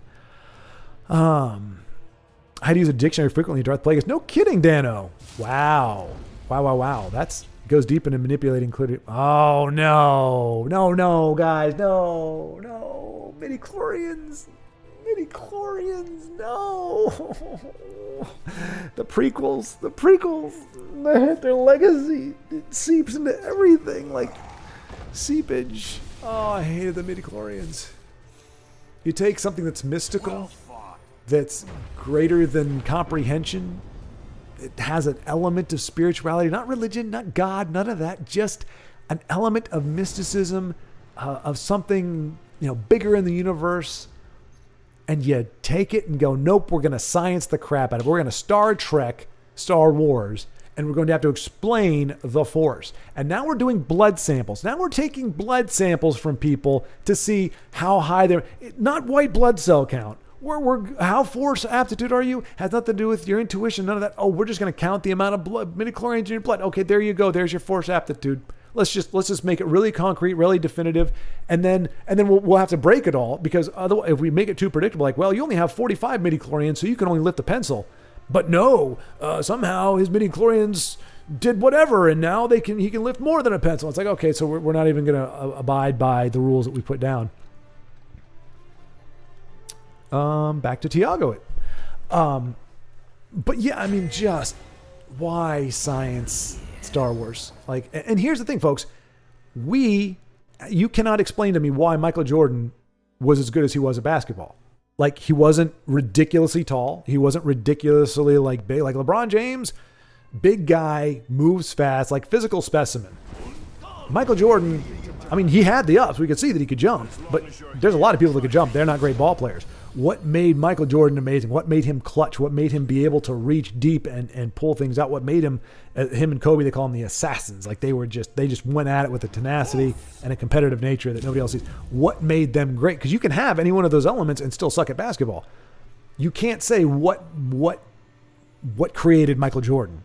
It's okay that we don't know why some people are more force sensitive than others, why the force doesn't even occur to some people and others. We don't need science to say, oh, well, it's your white blood cell count.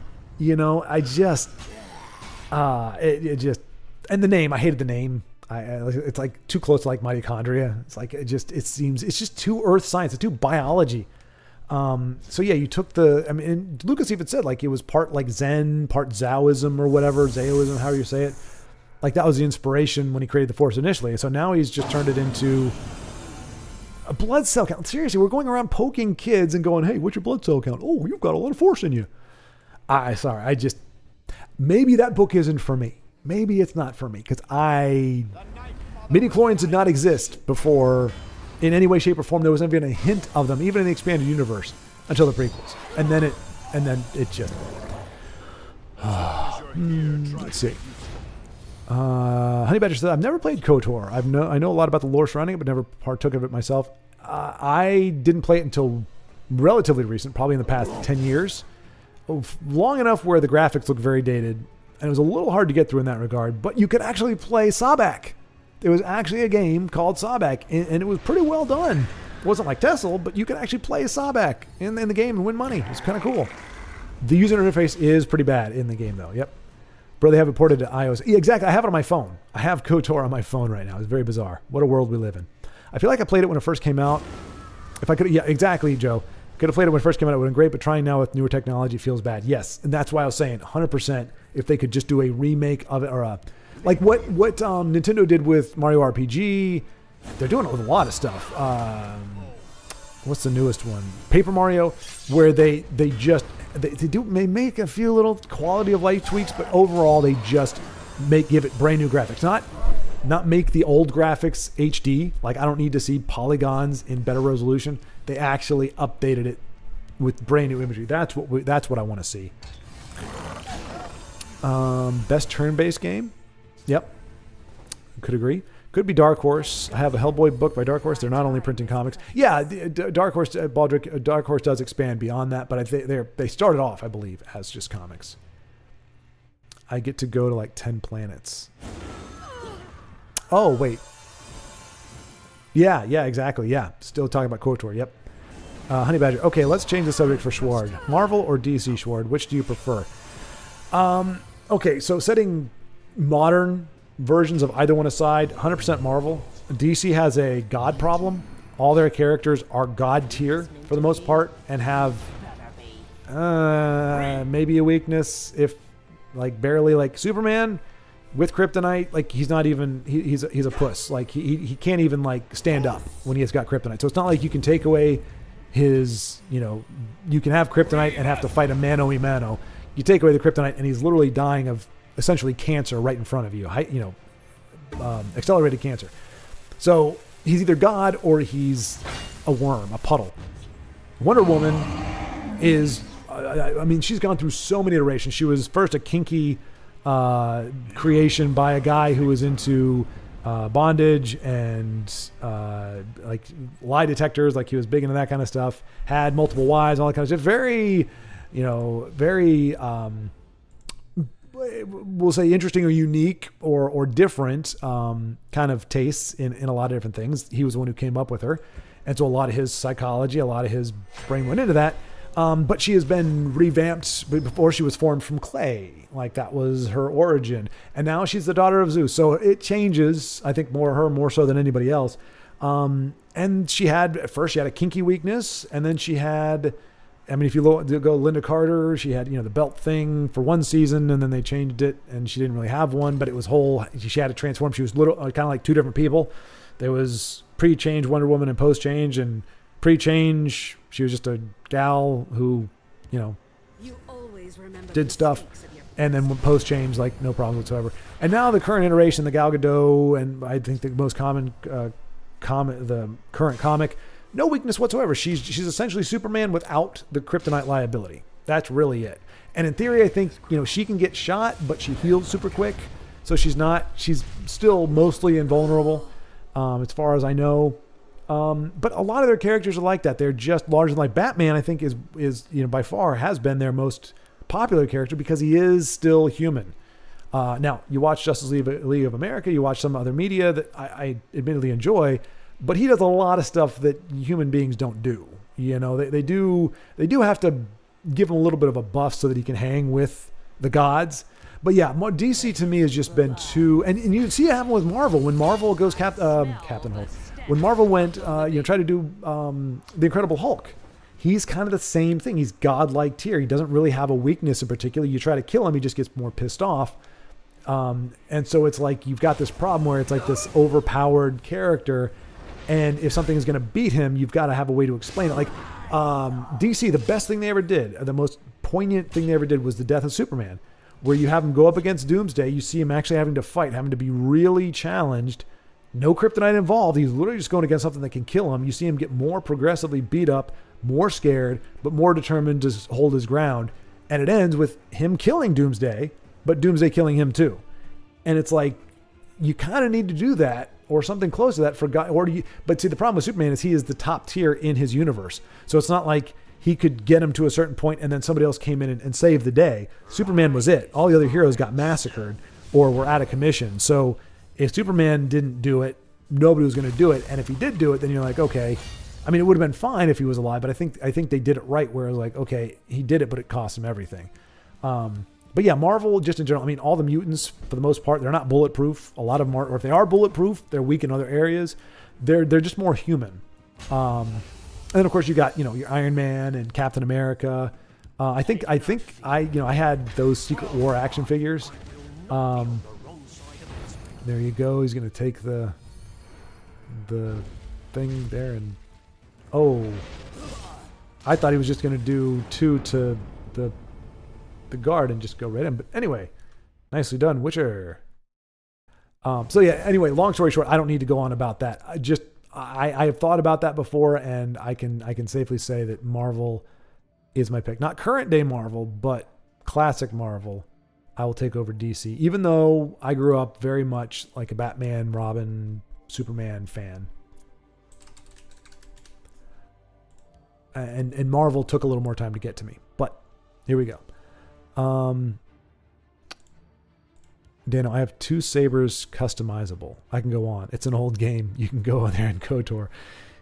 Give Tiago Telvanni and he shines. Yeah, that is his milieu, if you will. Let's see if you run into Telvanni again. There he goes. Yep. He said, screw this noise. Tried Demon Slay. We're just going to go with what works, baby. Telvanni. Wakanda forever. Oh my gosh. Oh. Yeah.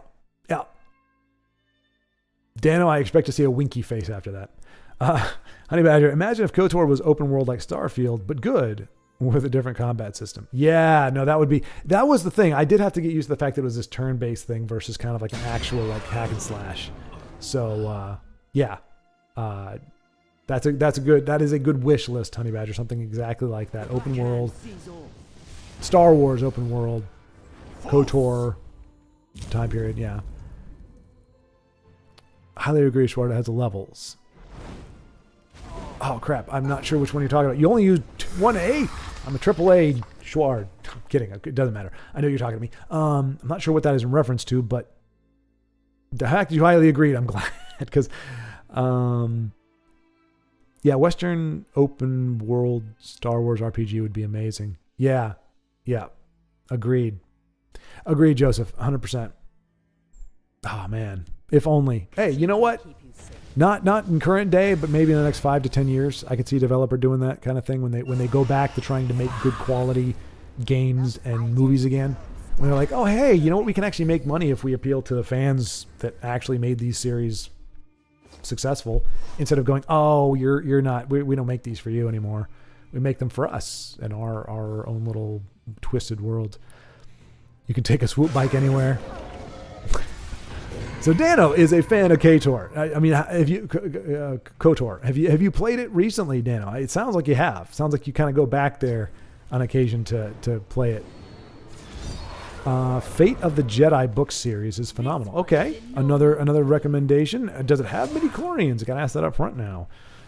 Dune Ripper is a hell of a card. It is. It rips me a new one every time I play against it.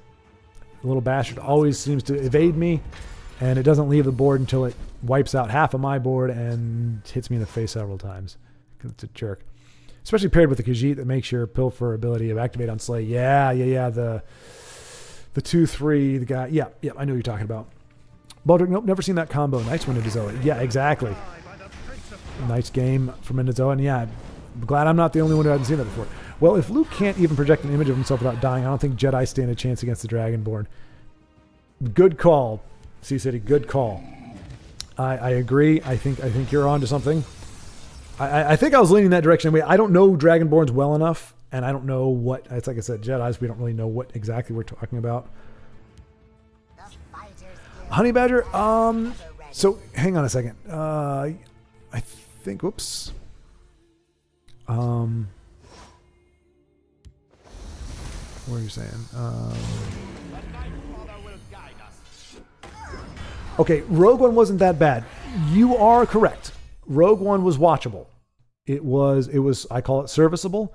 I do think it was given a huge boost, and this is a strategy you use in theater. You can use it all over the place. You end with a big rousing number. You end with a spectacle. You end with something big, and it leaves people with the impression, like it leaves them on a high, and they leave going, yeah, I really like that movie. Whereas right before that last scene, they were going, cool, all right, it's an okay movie, or okay, all right, man, or oh, okay. But then you add on that little thing at the end, the coup de grace, and you end up, and it gives you this whoa feeling. And then when you land, you're like, oh my gosh, that was amazing. And then it recolors everything you saw before that and kind of tricks you, a little Jedi mind trick, into thinking that you felt that way about the movie as a whole. Again, I agree. I think Rogue One was fun. It was a fine movie. But I think it was elevated exponentially by that last 2 minutes where Darth Vader goes crazy on the Tatooine 4. Like, I was like, oh my gosh, this is so cool. And, whatever. It was just that scene right there, the last thing that you see that. And then they try to do a deep fake Leia. That, I think, fell pretty flat. It did not come across. It wasn't like, whoa, Carrie Fisher? It was like, okay, that looks like slightly better than CG. Like, it didn't quite get there. But the fact that it was entering us into familiar imagery, iconic imagery from the first one, like it was butting us right up against the start of A New Hope.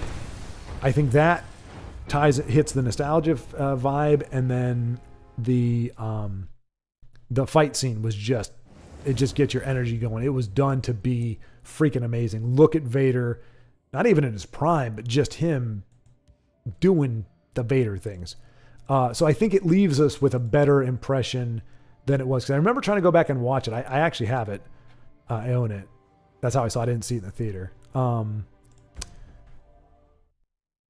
But I tried to go back and watch it, and I found myself just watching that scene again. Like, I really wasn't too interested in the story at that point. It was more of, I just wanted to see that cool part. Because the rest of it, fight scene wise, and the dude walking around with a freaking wooden stick. I'm like, what are we doing here, people? So anyway, it started to reek. It started like you were like, okay, I smell something. It's not like dead animal yet, but I'm smelling something not great. But they did okay with it. They did okay with it. Sea City, I never saw Rogue One. The only thing I know about it is that it makes Kyle Katarn not canon. Really? Okay, so I'm not sure who Kyle Katarn is.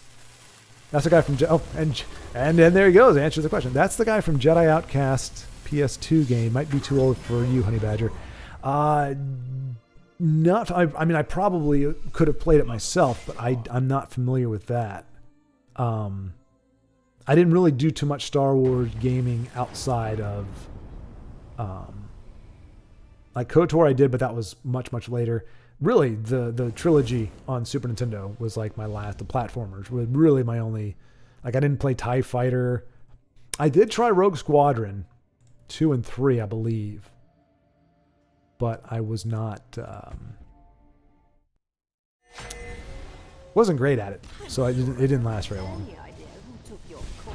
I wouldn't know anything about that. It has a great Darth Vader scene. There we go. Okay, yes, exactly. Making my point about it. The first thing you think of is the Darth Vader scene. Like, that made the movie. That's what took it from a mediocre, like, okay, it's a thing, but it doesn't really hit any high points. It doesn't really feel like Star Wars. It's kind of a little, like, in places, squishy, but, serviceable. But then you're like, oh, that fight scene, though, that was awesome. Hadn't had a chance to watch it yet. I see the theme is Mythic Dawn, though. We'll watch it later. Okay, there we go. We're getting some recommendations in circulation. People are going to be picking up some media they haven't seen before, which is good. We have a dearth right now. Darth Vane is the founder of Rule of Two, Old Republic. Okay, so he's the one that... Okay, so he's the always two Sith there are, one master, one apprentice. Okay. Get on Audible. It's perfect. I watched Mahler's complete series. Oh, nice. Okay, you're familiar then, Honey Badger. Watch Mahler's 6-hour breakdown of Multiverse of Madness at work one week. Changed my mind about the movie after seeing it in theater. I liked the movie after that. It's trash. I was wondering, Honey Badger, because you mentioned, I think it was not too long ago, you mentioned you were like, yeah, I saw it. It was okay, or something like that. And I'm like, oh, because I also watched Mahler's thing on that. And I'm like, this thing is a debacle. And that's kind of the catch to it a little bit is, like I said, you don't want somebody to dislike. Like, I don't want to make you dislike a movie, or, that's not the goal. But at the same time, it's like, but I think if you're able to see it all laid out, you'd go, oh, why did I think this was okay? Like, and again, I think a lot of it is if you want to like something, you go into it kind of rooting for it. And if it doesn't just do something that stamps on your face, you're like, okay, I'm sure it was fine. It was good. I liked it. Yeah, it left me feeling cool. Like, you remember those certain moments that made your brain light up. But then, yeah, you hear that kind of thing. And like I said, I mean, he does a doozy on the sequels. You'll be happy to know, Honey Badger, that as far as I know, he has not done anything on the prequels. I don't think he disliked the prequels. He's like 10 years younger than me, so that makes sense. So you don't have to worry about that. Everything that he's disliked, I think you would also dislike. And he does a very good job of explaining why. It's not just, here's my opinion. Like, I thought this was stupid. This character's dumb. It's like, why were they able to do that here and not here? Why would you do this first? If your goal is to get this person from here to here, why would you go over here? Like, it's common sense stuff. But again, that's Disney writing. I would feel a lot better about Disney stuff if I knew that it was Chat GPT or GPT, especially back, 10 years ago. Like the very first AI, if they said that's actually how we got all our scripts done, I'd be like, okay, thank God. No human being is that insipid. But I don't think that's the case. Not razzle-dazzle. And we are seeing... This is not what you need. For the day that Tiago's having, he does not need invade nonsense. I mean, he's still going at it, but I would be flexing my conceal muscles. That's a thing. But that's awesome. Just give Plagueis a shot, Schward. Okay, all right. After you read it, if you hate it, okay. Sounds good. I will do that. What is it? Sea City with the right answer. Michael Jordan was a Jedi. Is a Jedi. Plagueis isn't all about midichlorians, says Honey Badger. If I remember, it goes through the life of Plagueis. Give it a shot for us, Schward. I will then, Honey Badger. I will. I vow, because I have the time, I will check those books out. I'll give them a read. And I mean, I don't think I'm going to hit a place where I just can't push through. If the dialogue starts going prequels, it's going to be a hard thing to do. But I think some cheesy lines can read better because they're in my head versus hearing somebody else say them. But barring that, I will get it done. That way we have that much more common ground. In theory, hopefully, we have that much more in common ground. Much more in common ground. I might be wrong, but I think he'll say DC is better. Sea City, you don't know me all that well. I can't tell. He seems to hate both. I mean, modern incarnations, sure. Is Hyperion from DC Universe or Marvel? I think if he's from DC's world, have they ever fought? Hyperion? I don't know about Hyperion. I'm not familiar. Dune is better than Star Wars. Pure willpower coming in out of left field. Haven't heard from him all night. Dune is better than Star Wars. I don't know about the movies because I haven't seen those. I liked the first book. I don't know that it can overcome the trilogy for me. I don't remember liking the second, third. Is there a fourth book? I didn't like Dune after the first book. The first book I thought was great. I liked it. I enjoyed it. It had a lot more depth and promise, I think, than if you were to read a novelization of A New Hope. I think Dune reads better. So I guess I can kind of agree with you on that. But I think Star Wars, the trilogy, sustained it better than, in my opinion, than the Dune series did. I didn't much like it after, because it really it kind of just got dark. Very quickly, everything went downhill. Honey Badger, honestly, my problem is that when I watch movies in the theater, I am prone to like them more than if I watch them at home. Like the new Batman, I loved it. After thinking about it, seeing some people talk about it, it's an objectively bad movie. Fundamentally betrays the character of Batman and Bruce Wayne. What Batman movie was that? Oh, the one with emo guy, the vampire dude. Yeah, I have not seen that one. Yeah. But Honey Badger, that's a great thing to recognize. See, and me, my standards go a little bit when I'm in a theater because I paid money. I drove out there. I'm an introvert. I don't want to go outside. If I drive myself somewhere and I'm sitting in a theater, my expectations are higher because it typically means that I'm going out there expecting it to be good. Whereas if I watch it at home, I'm like, we'll see how this is. But if I go to the theater, my expectations are higher, so I'm more likely to be critical or displeased or dissatisfied with the movie if I see it in the theater for that particular reason. But it's good to know, like if you know going in, okay, I tend to have a more favorable thing. Because, I mean, to be fair, I mean, to your point, I think is that movie-going experience. Like you get the lights, you get the seating and everything. There's something magical, but especially you get the popcorn. Oh my gosh, I'm making myself hungry. But like you get all those factors going together. It's an experience. And I think that helps kind of prop up some of the stories and makes them a little more grandiose. You see it in a bigger screen. It's more in your face. It's encompassing. No distractions. You're not on your phone. You're not looking at other stuff. Like, it has your attention and it is big. And I think all of that, it makes sense why you would think more highly of something in the theater than you would at home. Like I said, for me, the only difference is I have a much higher expectation, because it takes a lot of good word of mouth, and Top Gun Maverick, I think, was one of the last movies I saw in the theater, and it was just because everybody I talked to, everybody that I respected, everybody who I knew I had shared the same opinion with, was like, it's amazing, it's freaking fantastic, go watch it. And so I went in, but also I went in with pretty high expectations, and it did a pretty good job. I mean, I was like, okay, yeah, this is a little, this moment here, this kind of here. But overall, it was a great, great experience. So I get that. Let's see. But yeah, about Batman, I haven't seen the newest one. But it sounds like, I didn't hear anything good about it from anybody that I was like waiting to hear whether it was good. But yeah, it seems like it probably got what's the newest game that came out that was just like eviscerates Batman and pretty much every hero in the DC universe for the sake of more villains. Again, we're going to give actual villains, like make them the heroes. I mean, there is a threshold of anti-hero that you can get to, and you start going past that. Like Frank Castle, people say he's an anti-hero. He's an anti-hero because he's not an aspirational hero. He doesn't do the whole, like, I don't kill stuff. Like, we've just decided somehow as a society that that's something heroes don't do. Even though classically, historically, heroes, the people that you considered heroes, a lot of times they were, oh my gosh, dude, if what's his face?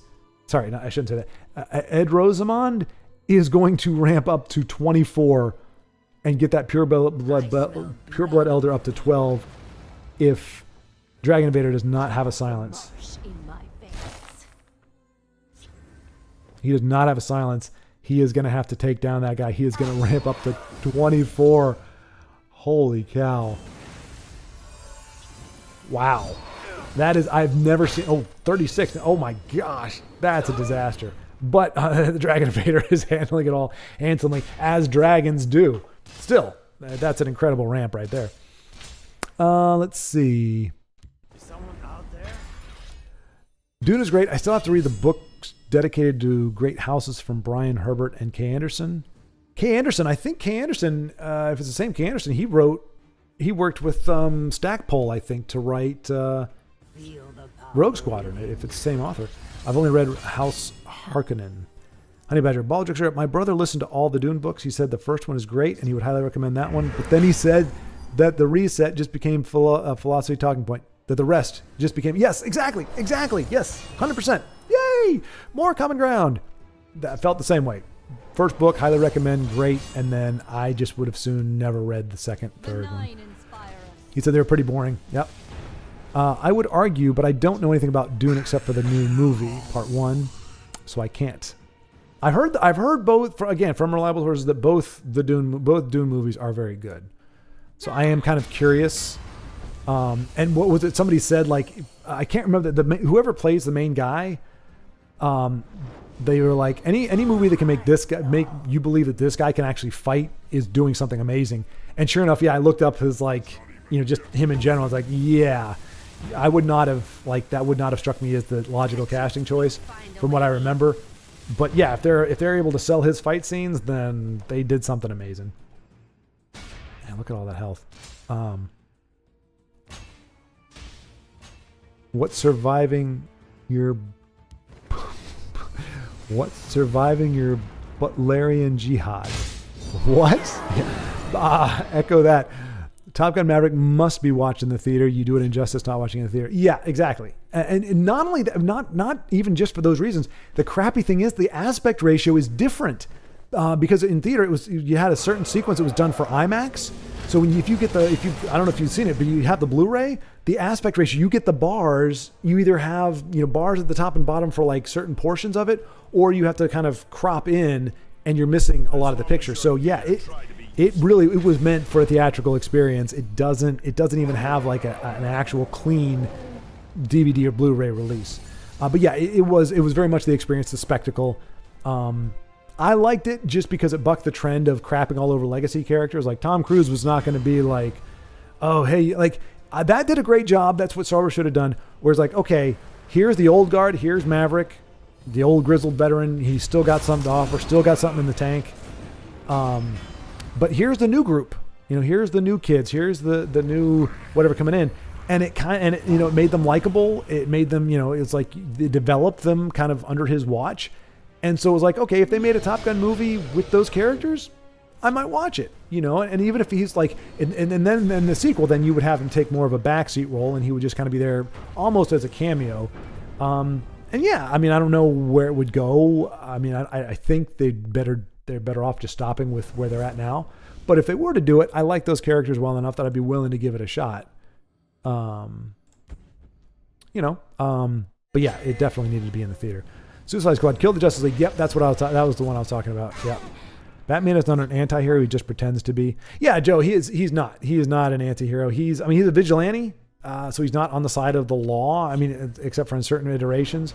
But no, like I was saying, the anti-hero, my favorite hero until All Might came along was Punisher, was Castle, because it was like he didn't just go around. He didn't kill people. He wasn't like. It was like he was going after the murders and whatevers, and he was not having a revolving door. I mean, the downside to him is you didn't have a rogues gallery, because as soon as somebody showed their face, he killed them, and that was it. But he's not an aspirational hero. Like, that's not what, in theory, we aspire to be.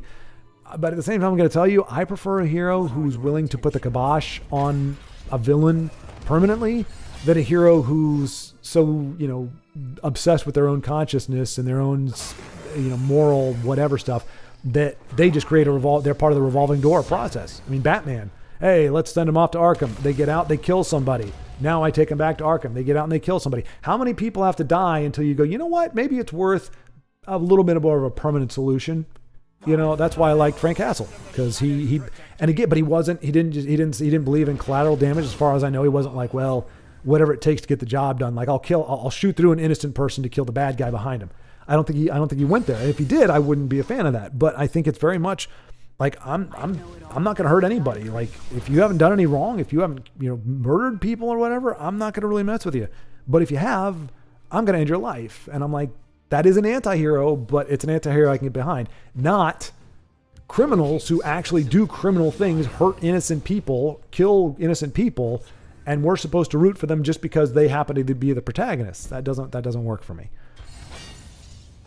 But yeah, Joe, you're right. He is the most incorruptible hero ever. He's got too much trauma which is weird. Like, he's not sound of mind in a lot of ways, but his trauma has really. Ryan goes a bit more into detail about the universe.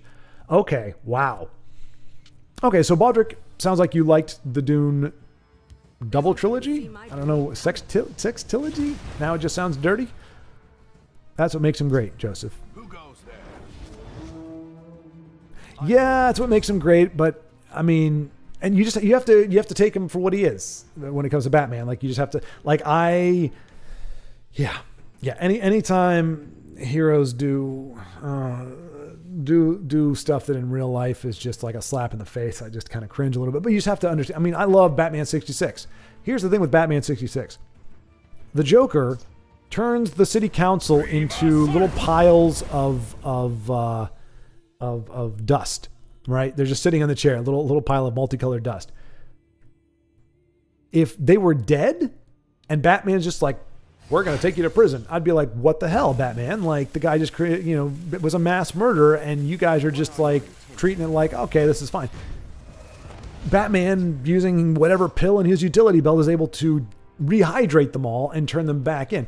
Batman 66 works with Batman's personality and Batman's philosophy because the villains don't kill people. The villains, they get out, they go on madcappy adventures, they do whatever, they woohoo, and they do all their funny, goofy stuff. And then Batman comes in, wrangles them up, and you're good to go. It's like no harm, no foul. Okay, they got out, they annoyed some people, they robbed a bank or whatever.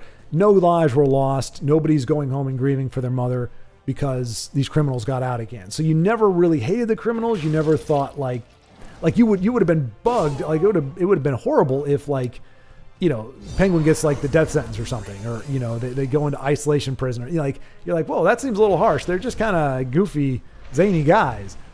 Michael Keaton Batman tried to kill the Joker. Like, he's like, this guy's a homicidal maniac, just tried to wipe out all these people. You know, the corruption goes really deep. I'm not trying to take this guy in. I'm coming at him, shooting rockets and everything else at this guy, trying to take him out.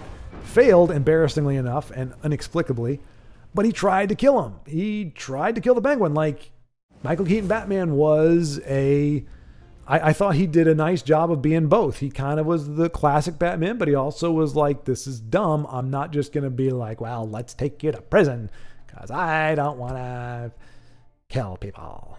I have no fear of you, coward. Let's see. Skeever. Ooh, we're getting into some juicy stuff here. Joe says, I love Batman. I'm just his emo anti-hero image is just a show. Yep, exactly. Honey Badger, I just rewatched Dark Knight a couple weeks ago. Dude, it's undoubtedly one of the best movies of all time. Well, Heath Ledger knocks it out of the park. Here's the problem, Honey Badger. I agree. Let's see what else other people say. Baldrick talking to Pure Willpower. It looks like everything survives the Butlerian jihad, humanity, and the thinking machines. All right, so Baldrick with his vast geeky knowledge, as Joe would say, is able to answer a question that half of us, or more than half of us, had no clue what the question was even pertaining to. You could argue that Batman is complicit in the deaths of people the Joker kills because Batman won't kill him. Exactly.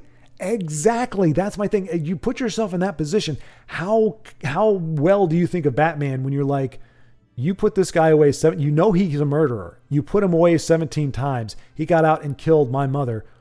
Why? Why do you, and now you're going to put him away again, and he's going to kill somebody else's mother. Why are you letting this happen? The short answer, the true answer, and this is where, you know, I have a little bit of beef with it. The real answer is we need a rogues gallery. We cannot just kill off every single villain. We need him to have a villain like the Joker. You can't have a villain like the Joker if Batman kills him. So you have to have, in a practical sense, for comic book sales, for the sake of having, you know, cool bad guys that are always kind of like the nemesis of your hero, you've got to keep them alive. So you got to give your hero a no-kill policy. They have to, otherwise you're screwing yourself.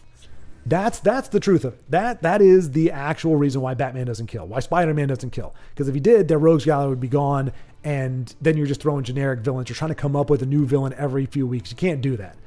So that's the real reason why. And then they just have to make up some BS to justify it in the universe. But Honey Badger, so kind of to your point, and actually to both points, Dark Knight is an expose, is a masterpiece of villain psychology and showing how a villain can win and doesn't ultimately win, but is winning, realistically winning, and nicely done, Endzone. My gosh, look at him go. Still at number 2. Still holding on to the number 2 spot. Because Heath Ledger Joker is fantastic. He does have, the thing is, he's right. He is right. Now, you know, not necessarily about chaos and everything, 100%, but like, honestly, when his big thing at the end is big, where it's like, I'm going to have 2 boats, and I'm going to tell one full of criminals and one full of not, and we're going to see who kills each other. He is not wrong. Like, one of them would have certainly, especially the boat of criminal. Come on, the guys on the boats these are not people in prison because, nuts, you know, I played invade on the ladder. You know, these are rapists and killers. Oh, I don't know. Am I allowed to say that on YouTube? I don't know. These are really, really bad people and murderers, really bad people. Like, these are the worst of the worst. They don't have scruples about killing innocent people. Like, they've done it. That's why they're there. And so the idea that they're going to just say, oh no, I'm not going to kill a boat full of innocent people. I don't care. If I die, that's okay. Like, they weren't even killing people to preserve their own lives to begin with. Like, the reason they murdered, I got angry, or I was jealous, or I was greedy, whatever the reason is for murdering somebody or doing those other things that I'm not going to mention again, they have their own, it had nothing to do with saving their life. You don't tell me that when their life is on the line, when self-preservation is at stake, they're not going to, hit that button in a heartbeat. Some guy takes it and folds his arms. You're not taking this. The hell we're not. There's a whole boat full of us, and there's one of you, moron. We're going to knock you out, take the remote, and blow the damn boat up. That's reality. That's the brilliance of the Joker. The most painful thing in that movie, the Joker's sitting there in the interrogation room and he's just laughing at Batman. It was so hard to watch, but I mean, you're right. It is very good, but he's like literally going, what are you going to do? I know what you can't do. He's like, oh, I'm going to smack your head against the desk. You're like, okay, what else you got? I'm going to do this. You can't kill me. You're not going to kill me. Like, that's the only thing you could do to stop this, and you're not willing to do that. So you just go ahead and do your little impotent bang bang and growl at me and do all this kind of stuff. I ain't worried about it. Like, it was so good for the Joker and so bad for Batman. Like, it really just exposed how impotent he is in so many situations. And it was like, so yeah, very well done movie, executed movie. Very good from a villain standpoint. Really suckfest for Batman. Like, he did not come off looking good in that movie as far as I'm concerned. Joe, come on, Bruce, you're smarter than this. Let it go. He's such a goody two-shoes. Exactly. Yep. Oh no. I lost you guys there, apparently. Says chat disconnected. Did you guys disconnect? Honey Badger, I like the meme I saw about Batman and Punisher. Batman says if he kills a murderer, there are the same number of murders in the world. Then Frank Castle says, that's why I kill a lot of murderers. See, that actually doesn't work, though, because I still like that quote, but that doesn't work because Bruce or Frank, it's one person killing multiple people. So he's a murderer. Once he kills the first person, he's a murderer already. That's done. He kills a second person, he's still just one murderer. He didn't kill. It doesn't stack. Or it stacks. So if Frank kills 500 people, that's 500 murders. That's 499 murders less than there were before he did that. So Batman's math is a little bit wrong. I think he doesn't become a new murderer every time he kills somebody. And I mean, let's make a distinction here: killing versus murder. There is a difference. There's different words. You can kill somebody and not be a murderer. Murder is, I mean, I don't know about by definition, but it's killing an innocent person. It's like, hey, I want your money. Bam, I killed you. I'm a murderer. I killed you for another reason. You come at me swinging, or swinging a bat at me or shooting at me or something, and I defend myself, and you die in the process. I'm not a murderer. Involuntary manslaughter, maybe. I definitely killed you. You were killed. I did not murder you. I was defending myself. I think there needs to be a distinction between those two words. So there's a difference between Frank killing somebody who is actively hunting innocent people, eliminating a threat. That's I think I mentioned it. The next podcast I'm going to do. Not that anybody necessarily cares, but it's going to be about this misconception of what good is. That we're like, oh, we can't do that. It's not good. And it's like you're hamstringing yourself all for the sake of some contrived whatever. That's like, well, that's what bad people do, so we don't do that. Just because they do it doesn't mean you can't do it too. If you take out a bad person, that's fewer people. That's one less bad person that's murdering innocent people. If a bad person kills somebody, they're just going to keep doing it. Like, Frank, like I said, Frank Castle, he's not like just going out and killing people just because. It's like, I killed that guy. That guy will not murder anybody again. If you don't kill somebody, I don't kill you. It's that simple. Anyway, a little distinction, but that is pretty funny though. That's why I kill a lot of them. So it's simplified, but it is amusing. The Joker has done a lot of messed up things. I think he might be my favorite comic book character. Batman not killing him is also because Joker breaks the fourth wall. He can't kill him. Exactly, Joe. Exactly. Yep, that's what I was saying. Yep. You got to go meta with it. And it's like, no, you can't kill the guy. Pure willpower. I think the Joker is really a really deep character. His goal is to get Batman to break his one rule. If Batman kills him, then Batman turns into a monster and will instill much more chaos than he could. I mean, I agree, pure willpower, that's what they say in the comics, that Joker is trying to get him to break his one rule. But again, I think that fixation, I think that part of the character is, again, there to justify Batman not killing him. Because, so I accept the premise, or that his goal is to break him. The idea that if Batman breaks him, Batman becomes a monster and will instill much chaos than he could, I don't think that is a sound conclusion. Killing a serial killer doesn't make you a monster. Now, you may be arguing, and the comic may be trying to argue, that because of who Bruce is, who Batman is, that somehow killing a serial killer would affect him differently than a normal person. And that would make him a monster. But a normal person, just because they kill somebody, even if they said, you know what, I don't want to kill anybody, and you kill somebody because they're trying to kill they break in your house and they're trying to kill your dad and you kill them instead, I don't think it turns you into a monster.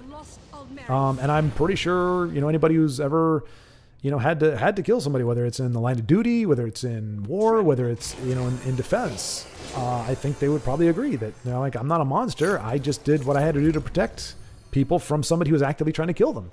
And it's not the same thing. So I think if that is Joker's true mentality, that he's a little bit messed up. But I mean, at the same time, there has to be some element of self-preservation in there for the character. But all that to say, pure willpower, I will agree, he's a complex character. I don't know how deep, because like I said, it's mitigated by real world dynamics. But it's still definitely an interesting character with a lot multifaceted. Kind of like Gandalf not accepting the One Ring. Well, we'll see. That's a little different, though. We know for a fact the One Ring corrupts. Absolutely, because it is evil. It's not like a thing where it's like, oh, if you don't have a strong will, or if you have a strong will, you can tame this ring. The ring is itself wholly evil. It is bent on evil. It is bent on destruction. We know it corrupts over time. It manifests differently depending on how strong that person is, in terms of their will, in terms of their character, in terms of their integrity.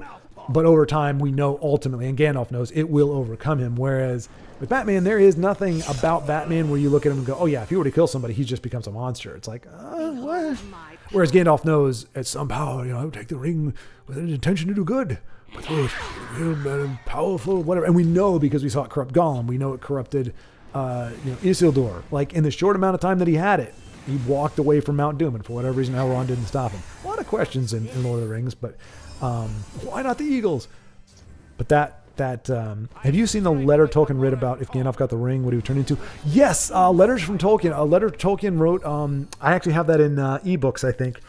I don't remember precisely, but I do remember reading that going, holy crap. There's actually one where Frodo took the ring, and Tolkien just kind of talks a little bit about that, like how long he would last, what would happen to Sam, what would happen to the ring wraiths, what would happen to Sauron. Like he kind of outlines that a little bit based on a question that he got from a fan. But I have seen the letter. I don't remember the answer, but that reminds me, I need to go back and look at that. Really some good insight into Tolkien and his son even. He wrote a lot of the letters to his son. Baldric, I have not. I was close to buying a book with his collected letters about LTR. Would he turn into what he warns Frodo in Bag End? Get off of the ring, an unstoppable killing machine, destruction mage. Well said, C City. Exactly. I think that's the wording. Baldric, that he'll try to do good, but the ring would corrupt him in his actions. Yeah, I guess he'd be more of an apparition. Yes, Tolkien writes that in the pursuit to do good, Gandalf would turn into a Dark Lord, darker than Sauron. In the attempt to make the world good, he would subjugate it under complete control. There you go. Yep. But I think it's not just because of Gandalf's personality. I think that's the impact of the ring.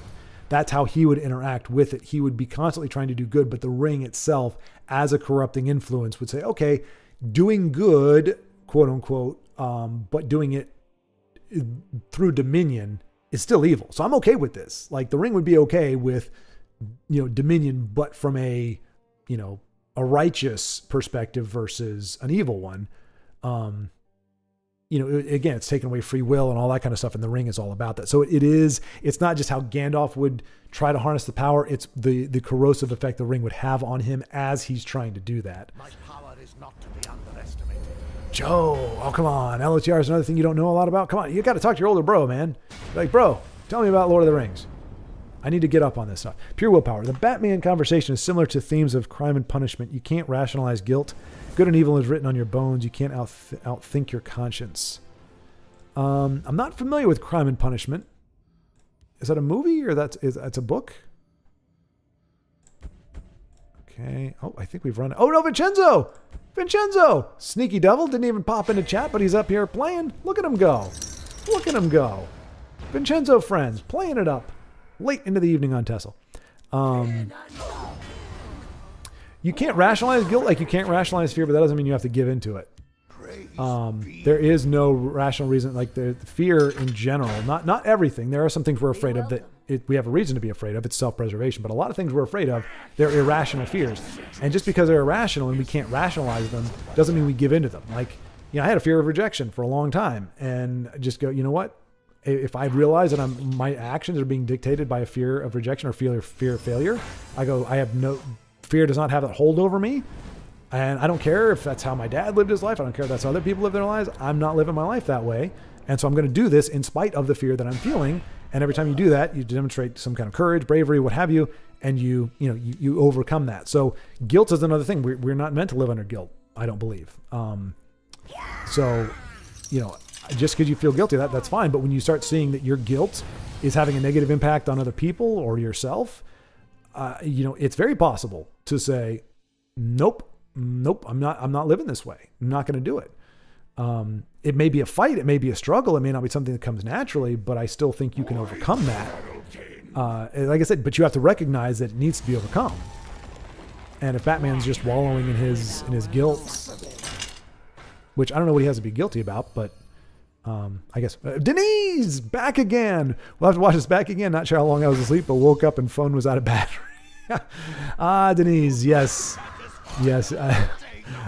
She comes in strong, vanishes like the mist, and then reemerges hours later. What time is it now? So at 9 o'clock here. So like 3 o'clock your time. Goodness gracious. Go back to bed, Denise. Not that I don't want you here, but my gosh, you need to get some rest, girl. You got to be able to milk everything you can out of the weekend.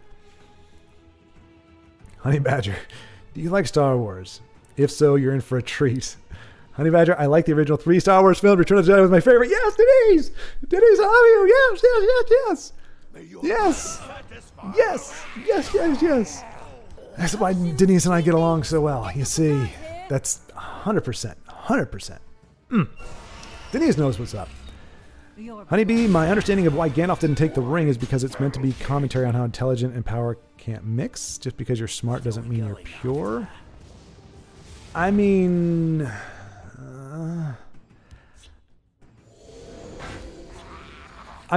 to be fair, yeah, just because you're smart doesn't mean you're pure, and just because you're powerful doesn't mean you're smart. So I agree with those, but Tolkien was, he made it very clear. None of his work is allegory. He's not trying to make metaphors about stuff, but it was very clear that the ring, if something is evil, you cannot manipulate it for good. So, a lot of people, say, well, it's, what was it? What we were watching? Oh, like there's some magics out there. People are talking about, well, magic is bad, but I use it for good. It's like, well, if it's bad, if it's a bad mechanic, if it's a bad thing, it's tainted goods. If you use it, you may not want to use it for evil, but that's its nature. That's what it does. It's not going to work properly unless you use it as it's intended. But I think his thing was more about the fact that the ring was itself evil. It was sentient. It had a sentience to it. It was trying to get back to its master. It was trying to do things. It is an evil influence, and you can be intelligent, and I don't think. I guess that would be the counterpoint to this.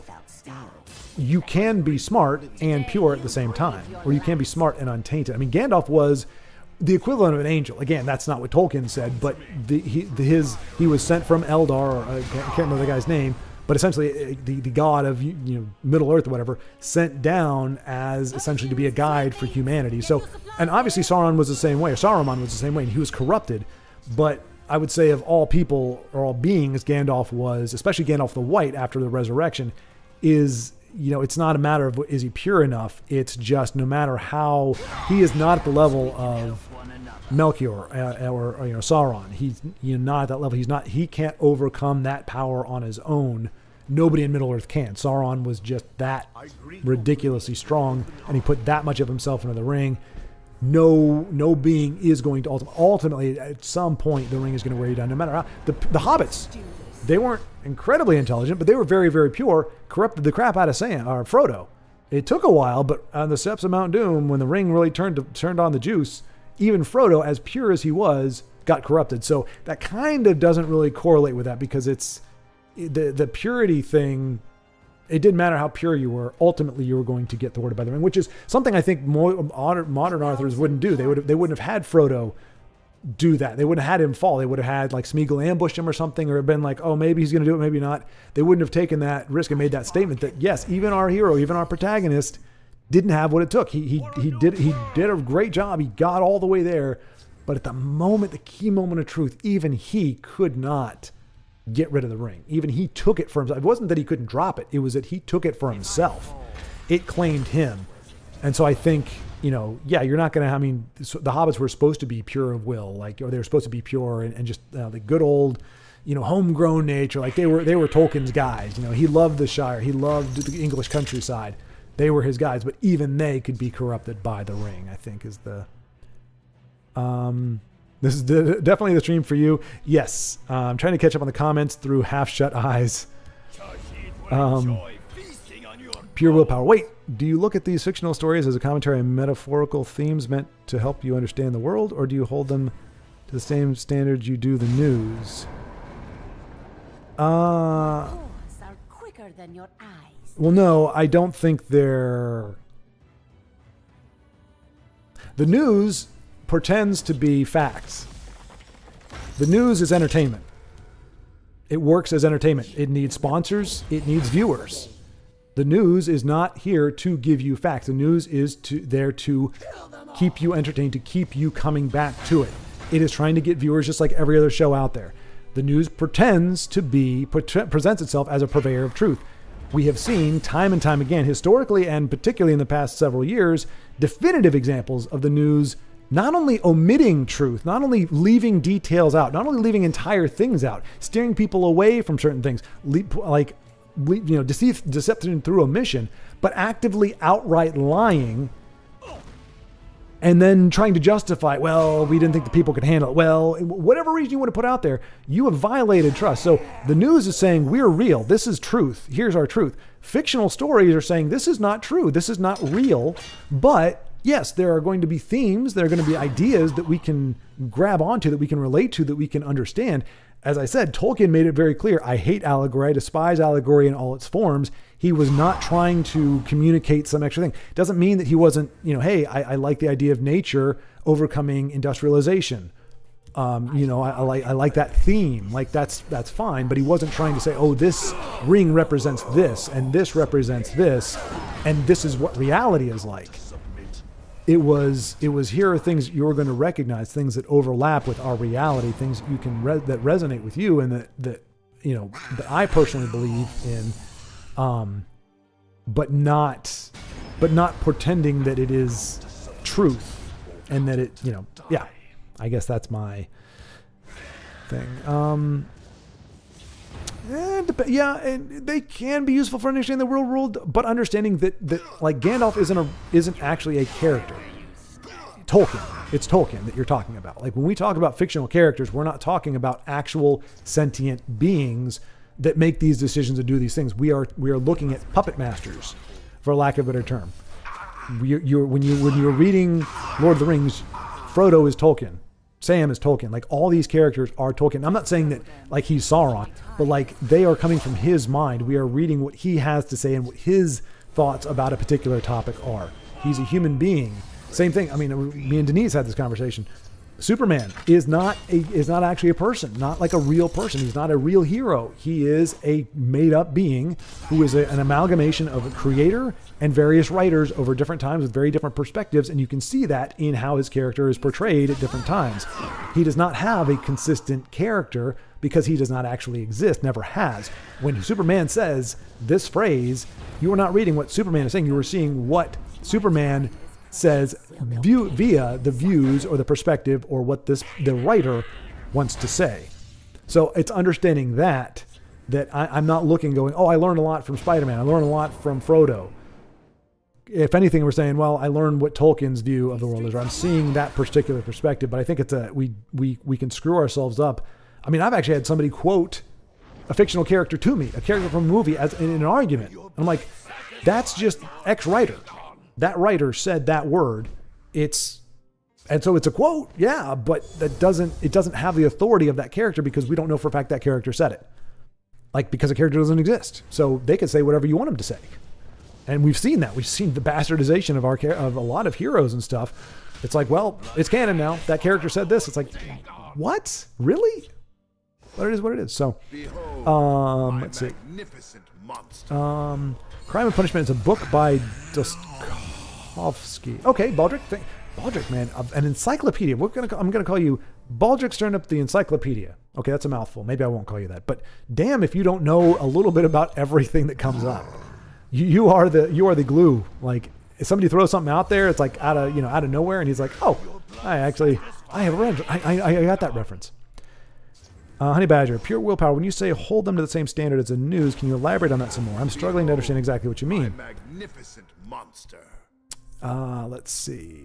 Denise gets a chuckle. At least you were still going this time. I put phone back on expecting stream to be over. Well, we didn't get booted off. Miraculously, even though, goodness gracious, it took me 15 minutes just to get my freaking computer to connect to the internet. Yay, Windows! I've had this problem with my Mac. Sorry. Throwing it out there.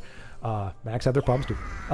But yes, for whatever reason, it may not be Windows. It's just my computer, the way it's set up, just keeps disconnecting from the internet. I couldn't connect for 15 minutes. So I was worried we were going to drop the stream. Apparently, once it said we lost chat, and once it said we lost, and I think C City, when he came on, was like, hey, did the chat drop for anybody else? And somebody was like, yeah, and then it was back up. So we had momentary lapses in service, but we have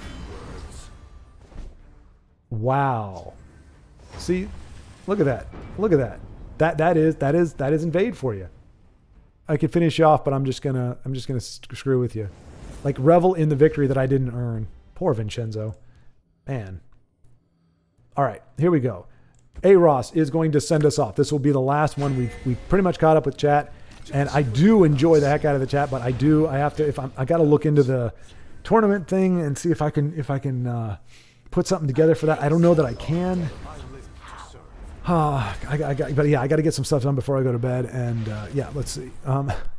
To be fair, like you get me talking about things that I'm passionate about, I can go on for hours and hours and hours. And it's not that I'm not passionate about other stuff, but a lot of times when we get done, like you keep feeding the bear, like, hey, what do you like, this or this? What do you like, this or this? And it just happens to be stuff that have a strong opinion about. I can ramble. So I kind of do apologize, but luckily I'm not running roughshod over anybody. As long as I'm keeping up with chat, I think I'm keeping the feedback loop, circulating there. Wow, it's nearly 3 a.m. You started at 10. Yeah, we are, according to this, 5 hours. We just hit the 5-hour mark a couple minutes ago. So yeah, but we'll be winding it down here. I stand to serve. What a beautiful Telvoth that is. Denise, is Daddy a joke to you? Yeah, Honeybee, yes, Mr. is beautiful too. True. But Telvoth sounds so polite. He does, yes. Yes, very kind. Dagoth sounds kind of like a tool bag, a little bit. Now, in a former stream, I did say Dagoth Invade was nasty, and now you're seeing, yeah, it wore Vincenzo. I kept like looking back and forth, like, because it looked like Vincenzo had it at 2 different points, and then because the opponent was out of cards, and then somehow we got what we got. Honeybee, he will admit that the One Ring corrupts all, but doesn't see how killing the Joker would be corrupting. Are you rationalizing it like it's the real world or trying to learn from the author? Yeah, but you're talking about a device of pure evil. Killing somebody is not inherently evil. Like, that's not, it is not a good thing. Lying is not a good thing. If you lie, do you become a monster? If you lie, do you become corrupt? I mean, to a degree, you can say, yes, your integrity gets worn down. Like, lying has an impact on you, whether you tell a lie for a good reason or not. Lying does erode your integrity. That's one layer of integrity that you are no longer having to go through when a situation goes. You can lie the first time to, to make somebody else feel good. It's purely about them. And the second time you do it, well, you already lied about making them feel good. Well, this time it's kind of to get you out of a sticky situation. And then so on and so forth. So, like, lying is erosive or corrosive. Killing is ultimately, that's why I'm saying it is a heroic thing. For somebody to take on that responsibility, for somebody to take on that weight. I mean, you talk to people, people who've gone through wars, people who, have police officers, people who've had to take lives in the course of their lives.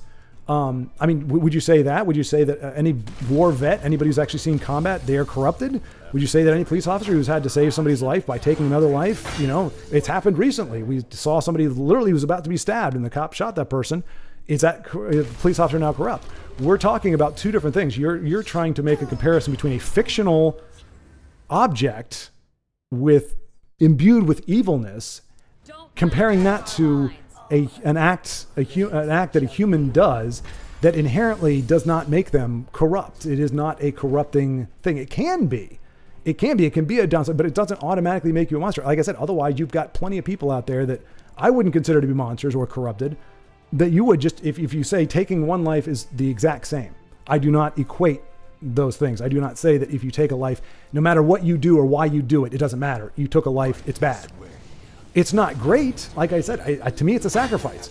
People who have to take a life, who do it like begrudgingly, that do it like, there was a guy, he was a truck driver, and somebody wanted to end their life. So they stepped out in front of the guy, plowed right into him, killed him. The truck driver was traumatized, like for years. Like they did the news thing on him and everything.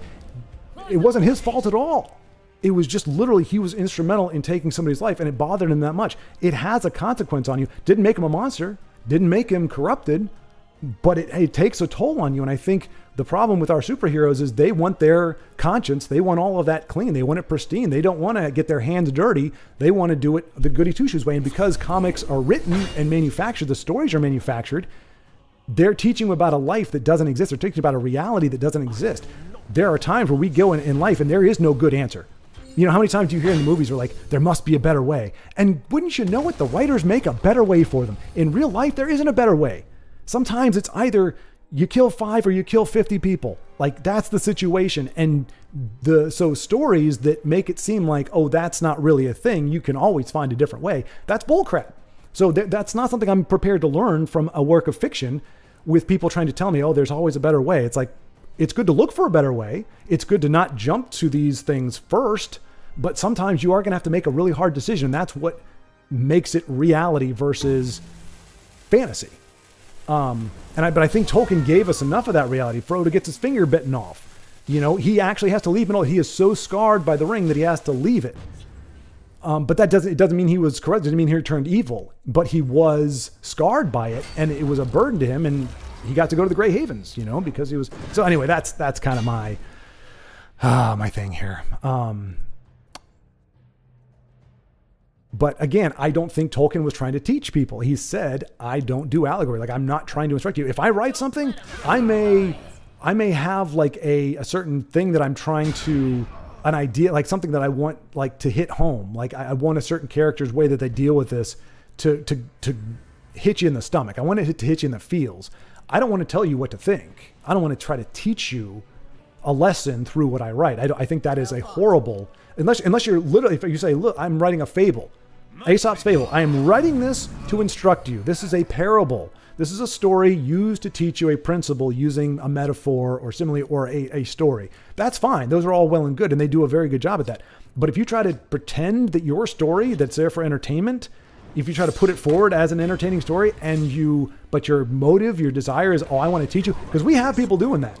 Right now we have people doing that. They're like, oh, I wanted to teach people, like they want to do some environmental thing. It's like, I wanted to teach people about how horrible, these things are to the environment. And you know what? You can tell because the movie kind of sucks. Because when you write your scenes, your characters, everything around your message, your agenda, your truth, it fudges with the story because it's not storytelling, it's lecturing. But you're not even doing it in an honest way and saying, here, I'm going to lecture you about this, but I'm going to do it in a creative way. It's, no, here's something fun for you to watch.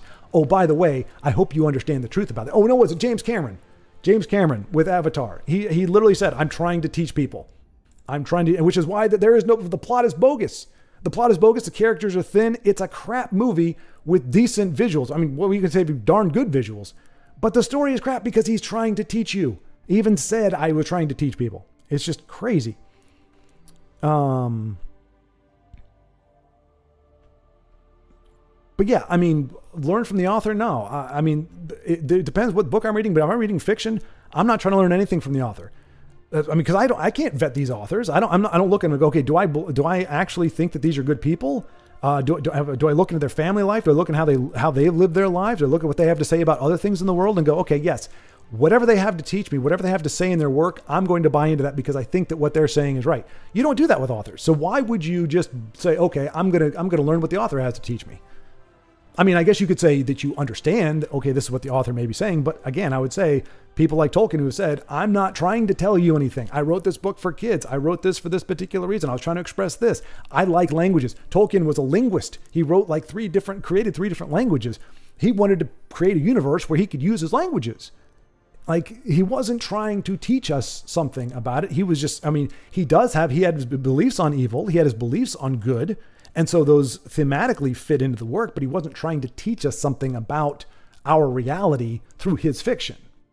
If there was something you can pick up from that and you can find it useful and it resonates with you, great. But that's not his point. And I don't think that should be the point of any media, to try to teach you about whatever the author is trying to teach you. It should be a good story that, if it's good enough and reflects real life and reflects our own experiences, we can go, I get that, or I understand that, or wow, okay, I never saw that perspective before.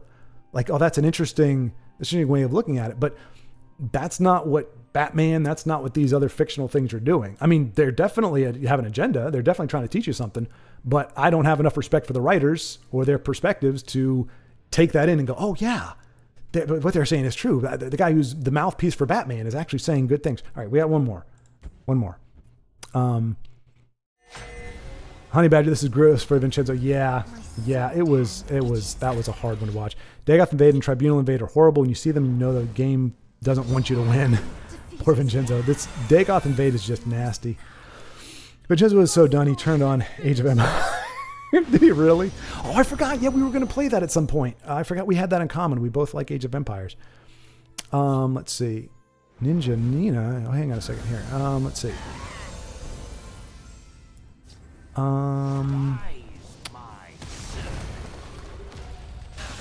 Let's see. Soldiers at war are not inherently evil. No, they're not. Neither are we. Neither is Batman. Cops that shoot somebody in the line of duty are not inherently evil. Yep. I actually got to use Caius Cosades on ladder earlier. I never saw that it was his last name, but he's the shirtless dude, right? The gray fox. Well, not silver fox is what they call it, right? That's the older good-looking guy with silver hair. Yeah, such a fun visual when you correctly guess. Yep, that's okay. What's in the opponent's hand and buff your hand. That is cool. I think I've used it once and I whiffed and I just never tried them again. But that's awesome that you were able to get that to work. Not to get too religious, but in the original text of Exodus, the Ten Commandments, to be exact, Hebrew for "thou shalt not kill" is actually "thou shalt not murder."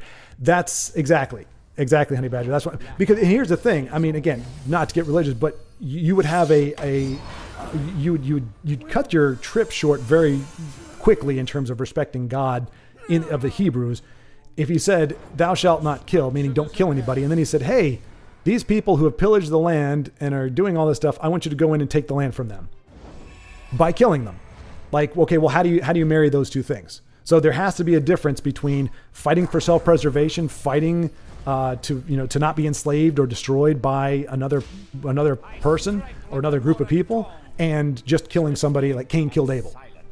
So yeah, you would have a very difficult way reconciling if you were to synonymize killing with murder. Well, if we're not supposed to kill somebody, why'd you tell us to kill these people? Well, I wanted you to live and not die.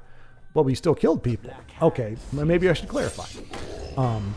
But I mean, I don't even think, Honey Badger, I don't think that's necessarily religious. I mean, it is in the Bible, but I think we can still make that distinction without the context of God. You can just say, if you kill somebody, again, to protect somebody else or to protect yourselves or what have you, it's not equivalent to killing. Because here's the thing that gets kind of down to what pure willpower, I think the crux is, it's the condition of your heart.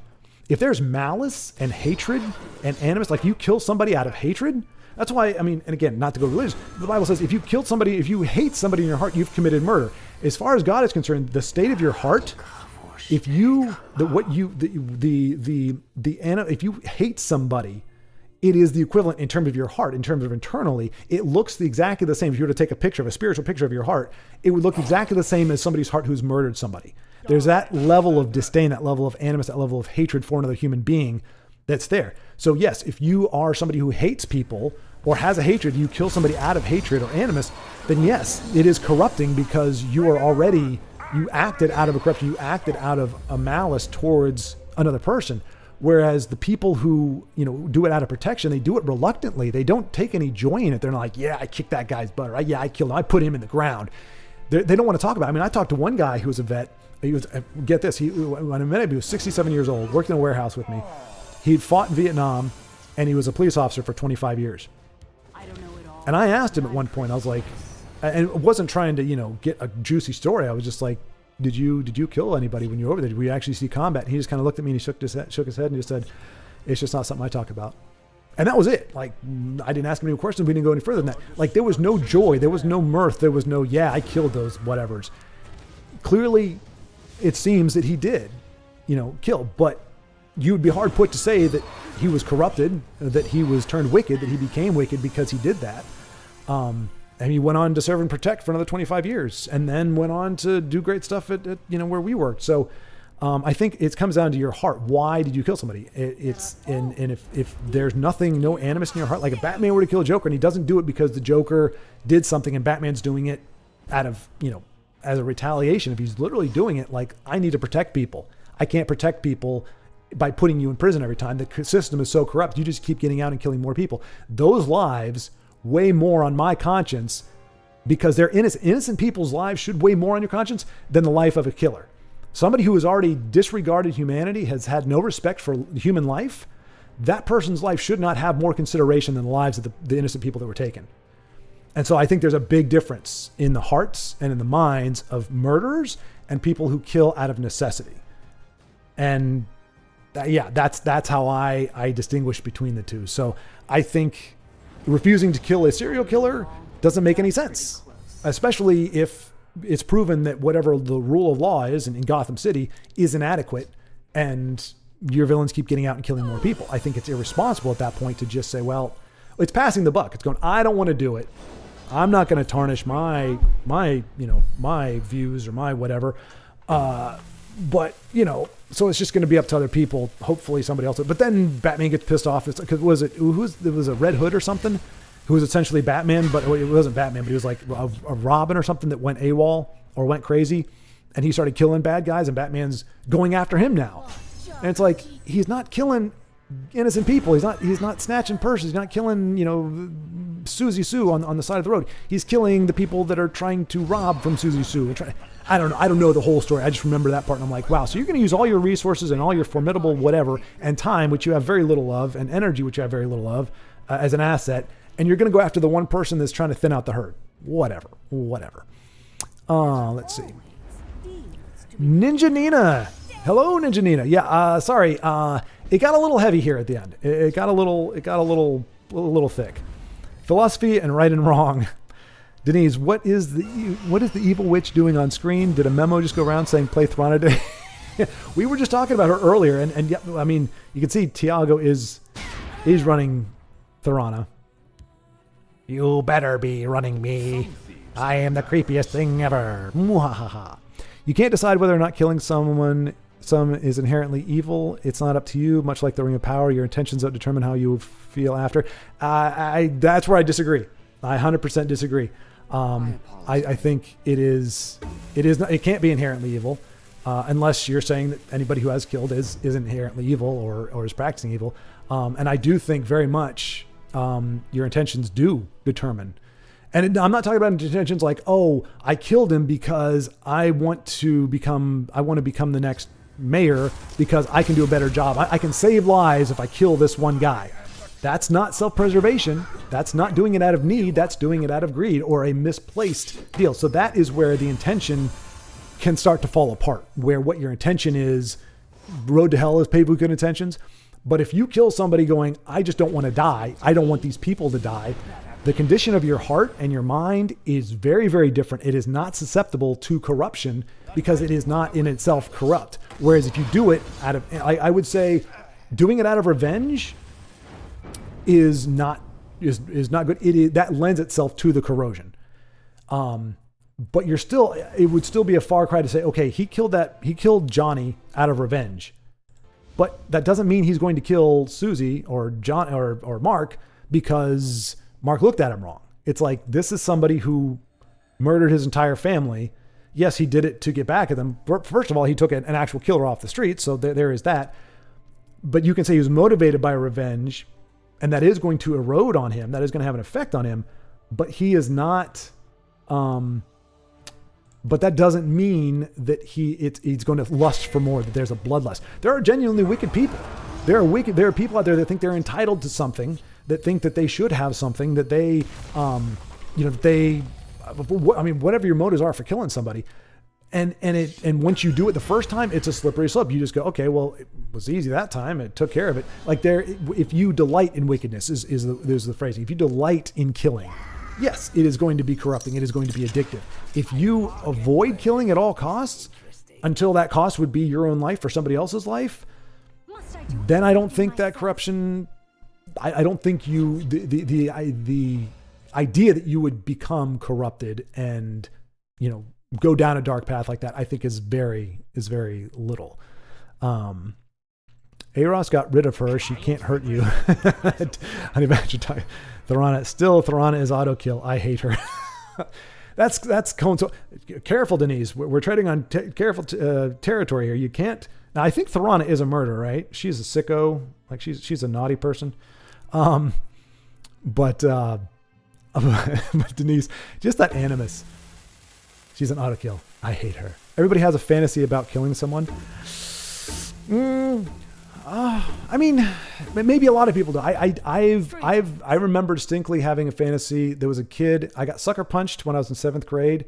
It put a hole in my cheek, put a knot on the side of my head. I was sipping out of a straw for about 3 weeks. The guy who actually hit me, that was his 3rd strike. He would have gone to juvie. So him and my mom worked something out where he didn't go, but he pretty much was told, you stay away from him. Cause it wasn't like we weren't like at each other. It was an accident happened on the basketball. He overreacted and things went on and ended up sucker punching me. So anyway, he kept his distance, but his little friend thought he would run his mouth off. So every single day, the lunch line unfortunately went right in front of the lunch table that I had to sit at as I'm drinking my milk through a straw. And he would just lean on the thing and just be like, so how did it feel to get jacked by him? And just going on and just like, how do you feel? You feel like a little bitch? I mean, just over and over and over again.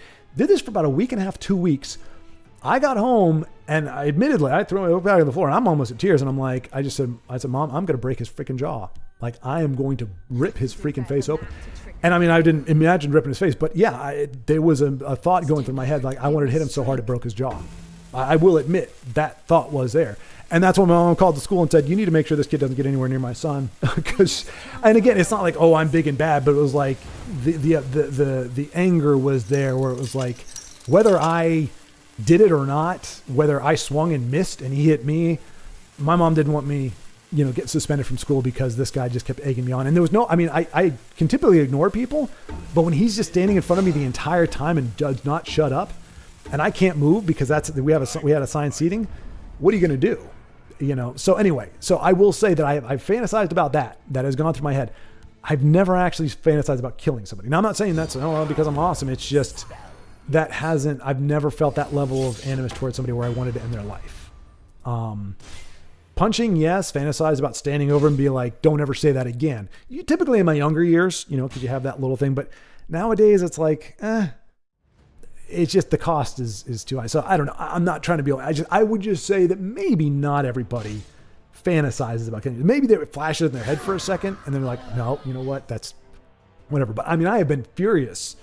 Even recently, like, my last job, there was somebody that, but it never went in my head like I want to punch this person. It was just, I'm out of my mind and I just know I can't say or do anything because I'm not sure what I'm going to say or do. So I just need to walk away. And I did. But so I mean, I don't think it's wrong or absurd to have those thoughts. But I can just say from my perspective, and maybe I'm wrong. Maybe at some point I did, but I do remember the times where I've been intensely angry, and it's come down to me wanting to actually just lay somebody out, not lay him out permanently. Anyway, Vincenzo, let's see.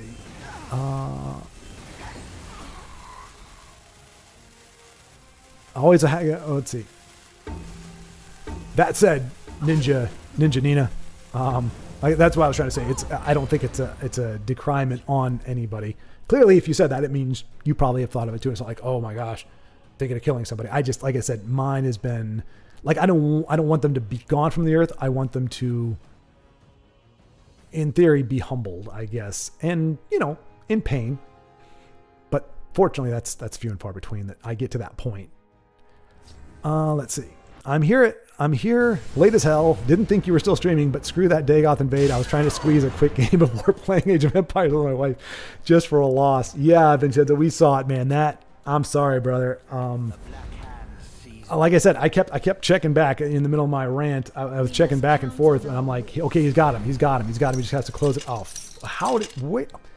But I mean that's why it's such a. I mean, we've gone over that a million times, but that's a problem. Like, typically, any other opponent you're playing where you have them in the situation that you had that invade opponent at different times, the game goes over pretty quick. But invade can just rally like crazy.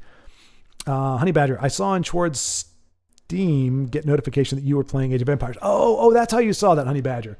Yeah, sorry, but I wasn't trying to read your mail or anything. But yeah, that screen, I get Steam notifications, so I see like when you or Brother Ridge, anybody who plays this, or whatever you play it, it'll come up as a little thing there briefly. But The Night Mother will guide us. let's see. Dude, he mad. That was the end of it. Notification that you were playing Age of Empires. I was like, dude, he mad. Yeah, and understandably so. But luckily, you had your wife and a good game of Age of Empires to dig into and hopefully cleanse your palate of that nastiness. But good to see you, Vincenzo. Good to see you.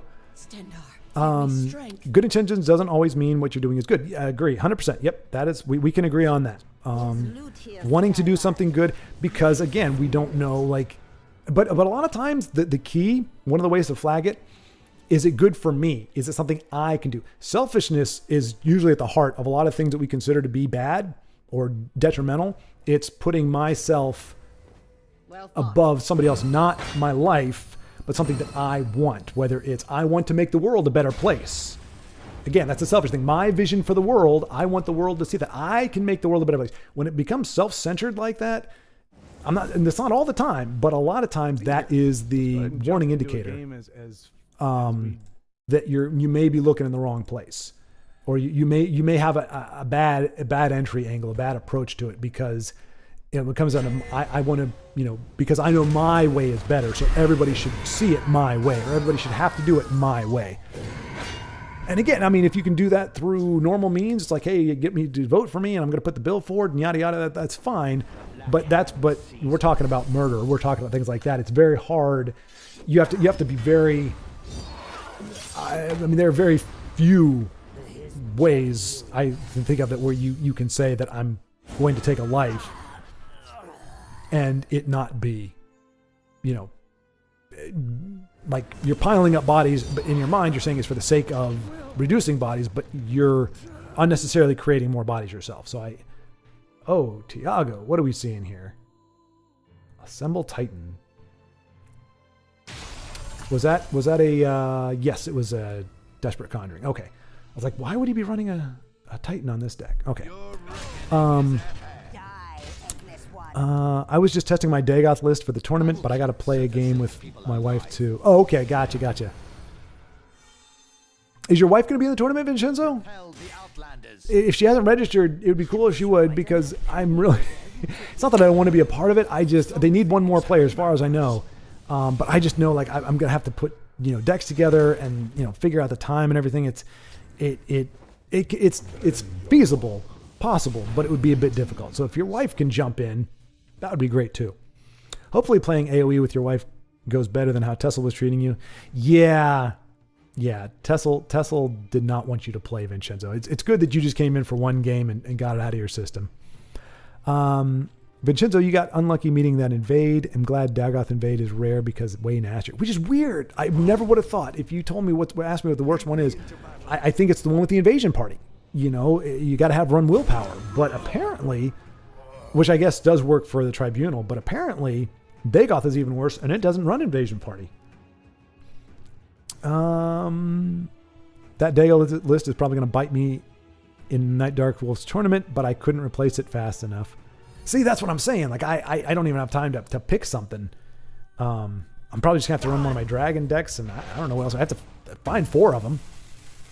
But Honey Badger said it looked like a powerful deck. Vincenzo, it seems to have a few bad matchups, but it can eat meta.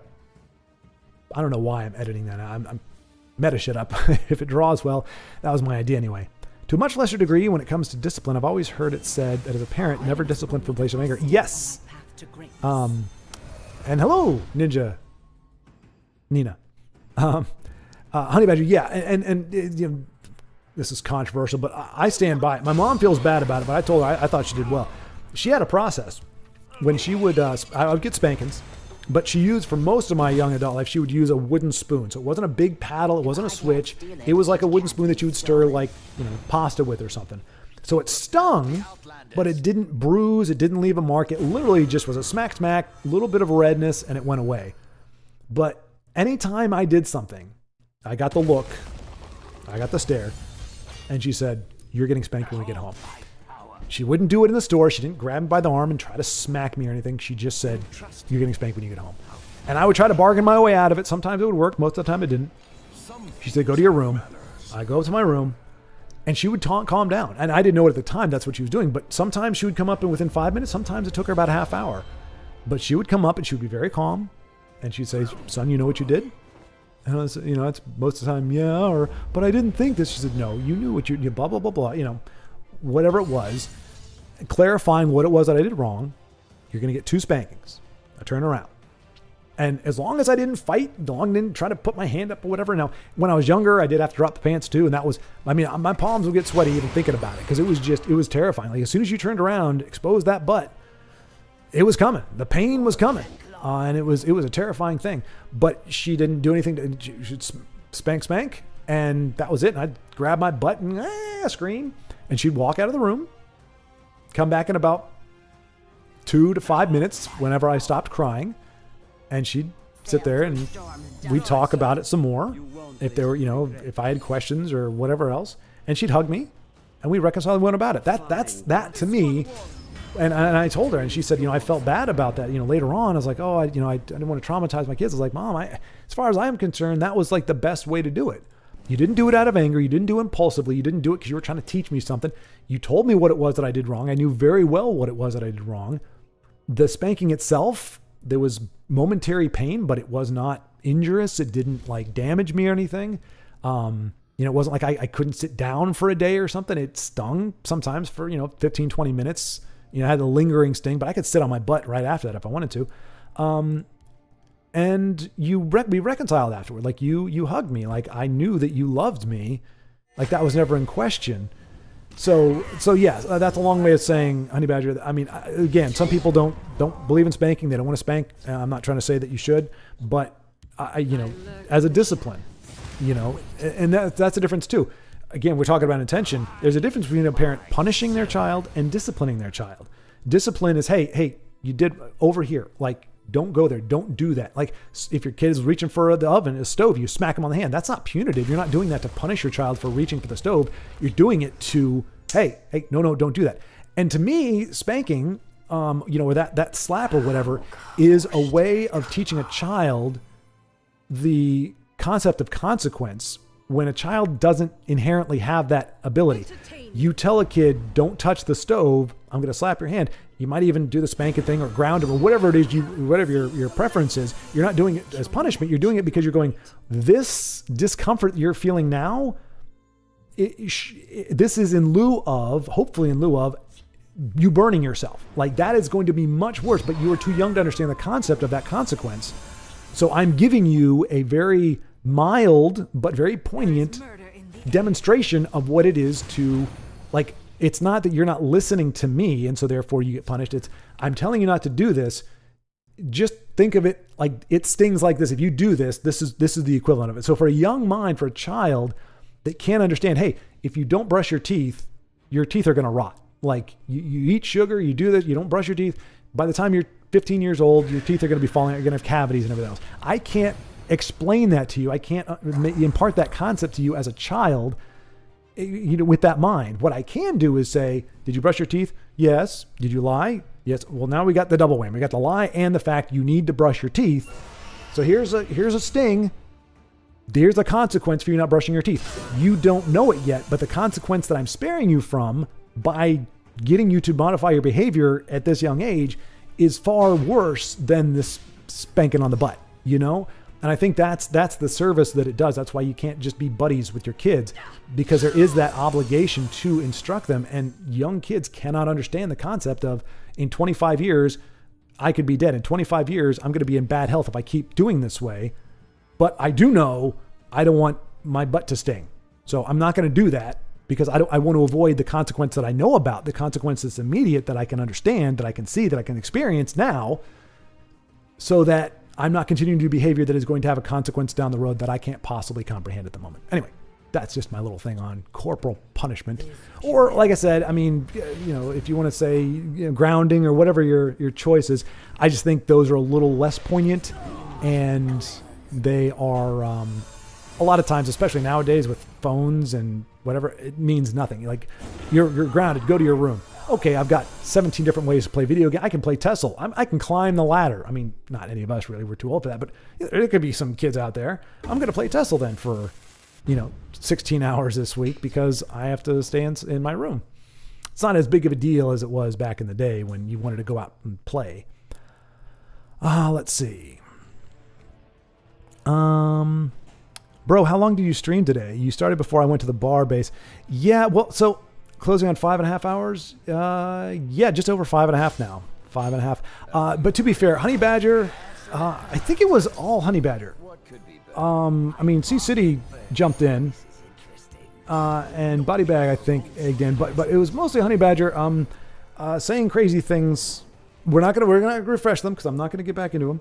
But said some things, and it's just they happen to be things that resonate with me or that I'm still roaring about. So. I'm on kind of a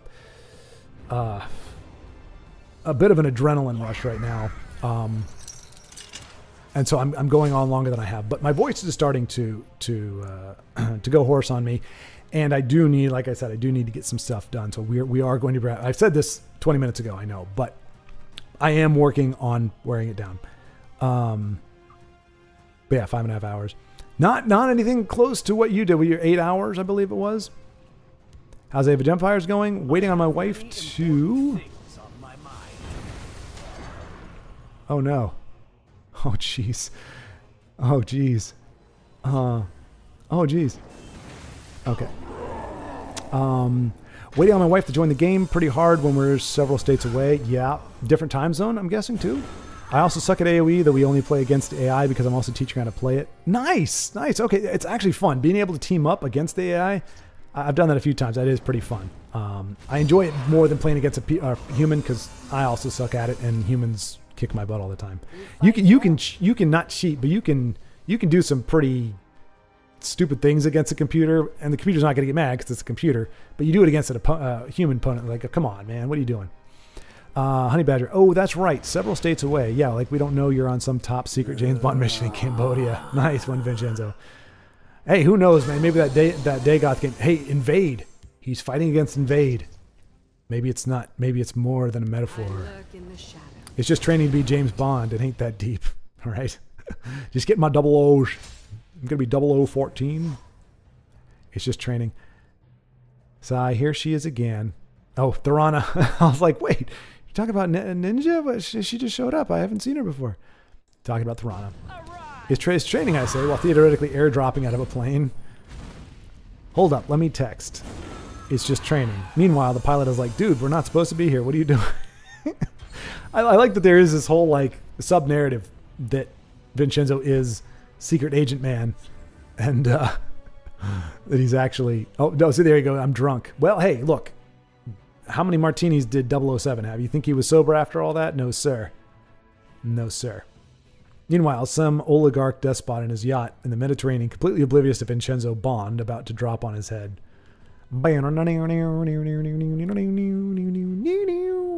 Vincenzo, we all are. Vincenzo, and I drop in playing Legend with an M16 shouting, America!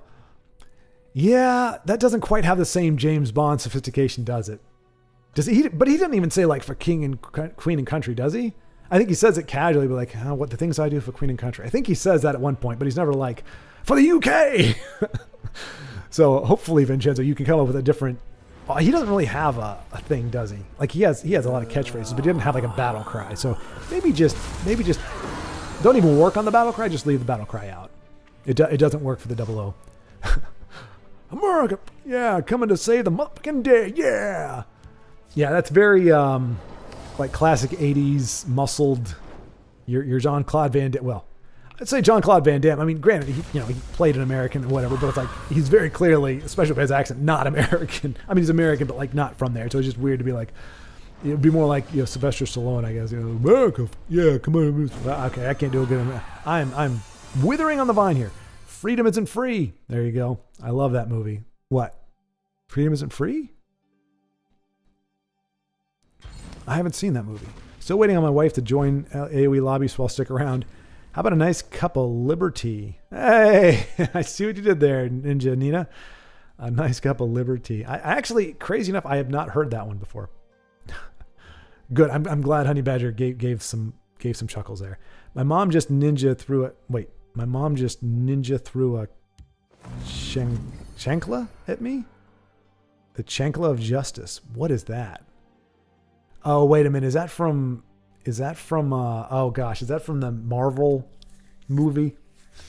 I didn't see it, but I think, and by Honey Badger saying shudder, I think that's what it's referring to. We'll see. That's just growing up in a Hispanic. It happens to all of us.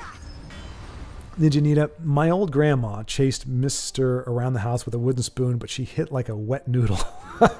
Mom was scary. You don't mess with mom. Yeah, Ninja Nita. Actually, my dad was kind of the same way. He was not a disciplinarian. He did not like doing that kind of thing. He also, he never did it in anger, but he kind of went on the other side of it. Like I remember the one time he came in to give me a spanking. He did the belt, but he never used it before. So he comes in and he lets me play Worm Poop, which there was a guy named Billy B. He was like he performed at the Kennedy Center, but he did children's stuff, like but the song was about worm poop and talks about how worm poop is important plant food, important plant food, important plant food. Anyway, it's an educational type thing, singing about different stuff, tying your shoes, letting go of your parents when you have to go to school, that kind of thing. But this one is about worm poop, and I always thought it was just a fun song, and my dad thought it was bizarre, and so he just go, worm poop is just randomly. So it's like, can I play the worm poop song? It's like, okay, you can play the worm poop song. So I have to find it, rewind it, but this is like a 10-minute process. Get the tape out, put it in the tape deck, hitting rewind, finding it. I was like, okay, I'm going to play the worm poop song. So I turned around. It lets me keep my jeans up, which is a big thing. You can't feel squat through denim, at least, in moderation. So he gets the belt, and it's kind of just floppy in his hand. It's kind of just like, it's not like, I don't know how you actually hit with the belt. I think maybe you have to loop it a few times, but he's just trying to hit with it, and it's like just kind of flopping around. I think it taps me or something. I'm kind of look back, and I'm like, I think I need to cry. And I'm like, oh gosh. And I did that for a second. He's like, don't worry about that. So we just kind of, he's like, you understand what you did? Are you sorry? Okay, we're fine. So yeah, my dad was that way. He did not. Now, which was good because he could get very, very angry. Very angry. As angry as my mom got, my dad could get very angry. But it never was aimed at me. It never came at me. But so I can relate Ninja Nina to, hit like a wet noodle. I guess old grandma too, though, maybe she hit like a less wet noodle back in her prime. My mom also took Christmas away one year because we were asked. Oh, wow. That would sting. Wow.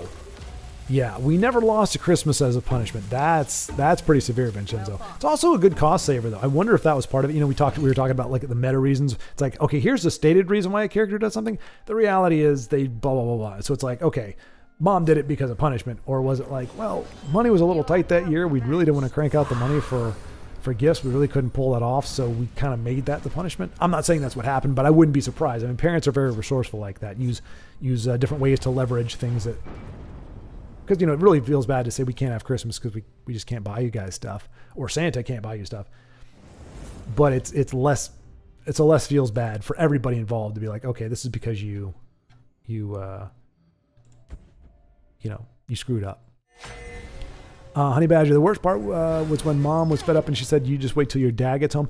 I think that's a lot of people's experience. As I just said, though, mine was the opposite. Mom was the terror. She was the one that was willing to do what was necessary. Dad was just kind of like, Bit of a deck training issue there. Okay.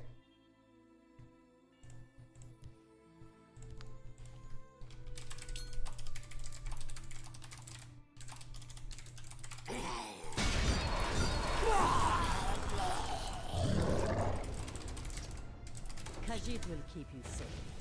All right.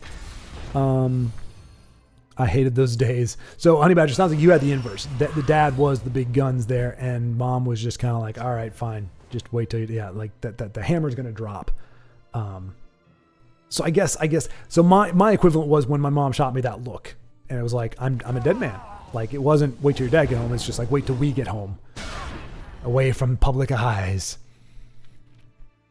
I also smacked all three of us in one go while driving while we were in the back seat. She was hard but fair. We would be assholes. That's impressive to be able to get all three. Wow, did we just see?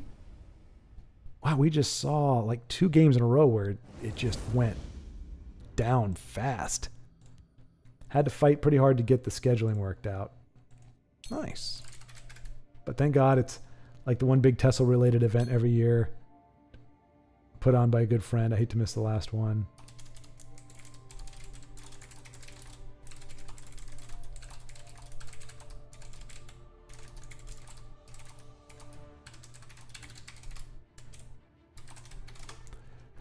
What do we got here? Tiago, Aros. Oh, we'll check out another Aros game here. Get a preview of what he might be running in the tournament for anybody who might be interested. But I agree with you, Schwart. I am very thankful that my parents disciplined me in my youth. Exactly. Yep. I don't regret it. And again, it's punishment. I can see being resentful a little bit. If it's just straight punishment, it's not trying to correct behavior. It's not trying to guide you in the right direction. It's just saying you did a bad thing. Now I'm going to make you suffer. It has its place, right or wrong, good or bad, but it hurts a lot more than discipline, because especially when you get older, you realize the reason it was done. And a lot of times you can be appreciative. You're like, wow, that kept me. Because especially you look around, you see, I mean, a lot of kids I went to school with, they're in prison now. Some of them are dead. I don't know the fate of all of them, but I know 2 or 3 of them for sure in prison. I know one of them is dead. And you know, they didn't have that. Yeah. So, it's a bonus to have parents that care about you and are willing to guide you in a loving but firm way, even if it involves getting smacked and missing Christmas. But Ninja Nina says, I'd much rather get whipped by an extension cord, to be honest. Yeah, I mean, I'll say I was willing to take any punishment to avoid getting spanked, because I mean that was the thing that really mattered the most to me. Like grounding me, typically you ground me for a week. I'm really only grounded for like 3 days until they get bored with it, and even then I could always find a way to be entertained. The spanking, just that pain was just no. As temporary as it was, I didn't like it. So I don't know if I could do that, but Christmas was a big deal. I think I'm with you, Ninja. I think I would have sucked it up and taken a spanking with an extension cord, maybe, in order to avoid missing Christmas. Honey Badgers, I saw a quote where someone said, "If you don't discipline your kid, the world will." Yeah, that's actually really good, very simple, very true quote. I mean, you will learn, but are you going to learn in a controlled environment where the stakes are very low and the people who are teaching you that lesson care about you? Or are you going to learn it when, I mean, the world isn't necessarily a big fan. People aren't necessarily caring whether or not you live or die or whether you're happy about things. It's definitely better to learn those lessons, I think, that way than it is to let the world do it. UC X Mike 927X. Good to see you. That is a mouthful, though. I'll call you UC if that's okay. But good to see you. I think it's my first time seeing you on here. My dad would say, "You don't want to see me get ugly." That's fair. I wonder if that was a little bit of a takeoff on the Incredible Hulk, but either way, it's scary if it's true. Like, I've seen you get ugly, I've seen you get angry, and I don't want to see that again. But yeah, you don't want to see me get ugly. I mean, angry does sound a little bit better. Just because, like, Here's the smart A answer that would definitely get you in trouble. You don't see me likely. You're not there already? Oh, burn. Yep. That would be something I would get disciplined for. Or I might get applauded for my quick wit. Who knows? My parents are divorced. They had to do it individually each time. Hence my brother getting hit in the nuts that one time. Okay. I don't know why that made me laugh. I feel very lowbrow. Typically crotch shots don't make me laugh, but it's just, I think it's the disparity between cause and effect. My parents are divorced, so they had to do it individually each time. Hence my brother getting hit in the nuts that one time. Like, how the divorce and individual punishment explains your brother getting hit in the nuts. I think that's what made me chuckle. I remember this story, and I remember that there is a cause and effect there, but it doesn't register the way you laid out the events. Well, my parents are divorced, so that's when my brother got hit in the nuts. Man, I have to commiserate with all my divorced friends. I mean, heck, my parents got divorced. I never got hit in the nuts. What's up with that? Let's see. UC, nutcracker joke or poor taste? Honey Badger. Vincenzo, that's epic. Mom takes away Jesus' birthday because you were bad. Exactly.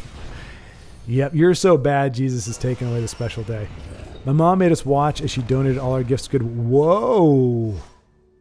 Now that... Oh, no, so it wasn't that then, Vincenzo. It wasn't that they couldn't afford it. They literally bought you guys gifts and they took them away. That is brutal. Your mother is savage. Wow. Oh, and look at that. You see, Mike just said that.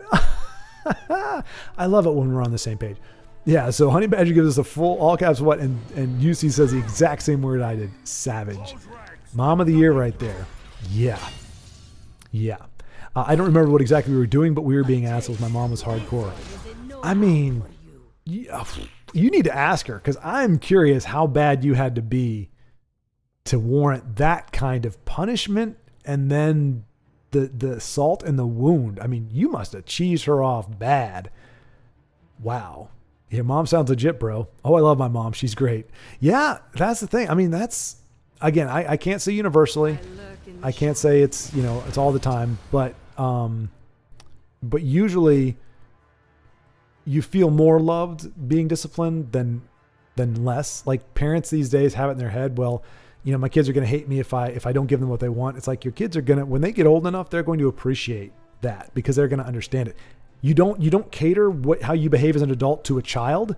I mean, obviously certain things, like I said, a child's not going to understand, but a child's understanding, you don't say, well, if the child doesn't understand it, I'm not going to do it.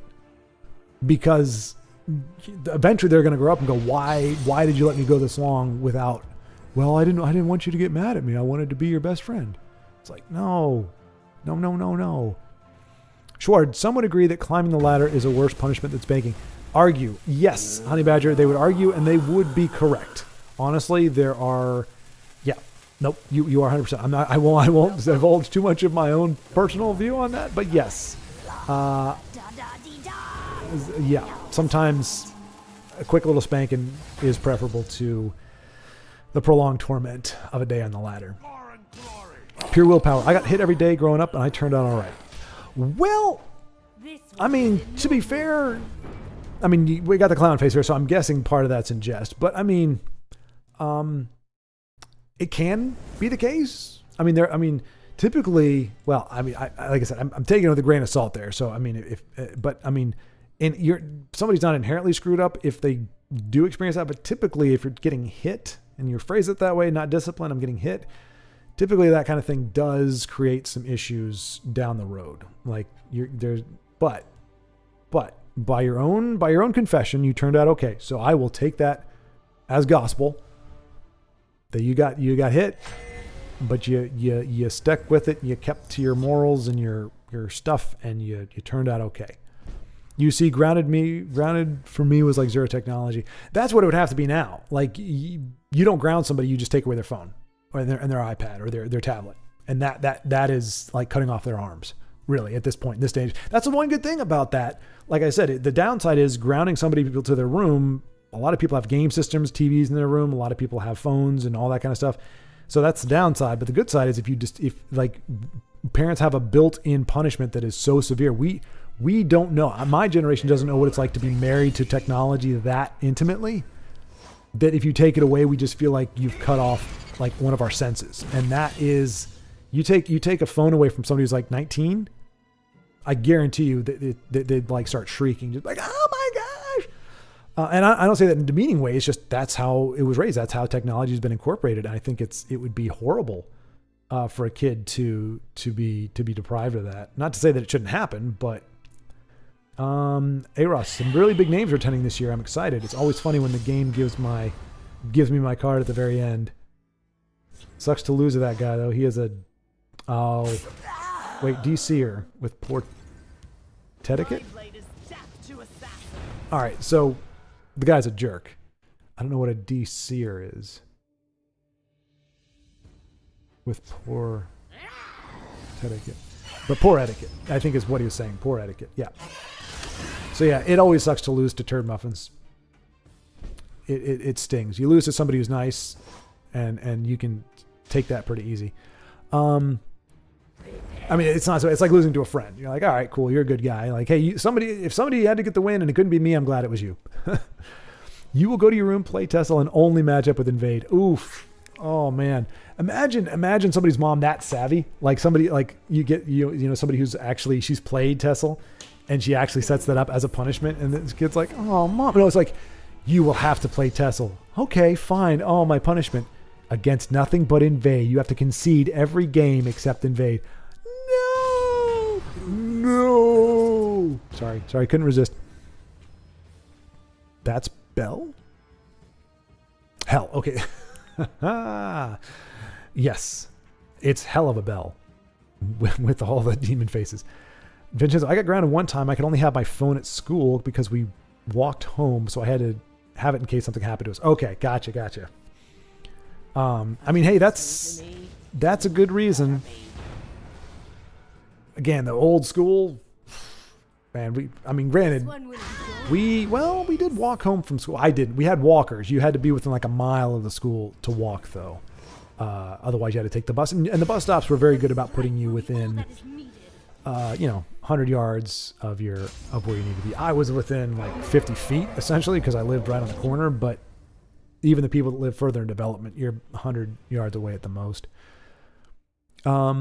UC, I was dirty Invade player, but I don't play Invade anymore. Huzzah! All right, UC, we've got a convert. We've got somebody who's seen the light, turned away from wickedness, and is embracing the goodness. So UC, welcome to the fold, and I'm glad. I don't know, UC, it may be too late, but you may be gone or what by the time you get to hear this, but just curious, did you discover that for yourself? Did you decide, hey, I don't like Invade, or I don't like playing it, or did you just have enough people tell you that and have those experiences where people just concede or whatever? Like, was it outside forces, or did you just understand it for yourself? And it's like, this is just not great. Hey, there's Tharana again. Look, Denise, it's Tharana. Are you looking at me? You better be. Vincenzo, I am the oldest, so yeah, okay. Ninja is also the oldest. The experimental child. Yep, exactly. And the crap thing is, like, most times your first and second kids are like polar opposites. Usually, not always. Usually, the first one is a hellion, and so the parents try to apply the very stringent stuff from the hellion onto the second one, which is just like, hey, I'm just here. I just love life. Why are you doing this to me? What's going on? For me, it was the opposite. Like, me and my sister are very different personalities. I was very easygoing, very, very obedient. Didn't want to ever get in trouble. So my parents kind of they were like, oh, cool. He's kind of chill. Like, we don't really have to do much. My sister came along and she's like, against the world. And they're like, oh my gosh. Like, she doesn't even like she'll fight and struggle if you try to spank her, but spanking doesn't deter her. Like, she'll just keep going. So they had to come up with a different strategy. But yeah, there is the, like you said, experimental child. Either way, usually the first one has it to a degree harder, unless the second one. Yeah, I think typically firstborn is you get it a little bit harder, because they're still trying to figure out what works and what doesn't. Because here's the crazy thing, folks. You know how many generations we have now of human beings? Hundreds, I believe, of generations. that we know about. And yet, and we have all these parenting books, but no parent ever seems prepared in the least way for kids. Like, it's always like, oh, it was a learning experience. Oh, it's like, how is it we have not found a way to bequeath the wow, I'm just really screwing up here. Nicely done, Tiago, though. We got another W. Came in just in time for that. To instill like the essentials, like, so that new parents are like, yeah, we got this. Like, just like you teach anything else, like home ec. You know, why is it that it seems like every single parent is learning like the hard way, learning for the first time? I don't understand that. I'm not saying that it's wrong or there's something wrong because of that's the case. It's just bizarre to me that something as foundational, as important as raising children, every single parent is like, well, you never know what you're getting into. You just kind of learn as you go. It's like, but you had parents and they had parents. How is it we have not passed this information on and made it easier for the future parents? But it's just not enough time in the day, I guess, to talk about that kind of stuff. Honey Badger, yes, affirming UC's change. Proud of you. We all were at some point. Ninja Nina. Wait.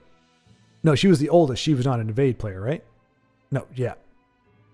Ninja, we were all the oldest. You'll see when I promote and become an agent. All right, so we're having a little bit, I think, miscommunication there. UC, haven't been online in months, forgot Discord password, so I had to make a new account. It was working every day for a while. Might get back to playing. Have a better phone now. Nice, UC. Yeah, always good to have more folks in the community. And if you want to join the Discord, it's the links in pretty much every video that I've done recently. Love to have you there talking about Tessel and commiserate usually, because a lot of people get on there, man, I got screwed by this and this, or the Gauntlet was brutal, or nothing but Invade out there today. And you can be like, yep, me too. Vincenzo, I'll spy on all of you. Just get okay. First rule about spying: you don't tell people you're going to spy on them. Vincenzo, you need to go back to class. It's like, hello, I'm James Bond, 007, spy for Her Majesty's Secret Service, and I'm here to spy on you. Is that a problem? Are we good? Okay, just let me do my thing.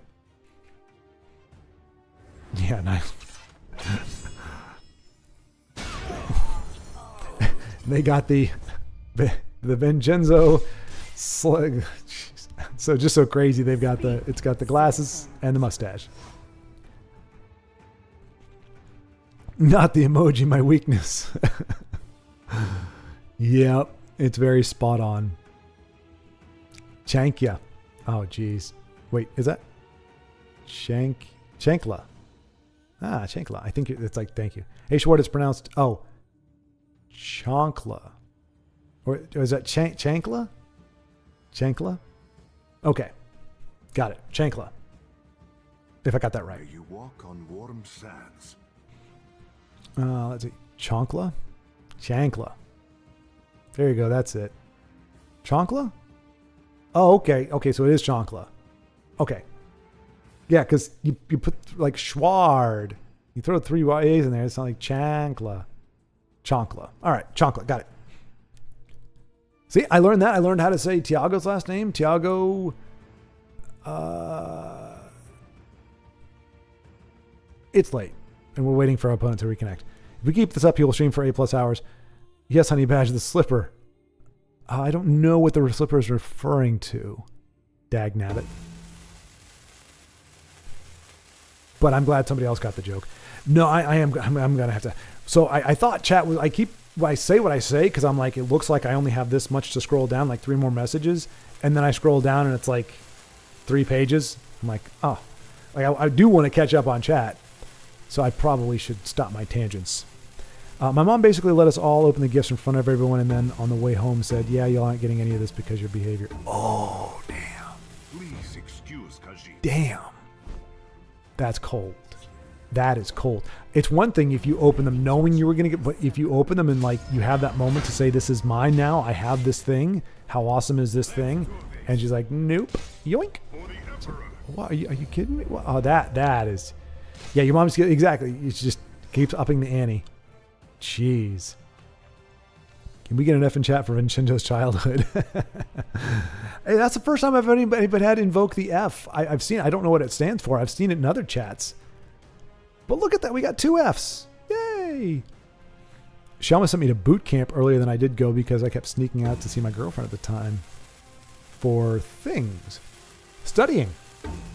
Or secret agent classes. Was she also an undercover agent? Things like AoE? Yeah, really. Now look at me. I'm a decent person.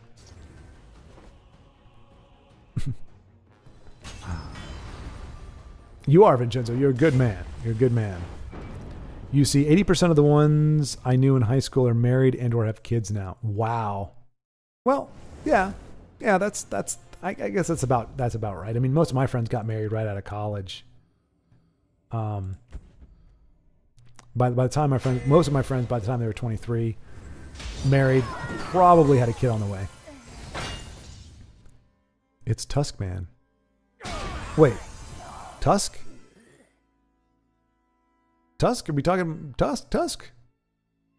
Like crab? Tusk crab? Is that I think that's what you're saying, right? Is it Tusk crab? Been a hot minute. Okay, it is. It is. Okay. Yep. All right. So it is Tusky crab. Sorry, I didn't get that from UCX Mike 927X. Same bro, it's been like that. Was working a shitload, but been off for a while. Now I'm just getting a high and doing random stuff for family or work, friends to help, for cash to help. Nice, Tusk. Yeah, I remember you kind of just quote Shawshank, up and vanished like a fart in the wind. So good to see you again. But yeah, I'm glad you let me know. Wow, it has been a while. And I know things have gotten pretty rough for you there towards the end. I remember we had that conversation, a couple conversations, and things have been really getting rough. But speaking of rough, in Texas, it's 105, I think. No, Vincenzo, it was 85 today, dagnam. Now, I don't know if it was all day, but when I was riding, it was 85 degrees with some decent cloud cover. It wasn't bad. It's worse with Baldric. Baldric said it got up to 104 in his little place on the planet, and it was 50 degrees earlier in the week. There's still a Discord server. Yep, still going strong. Oh yeah, and that's right. Vincenzo has one, and then did somebody else? No, I think it's just Vincenzo. But yeah, still going. Bro, I live in Michigan. That's hot. Hottest record temp where I'm living 122. Goodness gracious. Just goes to show you, man. The heat's all over the place. Can you invite to them both? Me and my wife are, let's see. Let me see if I can do that here. Well, I can't post links, I don't think.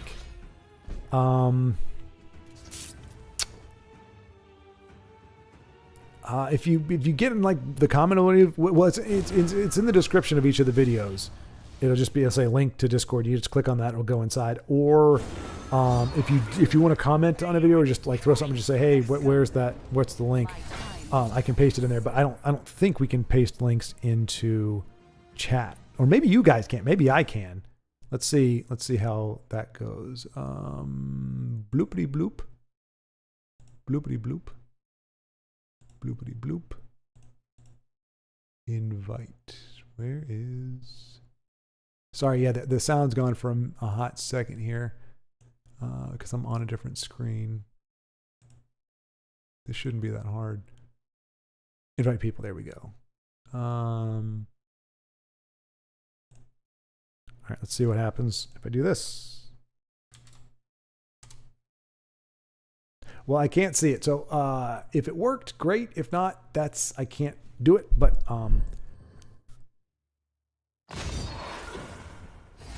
oh, interesting. But I gave it my best day. See, Vincenzo, enjoy the game with your wife. I love it. He puts that in quotations. Evening Wolf is here. Oh my goodness. Okay, I need to get. Let's see. Oh, I'm almost there.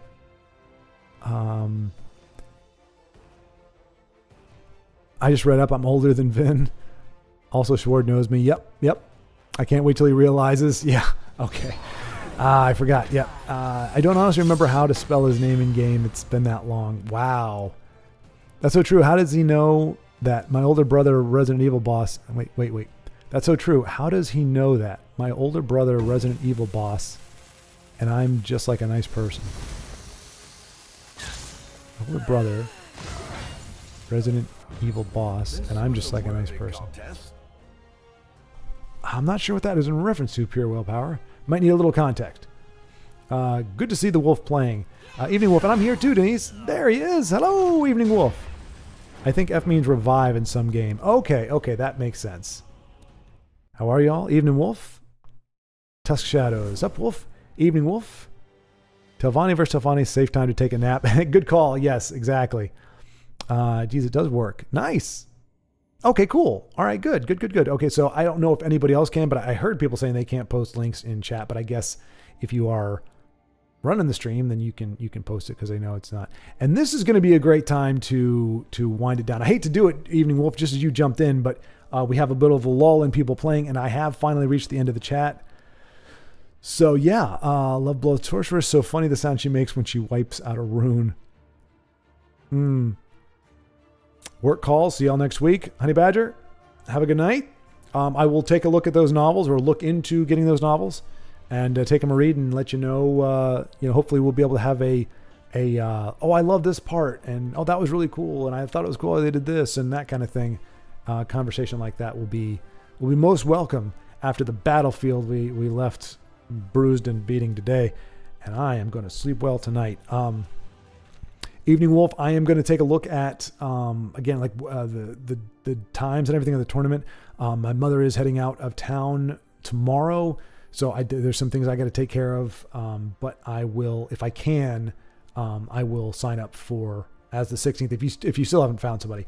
But there may be a chance that I cannot, just depending on like I said, when it is. I mean, I looked at it all. I watched your video, but I wasn't thinking about participating because I'm weak sauce. So if I can, I will gladly hop in and I'll be your huckleberry.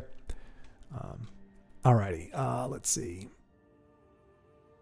So wait, Denise Tharana's wicked, but Blood Sorceress is nice. Maybe it's a different voiceover, but next time, folks, for the record, 6 hours. Wow, you weren't kidding. Just over 6 hours. Good night, Ninja Nina. Good night, Tusk Shadow. Pure Willpower. Good night. Oh, and F is a Call of Duty reference. There's a cutscene at a funeral where you press F to pay respects. Hey, thank you, Willpower. Thank you very much. I appreciate that. The etymology, the background, that I've never known. I've always wondered. Thank you very much. The more you know. Good night, Denise. Or good morning for me now, right? Good morning for you. Oh, gosh. Wow. Pure Willpower, have a good evening, sir. Good talking with you. Good talk with all of you. Great night, and good night to all, and to all a good night. Oh, unless you're Vincenzo and his family, in which case I'm going to just skip Christmas altogether because discipline. Sorry, okay. I'm off the rails.